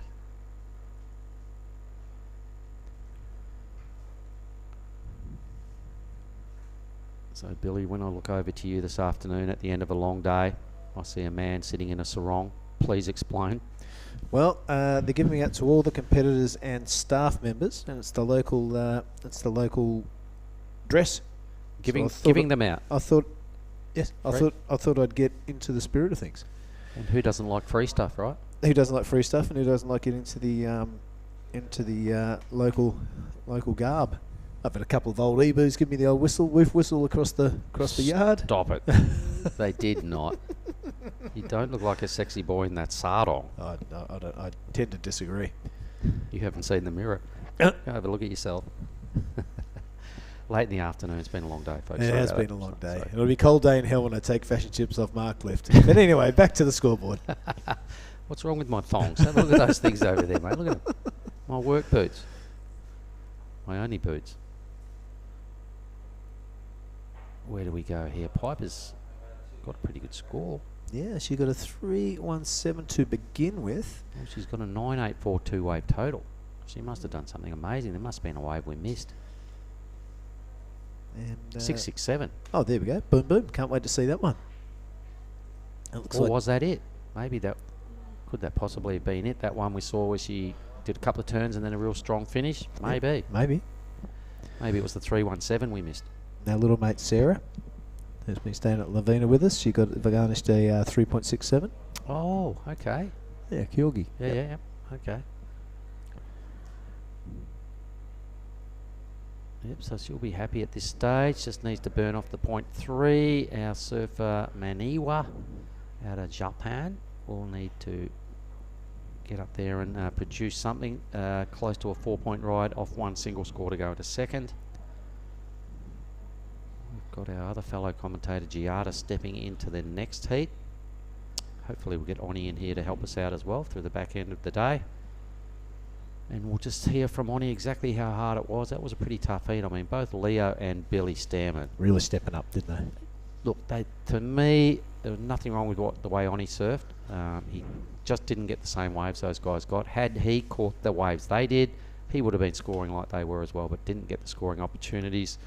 And that's surfing competition. 25 minutes generally goes pretty fast when you got the Rashi on.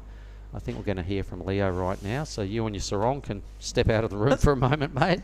Hey, look at Leo. He's looking at him as sarong all jealous. He's not jealous at all. He's wondering who that girl is.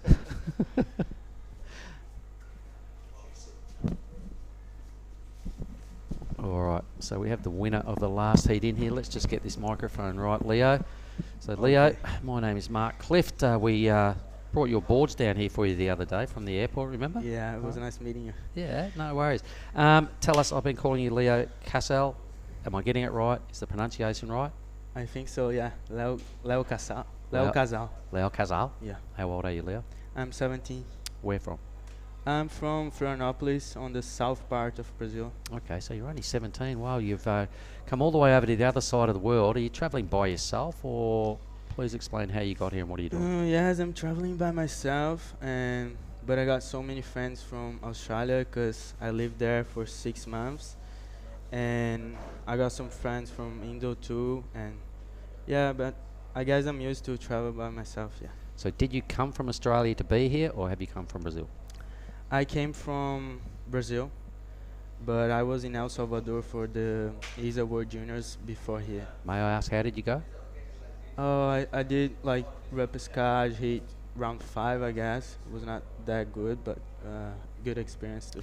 Now, we didn't quite catch your last score, a 6.03 it must have been, all right, and a 6.83, so pretty good scoring. Billy Steadman is a very polished campaigner, same with Oni Anwar, so you must have been pretty happy to end up on top and moving through to the round of 32. Yeah, that was a tough heat. Yeah, I've seen those guys competing from a long time, and it's kind of like a dream to be here now and getting through heats with those guys. They're such good surfers, and my last wave was kind of like 2 cutbacks, and then the wave reformed, and I got like 2 good rail turns, and that was it.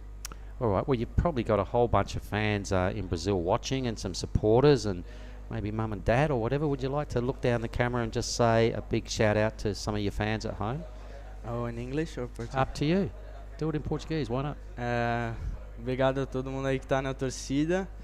Estou muito feliz de estar avançando mais um round. Obrigado ao meu pai, minha mãe, toda a minha família, meus patrocinadores. Yeah, that's it.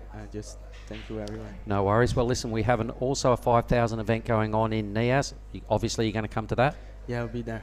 All right. So the overall plan in the grand scheme of things, Leo, to become a CT surfer, is that the plan? Yeah, that's the whole like dream, I guess. So who is your major inspiration driving you towards that dream? Out of all the pro surfers in the world, who is your man and who do you look up to the most?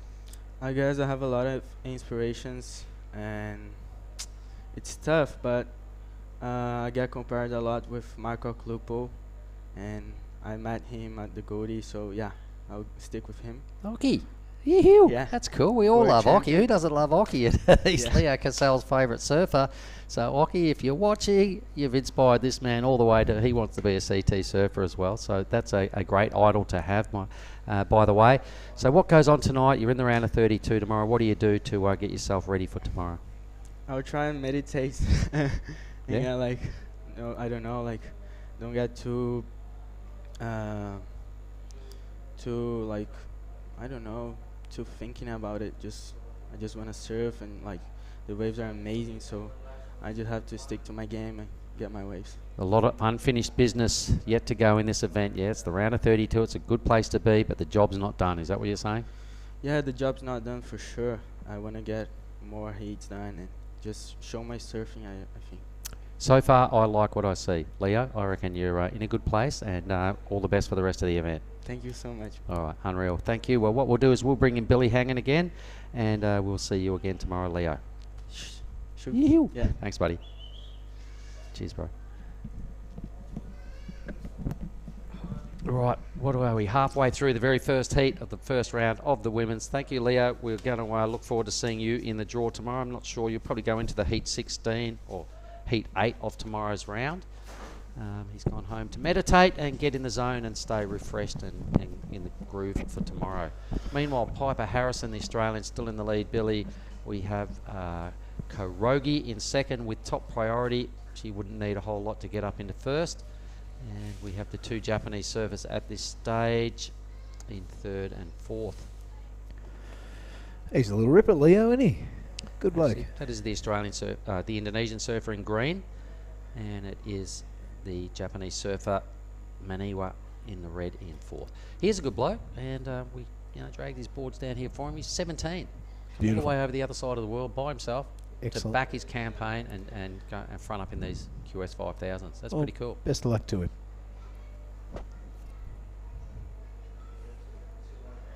Right, where are we with this, mate? It's just ticking down to 11 and a half. It's the Australian in the lead.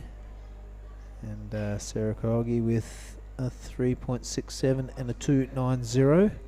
But I think it's at 6.67. That's Piper's strong point. I think it was that wave we saw the replay of where she, got up there and kind of tagged the end section and did the old pin drop. So that is setting the scale for the women's side of the draw. And where did that sit? Just inside the good range. Yep, fair enough. Yep, and of course, this being the round of 56, the more seeded surfers and the more experienced surfers starting to shine through in our next round. We're calling the round of 48 for the women's side of the draw. I do notice in our very next heat, mate, Willow Hardy. Oh, one of the greats. Yep, out of WA, fresh off the ISA World Juniors as well. She'll be we'll be in her corner in the next heat. We'll try and remain unbiased, but that won't happen.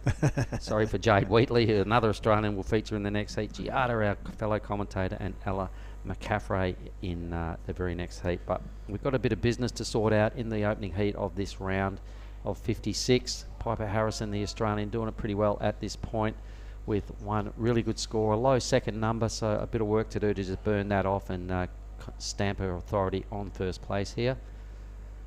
Maniwa, Kurogi and Awali all fighting for a important progression spot into second place with 10 minutes remaining. Getting pretty tough in the glare to see who's who out there. I would hate to be in the judging tower right now. Yep, there'll be red, no, green, up, blue. Yep, that's what goes on, and it's an unenviable position to be in late in the afternoon when they're all a bit weary and the sun's burning right through the binos. You're trying to watch and you're getting your retinas sizzled. All for the love of pro surfing. Well, someone's got to do it. I'm glad it's not me. All right, and we'd once again just go through the list here. Pasia Barat Provinsi at Lampung, thanks to the government there, the province of West Coast of Lampung putting the show together, and the Ministry of Tourism, the Governor of Lampung, Telkomsel Indonesia, and PLN, the electricity company, keeping us all up and rolling here. But I just noticed you pinpoint some sort of score there. A 7.27 for Sai Maniwa in red is the best score so far. So although she's still in second, she's well and truly within striking range now of the Australian in white, and will probably need a pretty low score to do that.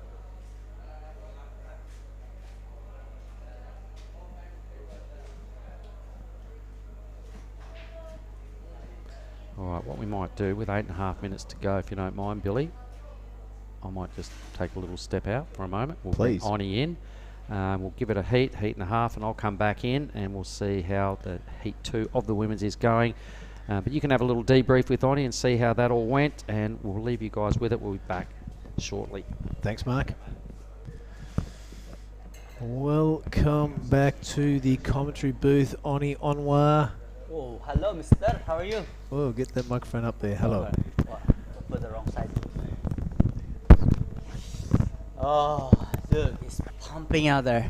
Oh, yeah? But it's so hard, actually. Some of the guys are like, sometimes you just like, should I catch this perfect wave or should I just paddle as fast deep so I don't get smashed by the next set? Yeah, right. That's the two kind of things that I need to think about. Yep. And one time I was like, okay, I just need to put myself in the insider trying to get this wave, and the big set come out the back. Oh, is this what happened? Wash. Ah. And I took those waves, like short one, and I'm like, damn. Kind of thinking that the waves out there look easy to ride, but they look hard to score on. Yeah, Would that be a fair assessment? I think it looks easier, but when you're on the wave, there's a wall that you can hit. Yeah. But sometimes it just, if it's a good wall, only short wall, 2 or 3 turn. Yeah, gotcha. And there's no like continuing. Look how glary that is. Yeah. Look at this white one.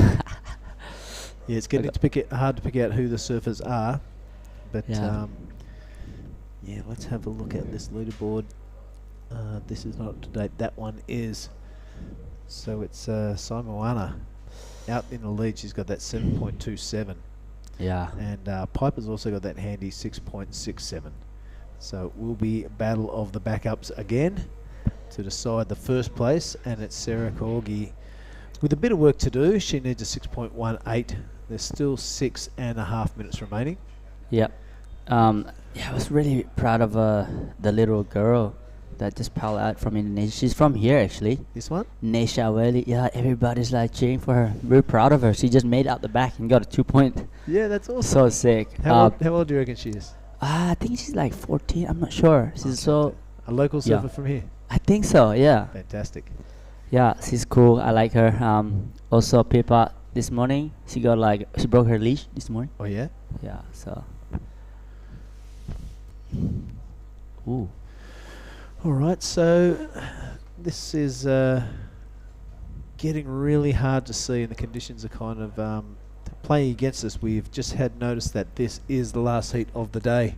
I wonder why. It's too good. The wave is probably too good. Really. bit too glary. I mean, we kind of raised an eyebrow at yesterday's decision, and when we had a look, it was a very good decision. So I'm sure they know what they're doing up in the tower. But news in last heat of the day, heat 1 of the women's. We'll be back tomorrow with kick-off again for heat number 2. Nice. And let's go through heat number 2 while we're here. Let's have a look. It looks like Jade Whitley, Willow Hardley, Jada, Legati. They're all my Ellie girls. McAfee, yes. Yeah, Jade Whitley is like my school friend. I used to go to school with her. Jada is working with us.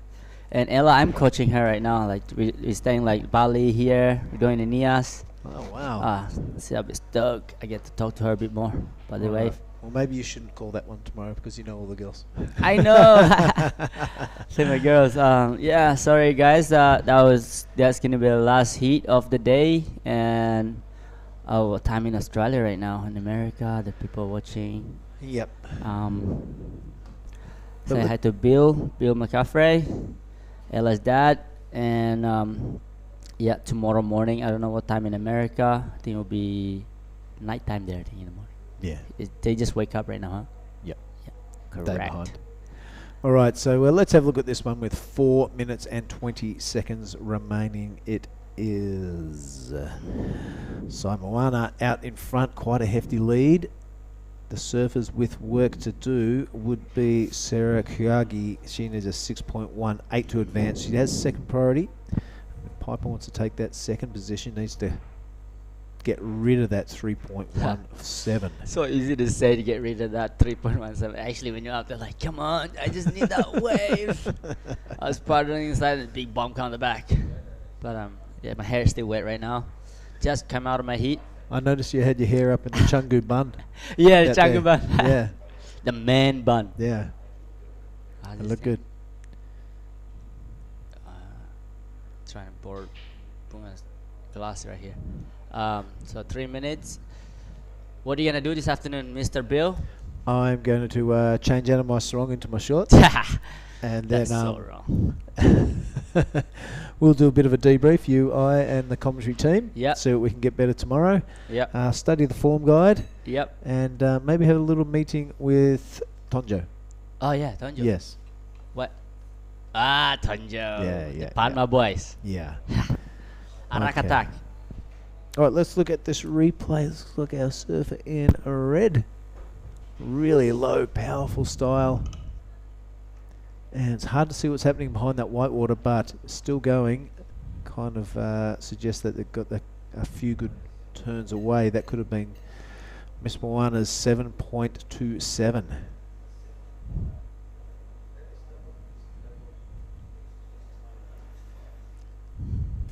Oh, nice scoring, huh? 7.27. And a 3. Ooh. So, mate, with just over 2 minutes, the highlight of your day today, what are you going to throw at me? My highlight of the day is definitely get to commentate on the stage is really nice. That's one of Nice. the highlights. Watching the guys surfing. Any surfers that you were impressed with today? Oh, Any the waves? surfers. Oh yes. You know who's really good? I was watching I forgot what his name again. Damn, that was. Yeah, there's so many good surfers. Yeah. Actually, I surprised how good everyone is, especially Japanese guys. Any else? Rio ripping. Rio was ripping. He Yeah. took care of business. My highlight Yeah. was Mate Joey's massive closeout Oh tube. man, that was. Very brave. Actually, that was a good one. Yes. That was so cool. I Yeah. loved it. And it definitely got the biggest cheer from the crowd on the Yeah. beach today. So good on him. He's our beach commentator. And he's got Ran a for the thought in bomb. his head. If there is a lip to hit, you've got to go for it. And he is true to his word. I'm glad he's okay because he got bonked in the guts by his board underwater. Yeah. Also, there's a couple of tubes this morning. I think Jarvis really shoved it in there. It's been a great day of surfing all round. It's been a long day, so the memory is fading. Yeah. But Oh, also the highlight of the day is there's no rain. no rain and no wind. I love that. It's a beautiful day today, actually. Very good point. Yeah. And yeah, I think that's the highlight is being alive, living this island. Masih hidup. Masih hidup. Boom. Even though I didn't make my hit, but all good. I get to chat with Billy and Mr. Mark, and we got Toto and Sam on the media kit. You betcha. Yeah. So with 30 seconds to go, it looks like that might be the result. There's no waves pending into this heat. And his congratulations to Sai Moana. She'll take this out, and Piper Harrison will come in second. They will advance into the next round. And commiserations to Sarah and our local gal job, there girl. in green. Just 10 seconds remaining. Not much action happening on there. So tomorrow we'll be watching all the girls, yeah? Tomorrow we will Sick. kick off with heat number 2. And let's hear the siren there. That is the end of it. Let's sign off. And All right, guys. Have a good afternoon, and I'm out of here. Yep, make sure to tune in tomorrow. It's been great having your company. Get your the sarong. Krui Pro 2022. Tune in tomorrow for heat number 2 of the women's round 1. It's been a pleasure having your company on behalf of Oni Onwa and myself. Enjoy your evening. See you tomorrow. Hi. Good job, guys.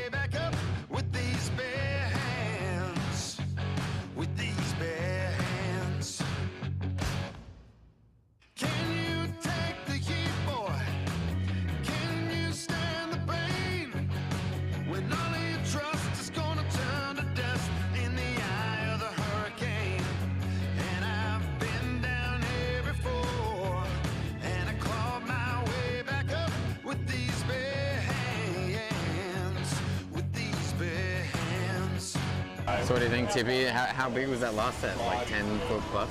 I think there's a couple like 12 to 15 footers because everybody like so far, you know, in the channel, nobody even close to those, you know, like impact zone. I think it's, I don't know. I think we all gonna call it off, yeah. Yeah, I think if the waves are perfect and everything, they can surf big waves, but the way that they're sectioning and everything, it's a little bit too dangerous. I think for the athlete safety, it's probably the right idea to call it off. Yeah, and because also, you know, Krui is known for this fun, perfect left, and today this condition, I think we all not even prepared. I think the athletes, they don't even have a big board. So. Yeah, yeah. And the forecast for like Tuesday, Wednesday, Thursday, Friday looks perfect. It's going to be so clean and pumping. So. Yeah. Good call. All right, let's do it. Thanks, Tippy. Fear comes on like a fever.